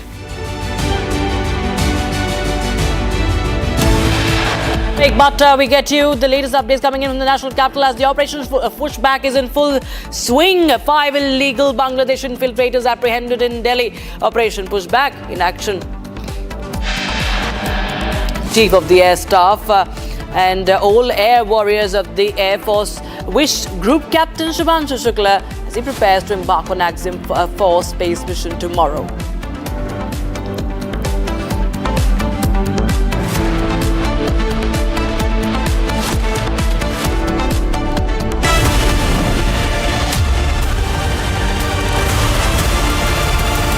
विमल में गुलिस्तां के ये कुछ लजीज फरिश्ते जब साथ गुलें तो जी लल जाए और दिल कहे कि स्वाद की जुबां में खुद को ऐसे डुबाऊं कि निकल ना पाऊं। विमल की जुबां कुछ है ही ऐसी, मानते हैं? विमल, बोलो जुबां कैसी? MDH की देगी मिर्च, देगी मिर्च का तड़का, अंग अंग फड़का। MDH की देगी मिर्च।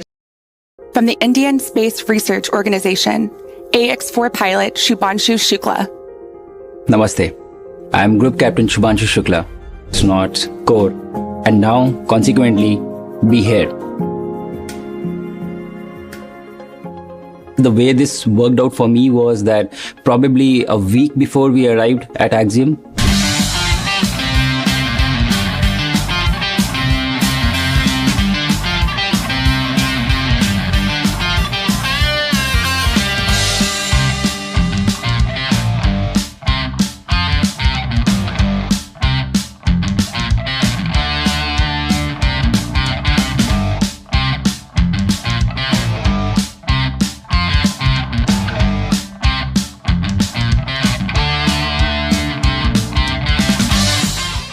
This is the first day of emergency training as a crew for us. We've been learning about all the systems and putting all the pieces together. Depressurizations in the modules, or fire, or the worst case, ammonia in the cabin. We learned so much in the past 2 weeks, basically. Every time when we started any scenarios, we kind of knew what to do. What I learned the most, how to keep your senses when things are going wrong, and not to let it overwhelm you. After a few episodes of initial exposure to these situations, I think we got a lot better by the end. The motto, slow is fast, and I think every single time we calmed down and reconnected and basically discussed how to coordinate the further steps of the instruction, we got better. I have a huge amount of technical expertise here standing next to me, so I feel really lucky about that. The thing that I feel responsible for is trying to bring this together as a crew and integrating us so that we can react to everything and to perform as a team. We got some wicked smart people. Today was a food tasting session. So as you see, we have long list of food items that we had to try and give scores whether we like it, not like it, and based on the feedback that we give today, the food items would be packed and they will be sent to the station for us to consume during our mission. Food is really important for us. Astronauts work in quite difficult conditions on the station, in confined space, far from home. Food brings a bit of a comfort. This was a super great experience. It felt super special when we were all together and Peggy was explaining her tips and tricks how to consume this stuff and how to open stuff. So this was great.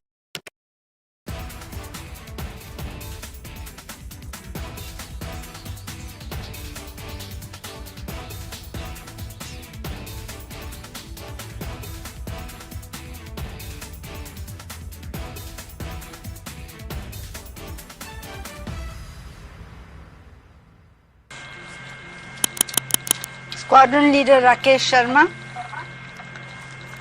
सारे राष्ट्र का ध्यान आपके तरफ है। भारत के नागरिक होने के नाते आपको धन्यवाद देता हूं और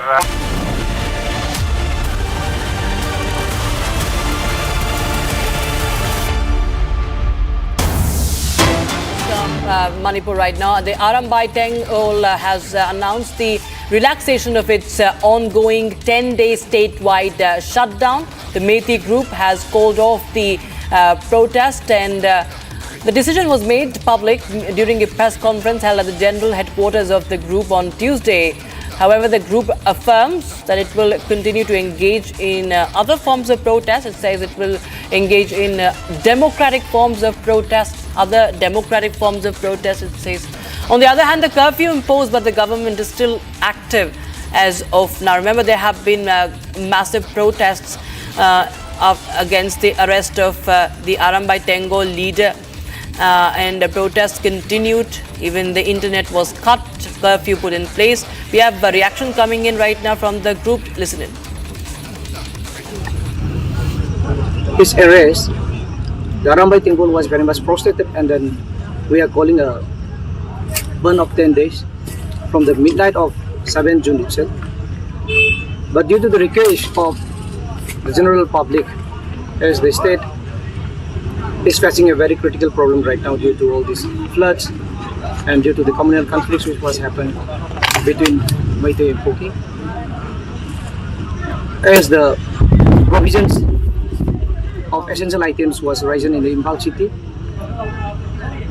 as the farmers did not get any diesels from the petrol pumps, so the people's general public, they were requesting us to kindly lift the ban if so necessary. So thinking of all this, we are having a very high level meeting. And on the other hand, the Arambai did not encourage in all the violent movements. So in the name of Arambai Tengol, there are youths around the cities, around the valley areas of 5 districts, that they were destroying the houses, that they were attacking the central forces, that they were attacking the state forces, state police. Then they were burning the civilian vehicles. Then they were attacking who were coming for a marriage ceremony. So looking in all these matters, the Arambai Tengol Central Committee has... Time for a short break, but we'll get you more details on the 5 illegal Bangladeshi infiltrators who have been apprehended in the national capital as the Operation Pushback is in action. Chief of the Air Staff and all air warriors of IAF wish Group Captain Shubhanshu Shukla as he prepares to embark on Axiom 4 space mission tomorrow.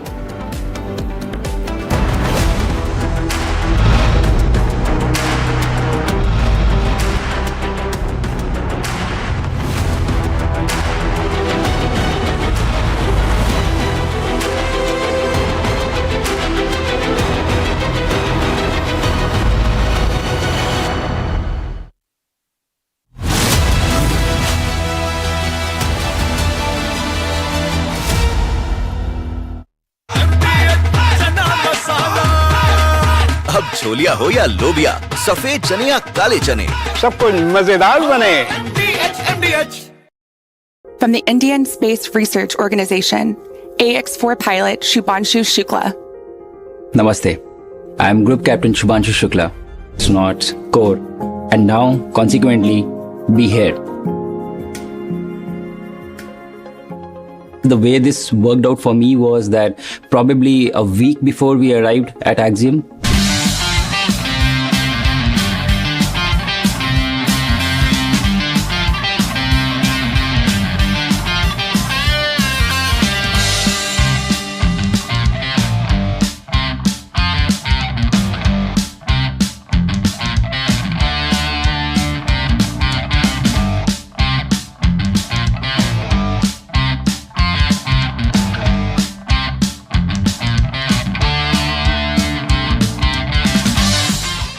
This is the first day of emergency training as a crew for us. We've been learning about all the systems and putting all the pieces together. Depressurizations in the modules, or fire, or the worst case, ammonia in the cabin. We learned so much in the past 2 weeks, basically. Every time when we started any scenarios, we kind of knew what to do. What I learned the most, how to keep your senses when things are going wrong, and not to let it overwhelm you. After a few episodes of initial exposure to these situations, I think we got a lot better by the end. The motto, slow is fast, and I think every single time we calmed down and reconnected and basically discussed how to coordinate the further steps of the instruction, we got better. I have a huge amount of technical expertise here standing next to me, so I feel really lucky about that. The thing that I feel responsible for is trying to bring this together as a crew and integrating us so that we can react to everything and to perform as a team. We got some wicked smart people. Today was a food tasting session. So as you see, we have a long list of food items that we had to try and give scores, whether we like it, not like it. And based on the feedback that we give today, the food items would be packed and they will be sent to the station for us to consume during our mission. Food is really important for us. Astronauts work in quite difficult conditions on the station, in confined space, far from home. Food brings a bit of a comfort. This was a super great experience. It felt super special when we were all together and Peggy was explaining her tips and tricks, how to consume these stuff and how to open stuff. So this was great. Squadron leader Rakesh Sharma, सारे राष्ट्र का ध्यान आपके तरफ है। भारत के नागरिक होने के नाते आपको धन्यवाद देता हूं, और मेरे क्रू मेंबर्स भी मेरे साथ आपको धन्यवाद देते हैं। ऊपर से भारत कैसा दिखता है आपको? जी, मैं बगैर किसी झिझक के कह सकता हूं कि The name of Group Captain Shubhanshu Shukla will be on the lips of every single Indian. As he flies out to the International Space Station, he will be the first Indian since Rakesh Sharma in 1984 to go to space, marking India's return to human space flight after 41 years. Axiom 4 and the takeoff for the International Space Station of Group Captain Shubhanshu Shukla is a vital precursor to Gaganyaan, which is going to be India's entry into human space flight. That is the next on the radar. It also shows India's growing role, and in the future even bigger role in commercial and international space missions. This makes us a major space power. This will boost India's ambitions and it will build confidence. What a huge step. How much we can achieve when we come together as one.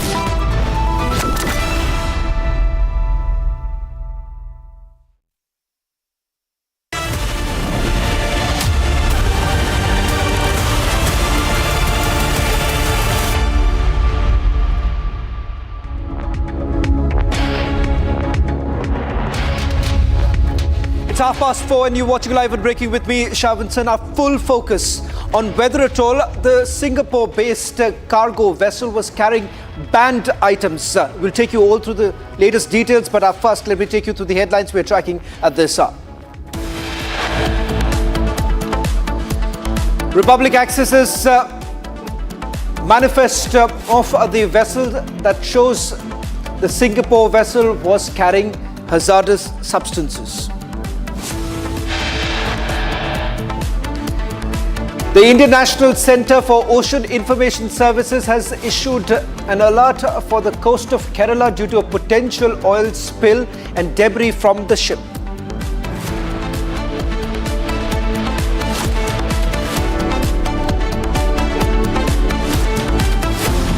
Party कल ये झुग्गियां तोड़ने वाली है और आज मुझे jail में लेके जा रही है क्योंकि मैं इन झुग्गी वालों की आवाज उठा रही हूँ। गरीबों की हाय लगेगी झुग्गी वालों। Action on illegal immigrants protest in Kalkaji in the national capital. Police detains the protesters. 5 illegal Bangladeshi infiltrators apprehended in the national capital. Operation Pushback continues.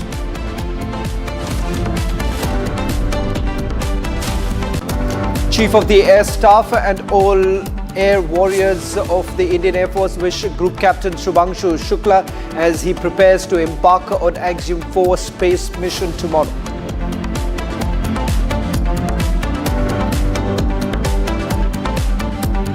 Yo.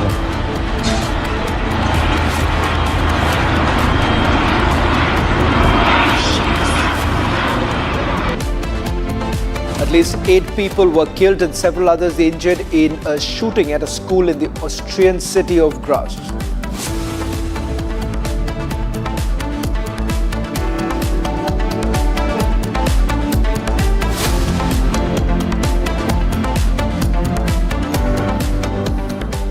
Multiple explosions are reported from a Singapore-based vessel which had left from Colombo and was en route to Nhava port in Mumbai.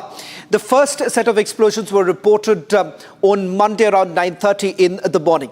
But even as we speak right now, the firefighting operation still continues. The question that comes up right now, whether at all there are banned substances that were basically being carried by the vessel. Now, the latest details that we are getting in.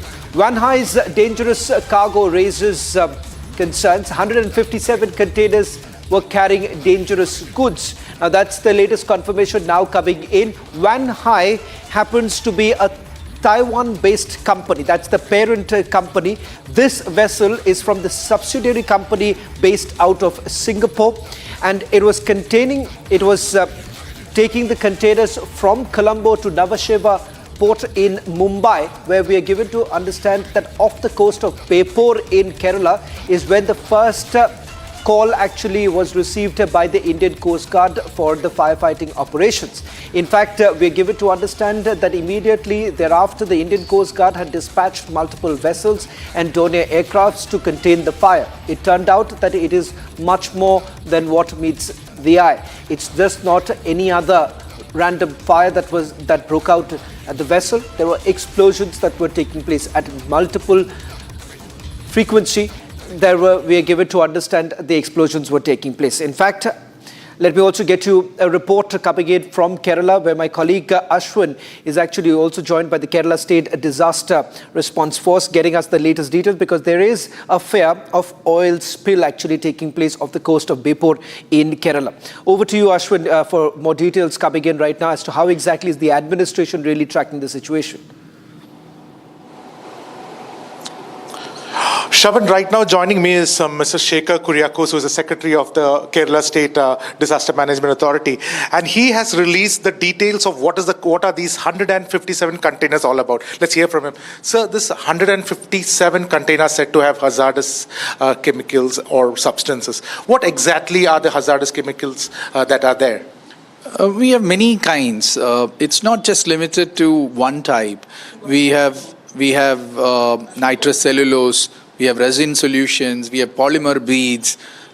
We see that there is a number of material which are raw materials for pesticide manufacturing. You said nitrous cellulose. Isn't that used for making bombs, and it's part of the TNT, right? I don't know whether they make bombs out of it and whether the intention was to make bombs. These are all speculations, but that is a chemical that is there. So let's not presume the use of that. As of now, we know that that is a chemical, and that chemical is widely known as a material used for some explosive manufacturing or whatever. And there could be other uses also, which we are not familiar with. Nevertheless, this ship is not anywhere near the coast of Kerala. It is far away. It is actually about 90 kilometers away from Kerala coast, from any point of Kerala coast. So, as far as we are concerned, if we have a clear and present threatening disaster situation out of it, that is when we will step in.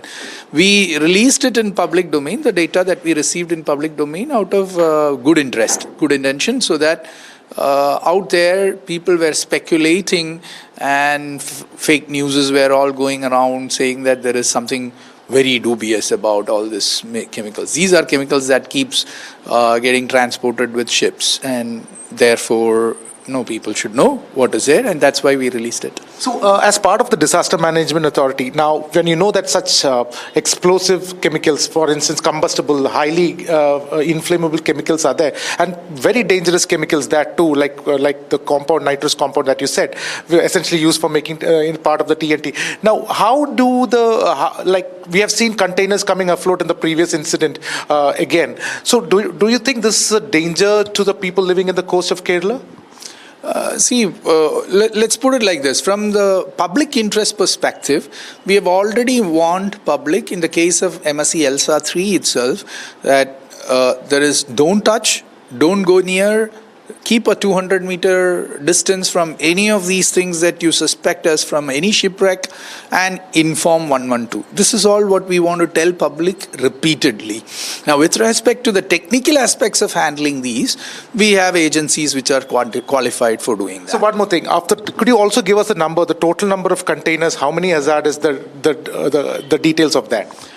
So in the case of Vanhai 503, we know that inside the deck there were 1,083 containers, and on the deck there were 671 containers, of which in the first day we were informed that about 20 containers fell off because of the explosion. And today we have been told that another 15 to 16 containers would have also gone into the sea. All right. So what is the next plan of action? Is there anything else that the common man needs to be aware about it?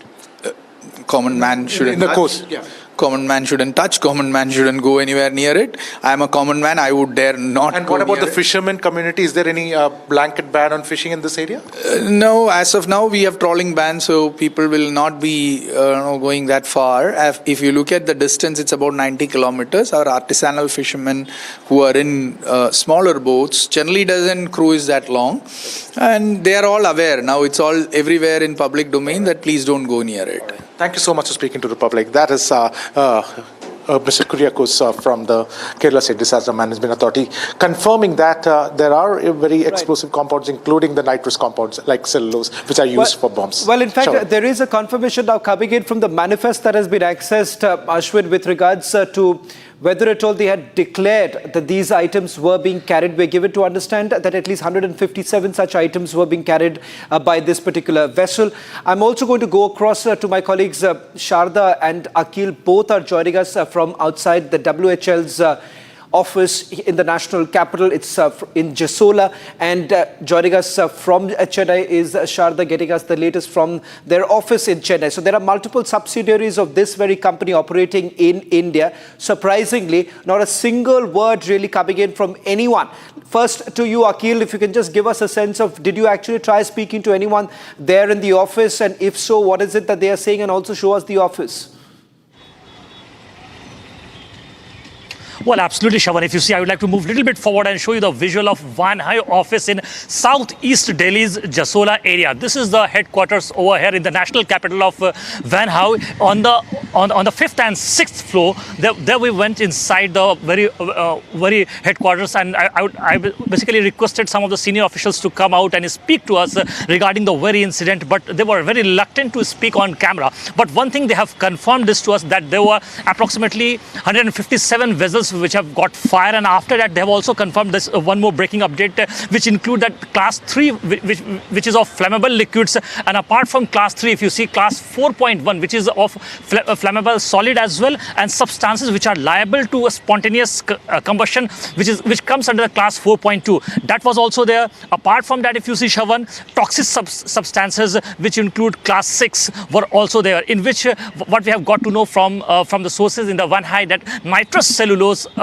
materials were also there, and other combustible items were also there. And one more interesting fact that we got to know from the Van Hai senior official, who is a part of the management committee in this very headquarters, he has said that as of now 40% of fire douse work has been completed in the last 26 to 28 hours, and still the fire dowsing process of fire is still going on. And in that process, what we have got to learn that that team which has been dedicated to douse the fire has been in constant touch with the senior authorities in Van Hai office in the national capital. Back to you. Well, in fact, there's also one more breaking news now coming in. If we can put this out, in fact, Republic TV has reached out to each of their offices in Kolkata, in Chennai, as well as in the national capital. But not a single response has come in from the owners of this vessel. In fact, it turns out that despite details like 157 containers carrying dangerous items, we are given to understand that nothing much has been done so far, and there is no response coming in from the vessel as to the cause of the fire itself. In fact, my colleague Aditya had spoken to the WHL's office in Kolkata, and they say that they still have no idea. Let me go across to my colleague Sharda, who has also reached out to the officers in the Chennai office. Sharda, if you can just move around and also show us what's really happening. What did they tell you when you actually reached out to them? And in fact, can we also play out that conversation that Sharda had with the manager a short while back? Well, Shravan, so when we reached the Van Hai offices, they said that they had no idea about what the shipment was or what the logistics included in it, and the Van Hai officials very rude to the Republic officials, stating that they had no clue because it was Kerala. They said that the Chennai office did not even have an idea about the explosion that happened in the Kerala coast. And we have the visuals that VJ Nanda took a few minutes back just outside Van Hai office in Chennai, and the office visuals show that they are situated in the peak of the main road of the Chennai. But however, the logistics office there is saying that they only know about the shipments that go and come out of Chennai and are not aware of this particular cargo that was sent from Colombo to Mumbai. Also speaking to us, the logistics leader there through a phone conversation, which we'll be hearing in a few minutes, said that he was unaware of the explosion that happened on the Kerala coast.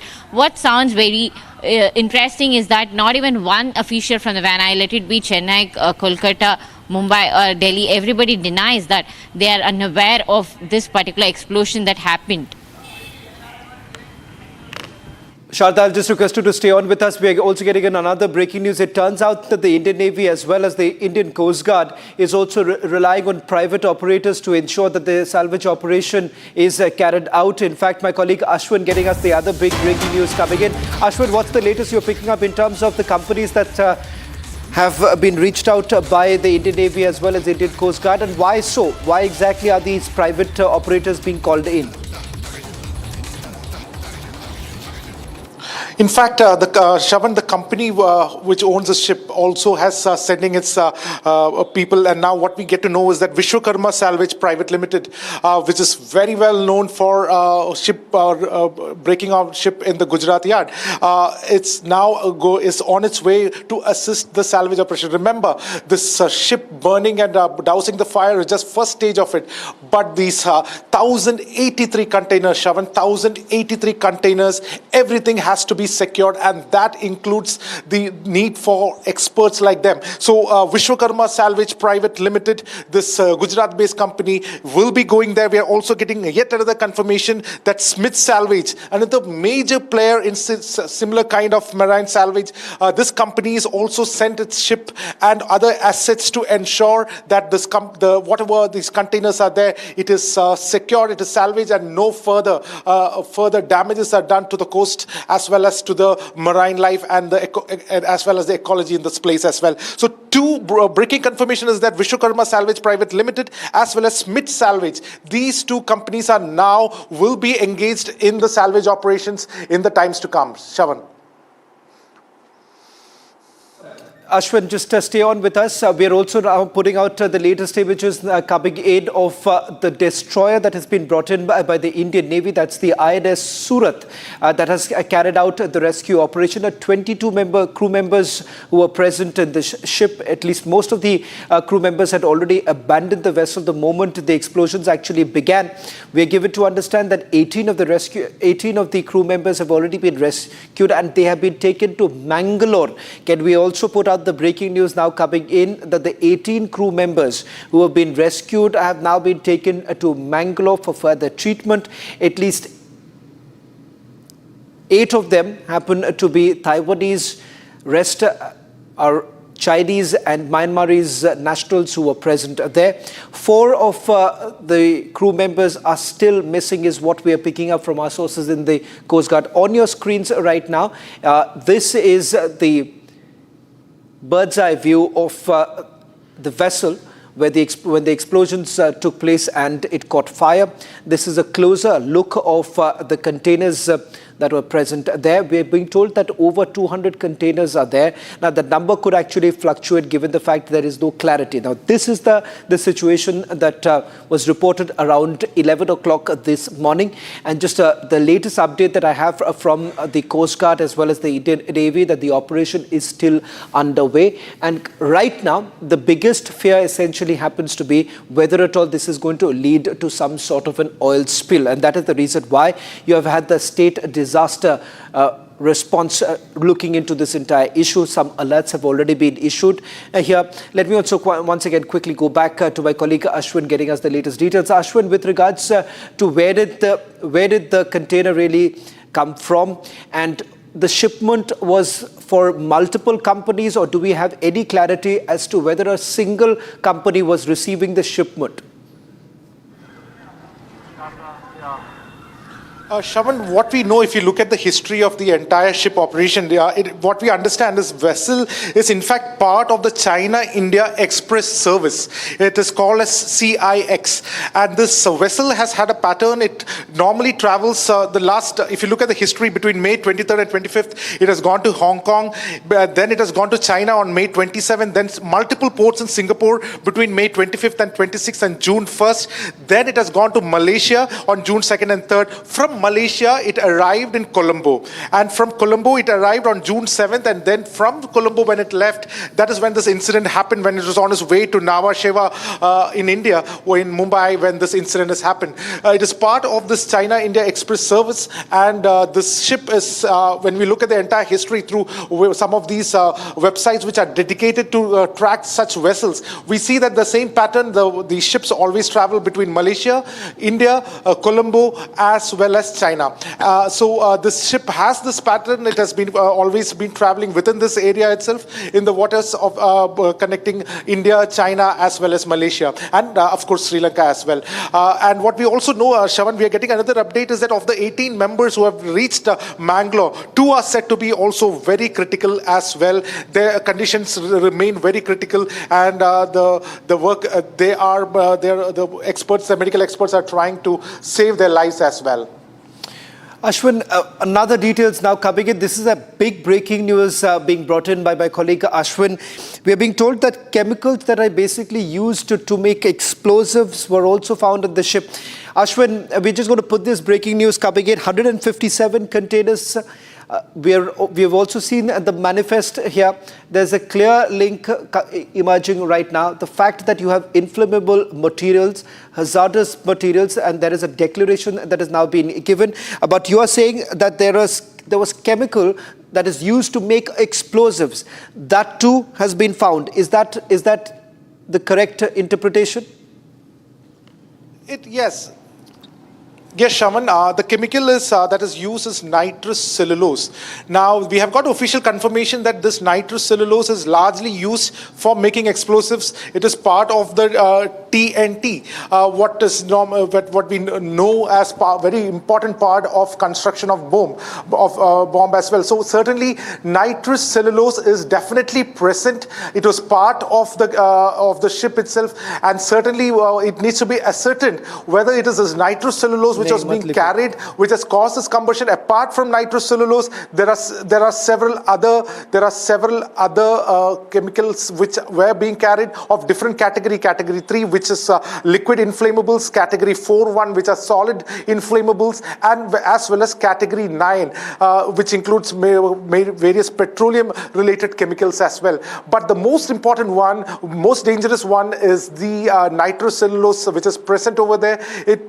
We are still looking whether how many containers of nitrous cellulose was there. If that be the case, this is certainly to get back that particular container to ensure that nitrous cellulose is not lost, and all those hazardous chemicals that are used for making bombs are not floating in the sea, and that has to be salvaged.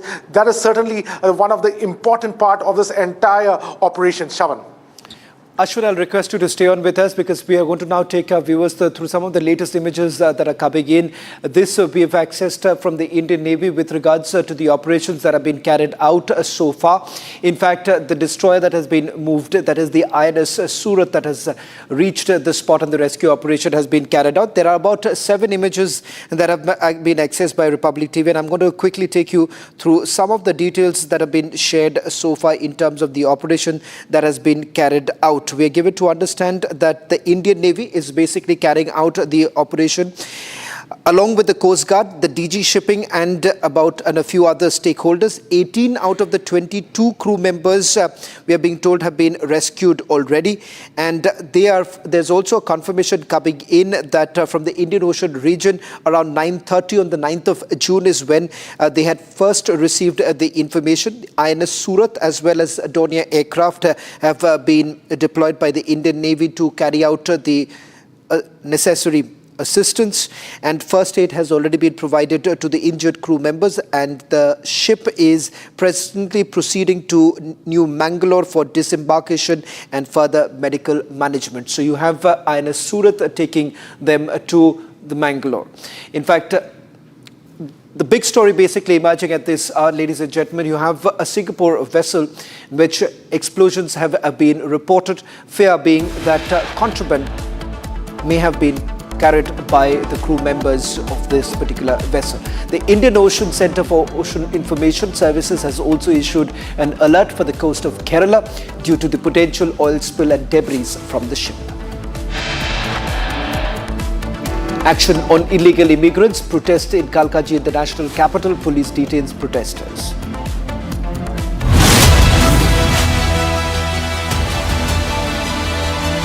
विमल में गुलिस्तां की ये कुछ लजीज फरिश्ते जब साथ घुले तो जी ललचाए और दिल कहे कि स्वाद की इस जुबान में खुद को ऐसा डुबाऊं कि निकल ना पाऊं। विमल की जुबान कुछ है ही ऐसी, मानते हैं ना? विमल, बोलो जुबान केसरी। आधे बाउल दही में 4 चम्मच MDH चटनी पुदीना मसाला डाला, स्टर करो, पुदीना चटनी तैयार। MDH चटनी पुदीना मसाला।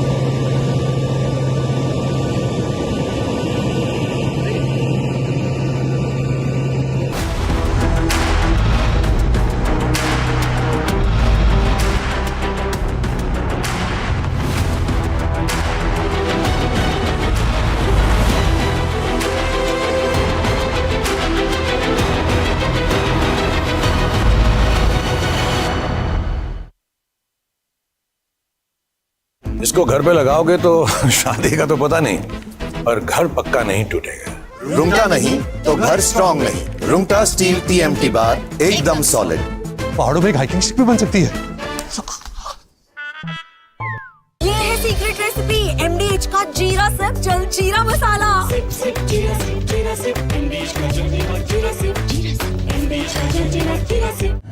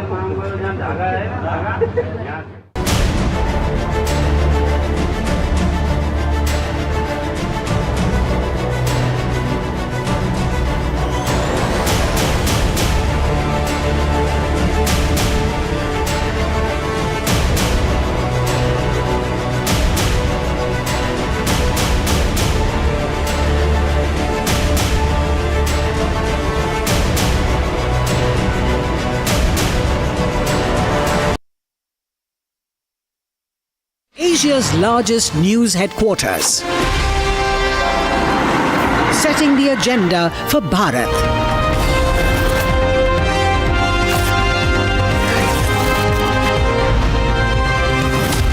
You're watching Republic.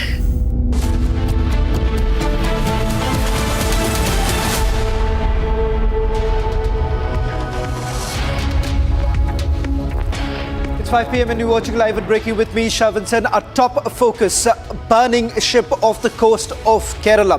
Was the vessel from Colombo carrying banned items? That's the focus tonight. But first, let me take you through the headlines we're tracking at this hour.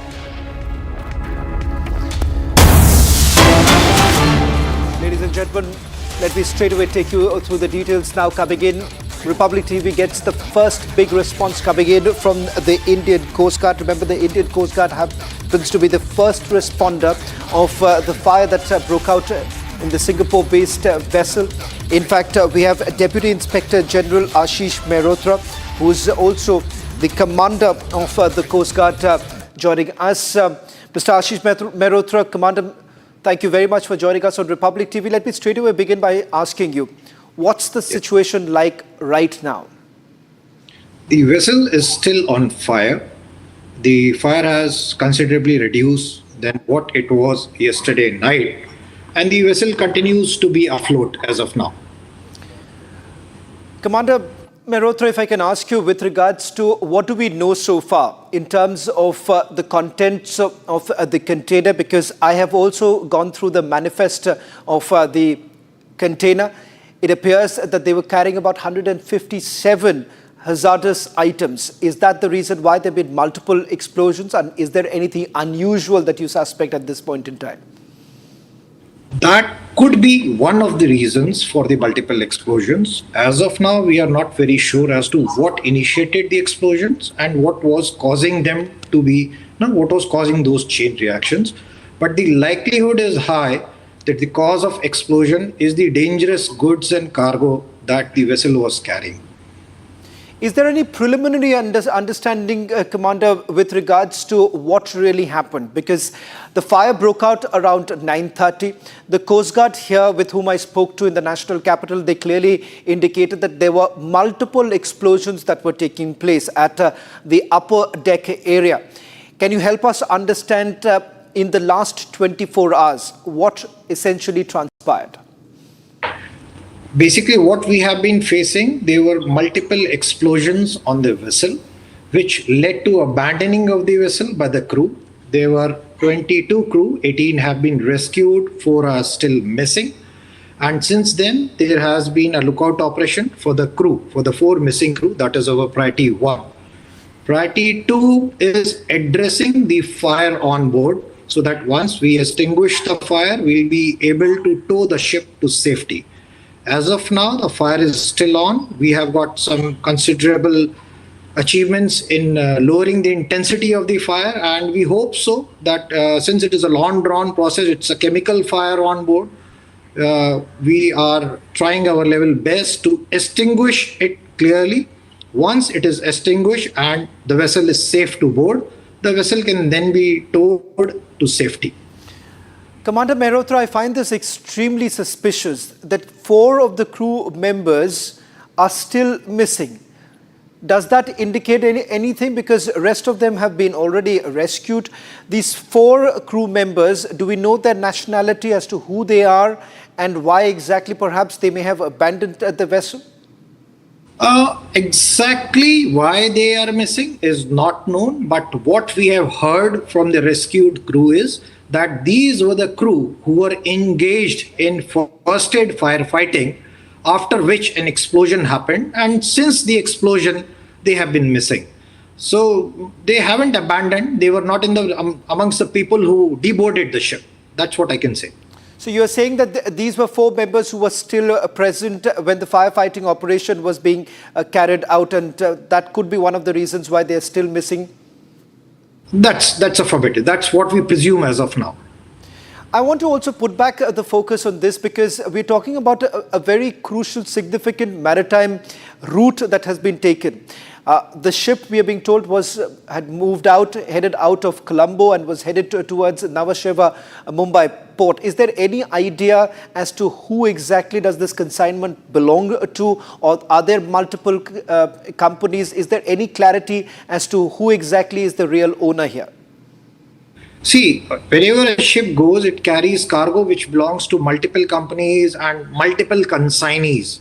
We are in the process of getting a list from the ship owners and operators, and also from the customs, as to who all the cargo was originating from and who all were the consignees.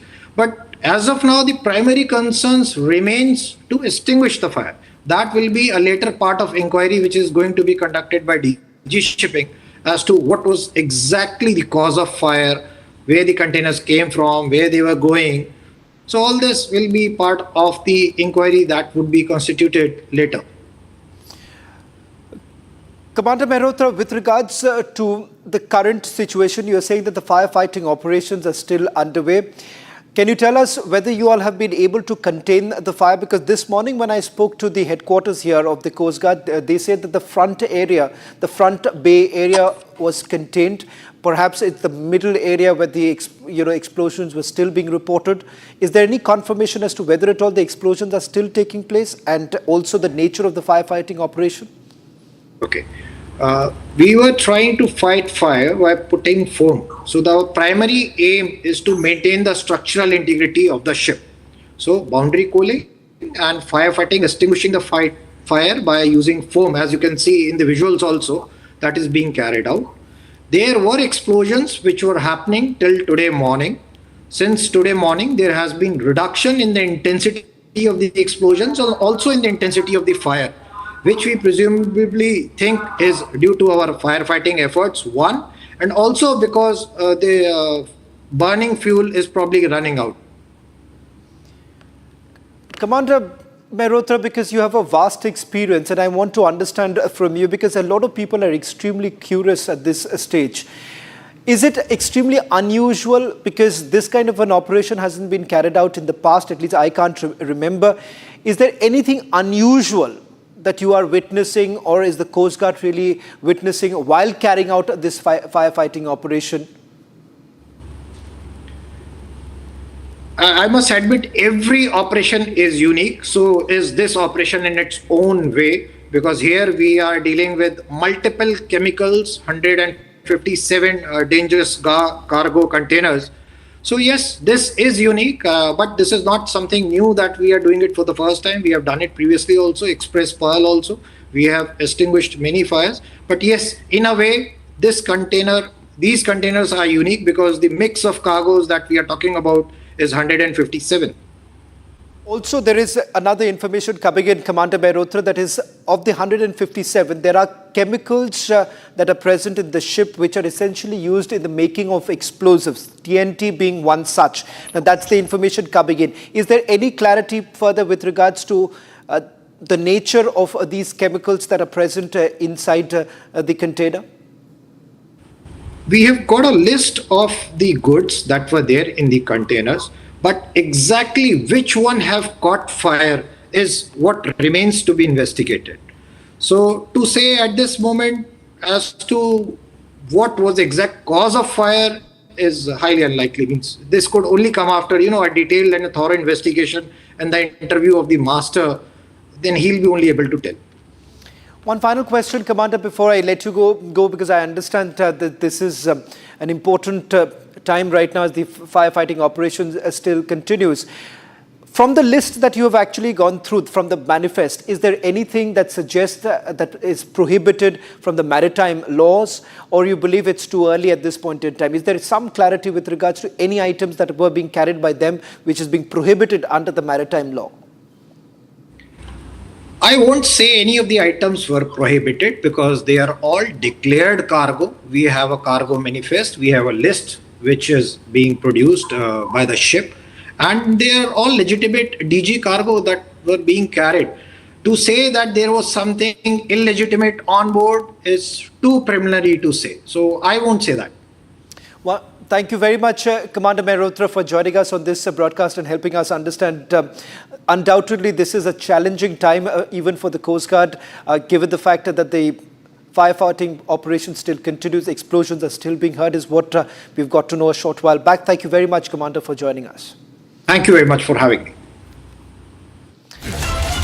Shift focus now, getting you some more breaking news on this big story that we are tracking right now, as the commander of the Coast Guard now confirming that the firefighting operation still continues. They haven't been able to douse it because there are multiple explosions that are still being reported. That's the big breaking news coming in. Investigation and questioning of the ship master is currently underway. Also a confirmation coming in from the Coast Guard that 157 dangerous items were being shipped by this particular vessel that left from Colombo all the way to Nhava Sheva port. Now that's also another big confirmation coming in from the Coast Guard. That's the first big response coming in from the Indian Coast Guard. This in fact is the first response coming in from the Coast Guard.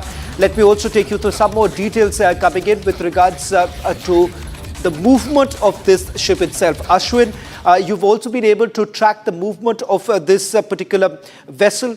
What are the details are you picking up? What are the routes that it had essentially taken? When we'd also put out some of the graphics that we have just got it made for the benefit of our viewers. Any further details that you're getting in?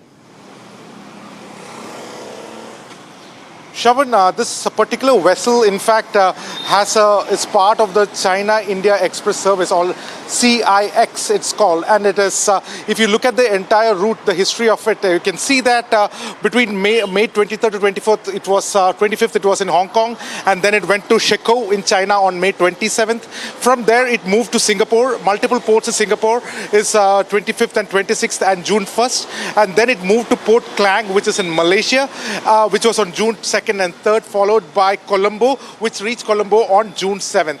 Now, from June 7th, after it reached Colombo, it then went to Nhava Sheva in Mumbai.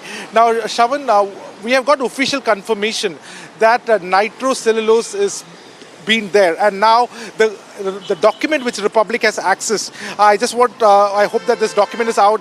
The particular details are also there in this document, and which says that 11,216 kgs 11,216 kgs of nitrocellulose. Now it has been called under category 4.12. Now, which essentially there is different classes to it, which essentially means that it is in solid form. 4.1 is solid inflammable items, and nitrocellulose with alcohol, not less than 25% alcohol. This is the official document which has given out this information. So what we can definitely confirm is that 11,216 kgs of nitrocellulose, which were in 360 boxes, were being carried in the ship, and that is a potentially highly inflammable substance, which also been used for making bombs and explosives. And certainly more details, as earlier pointed out, more details are awaited, whether this has been salvaged and whether this has been retrieved by the two private companies. Now, we also got confirmation there's two private companies, one based in Gujarat and the other a Dutch-based company called as Smith. Both of them have arrived in this particular spot for salvage operations as well. And these two companies are specialized in retrieving these different kinds of chemicals which has fallen due to such a similar kind of ship mishaps that happen, similar accidents that happen. And the Gujarat-based company is definitely there, has reached. This has been confirmed to us by our sources here, and they've also confirmed that a Dutch-based company called as Smith Salvage. In fact, Smith Salvage is a premier salvaging operations company. They've also reached the spot, is what we get to understand. And this particular point in where the ship is 90 kilometers away from the coast of Kerala, 73 nautical miles from Bepur. This operations is still continuing, headed by the Indian Coast Guard and the Indian Navy, along with Smith Salvage and the Gujarat-based company. Shravan.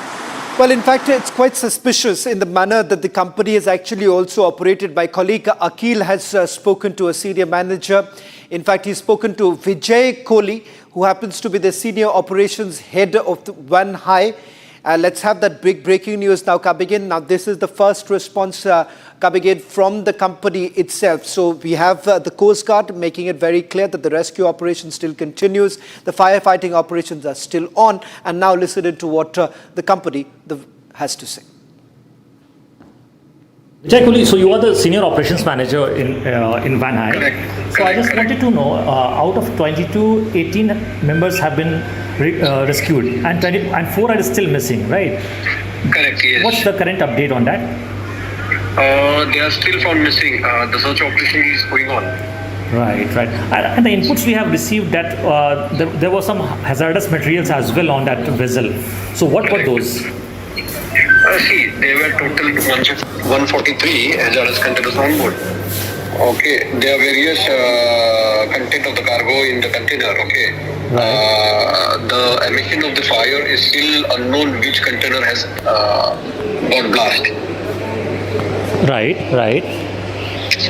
So how many total containers were there? 143. 143. No. You mean the total container number of the DG cargo or on board, you mean to say? On board. On board, total number of containers are 1754. 1754. And the DG cargoes? DG out of that is 143. Okay. And how many of them have got? Yes, please carry on. Yeah, tell me a question. Yeah, what I was saying, that how many of them have got fire? That is, I cannot predict on that actually. Right. The information you must have some received on that part. No. Because fire is still not doused totally. Okay.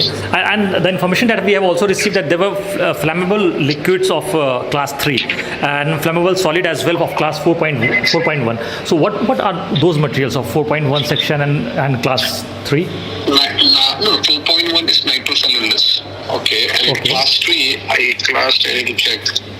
Just a moment. Yeah, I just wanted to know that flammable liquids were also there. That has been classified as class 3. So what is the class 3? It's a resin solution. There are various commodities, for class 3 as well. Right. Which include? Resin solution flammables. Another ones are the various cargo, strand, mono stabilizer.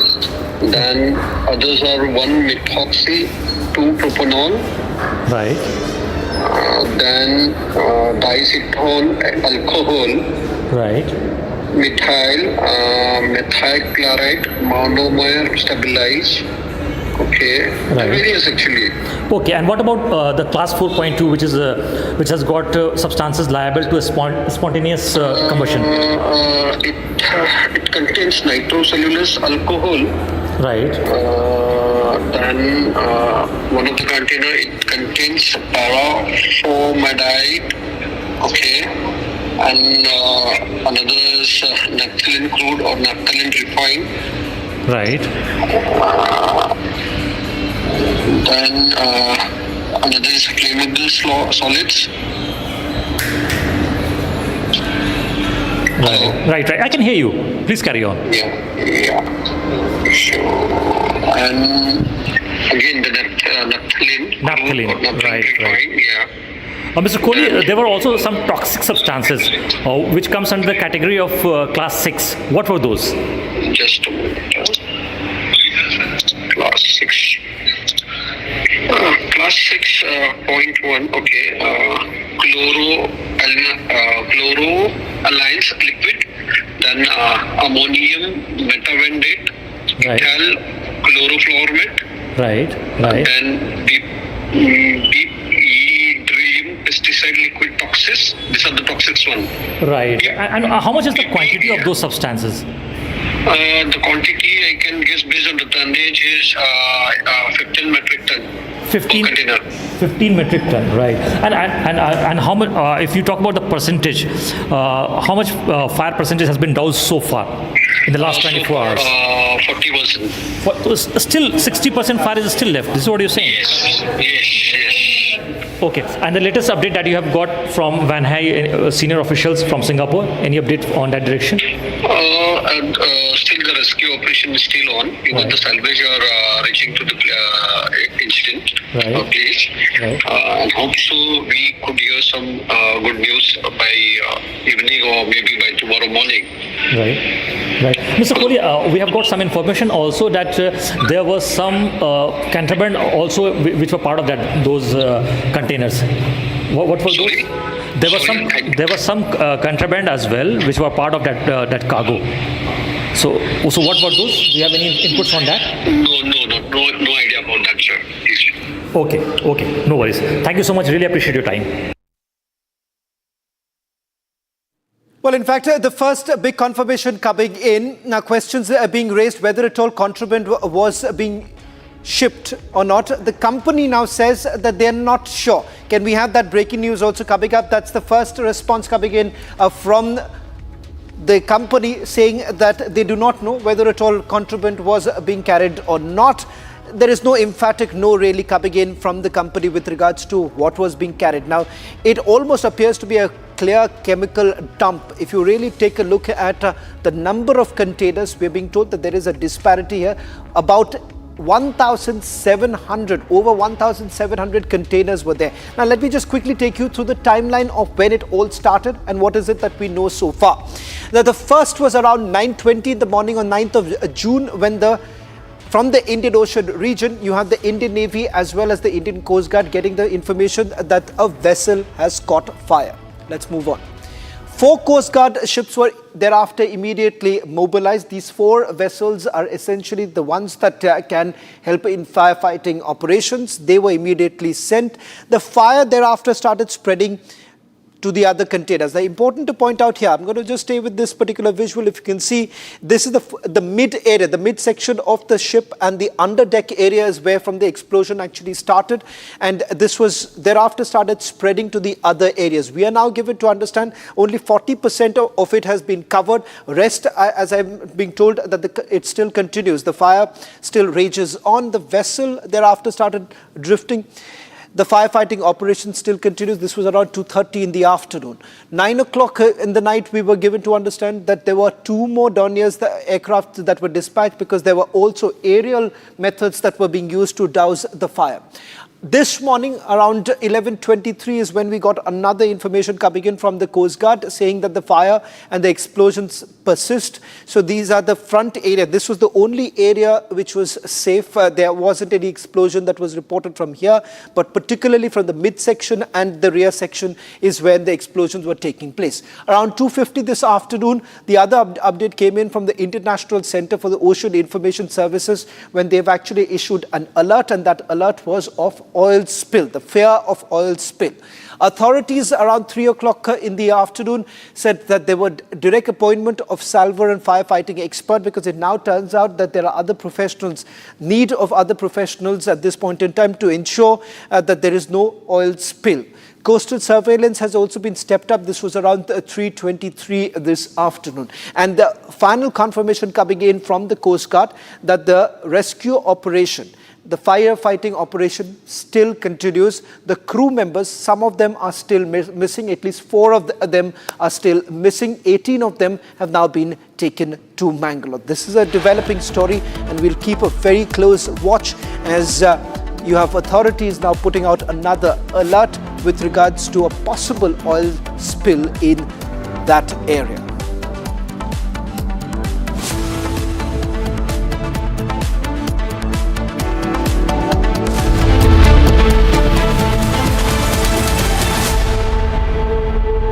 Hi, this is Chef Ranveer Brar. Guarantee you brilliance on behalf of IIHM. Mahi sir, how much do you love your fans? Honestly, I love my new fans.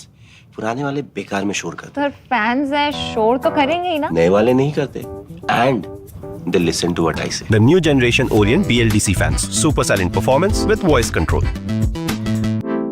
Silly me, I thought Cricket fans. ये है secret recipe MDH का जीरा sip जल जीरा मसाला sip sip जीरा sip MDH का जल जीरा सिप MDH का जल जीरा सिप। सोनम राजा मामले में बड़े बड़े खुलासे हो रहे हैं। राजा रघुवंशी के बीच वाले भाई विपिन रघुवंशी हमारे साथ एक्सक्लूसिव है बातचीत के लिए। विपिन भाई, ये बताइए, ये जो खुलासा हुआ है पूरा देश इसको सुनने का चौंक गया है, आप क्या कहें? पहला रिएक्शन क्या है पहले तो आप? देखिए, पहले लगती बात तो ये सत्य है इसमें, तो सोनम ने सिलेंडर नहीं किया गया है और ना ही इसको पुलिस ने ढूंढा है। हम लोगों ने रात को 1:45 बजे पुलिस को फोन लगाया था कि सोनम से बातचीत करने के बाद सोनम ने कहा था मैं जंगल में हूँ भैया, मैं ढाबे से फोन लगा रही हूँ और मैं जो है मतलब इस जगह पे खड़ी हूँ। तो सोनम के भाई ने उसको बोला था ठीक है बिट्टी, मैं जो है मैं तेरे लिए वहाँ पे पुलिस भेज रहा हूँ। पुलिस ने सोनम को नहीं ढूंढा है।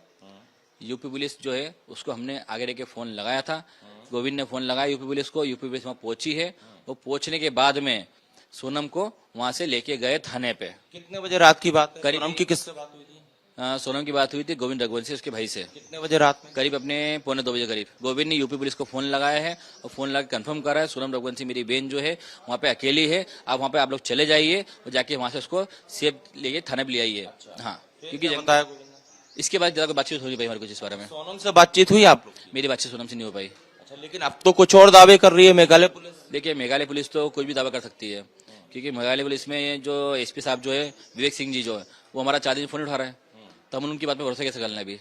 वो तो ये कह रहे हैं कि मध्य प्रदेश के 3 लड़के इस हत्या में शामिल हैं। मध्य प्रदेश के 3 लड़के शामिल इसमें है कभी तो उनकी टिकट बुक होगी, ये ट्रेन से या प्लेन से किसी चीज से गए होंगे, वो कंफर्म कीजिए पहले तो। दूसरी बात, सोनम को यहाँ पर आने दीजिए, सोनम कंफर्म करेगी, सोनम को वो कंफर्म करेंगे। इसके कंफर्म होने के पहले जो है आरोप लगाना गुनाह है।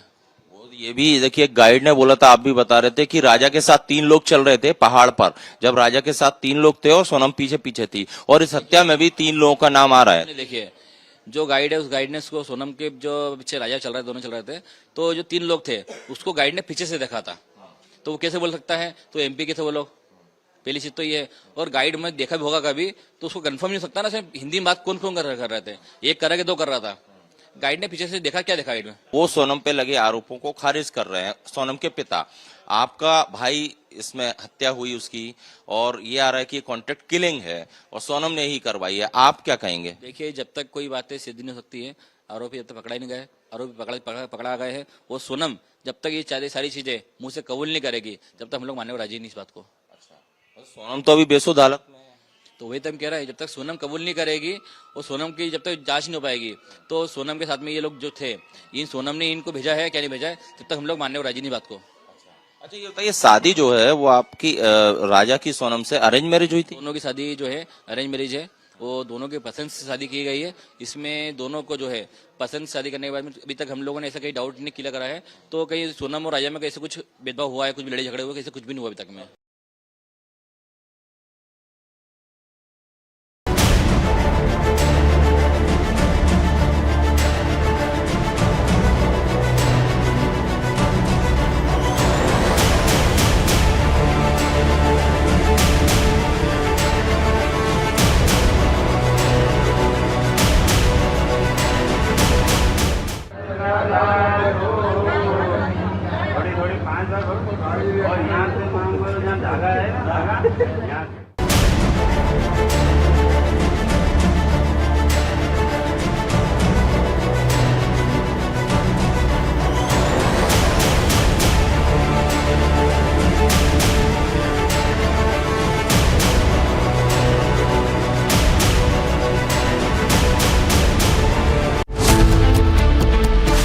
ISRO NASA's historic launch set for tomorrow. Indian to return in space after 41 years long wait. Countdown to Group Captain Shubhanshu Shukla's takeoff tonight at 8 p.m.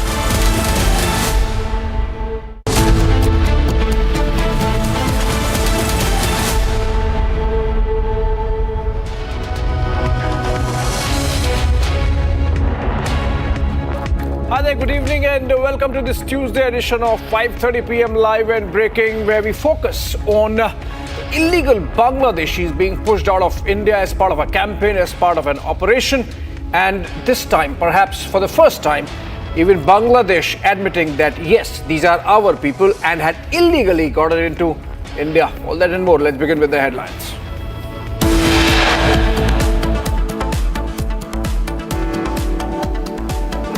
Republic accesses exclusive documents which show the Singapore vessel was carrying hazardous substances.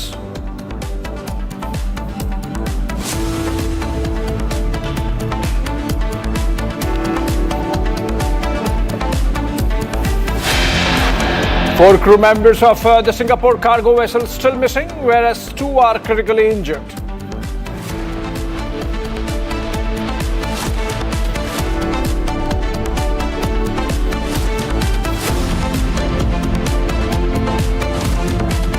Five illegal Bangladeshi infiltrators apprehended in the national capital as Operation Pushback in action.